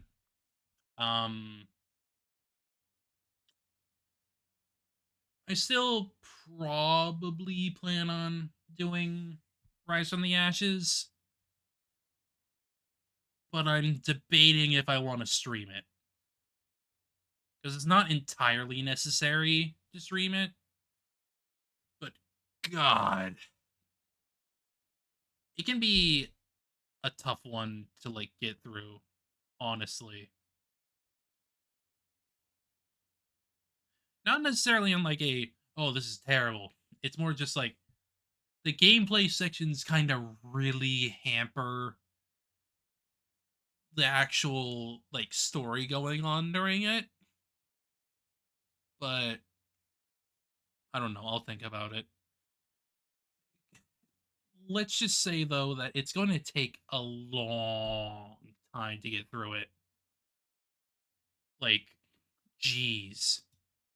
It's probably one of the longest cases that this series has. It's kind of crazy.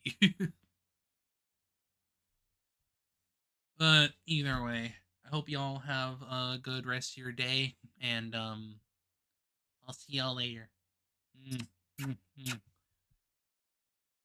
Bye bye.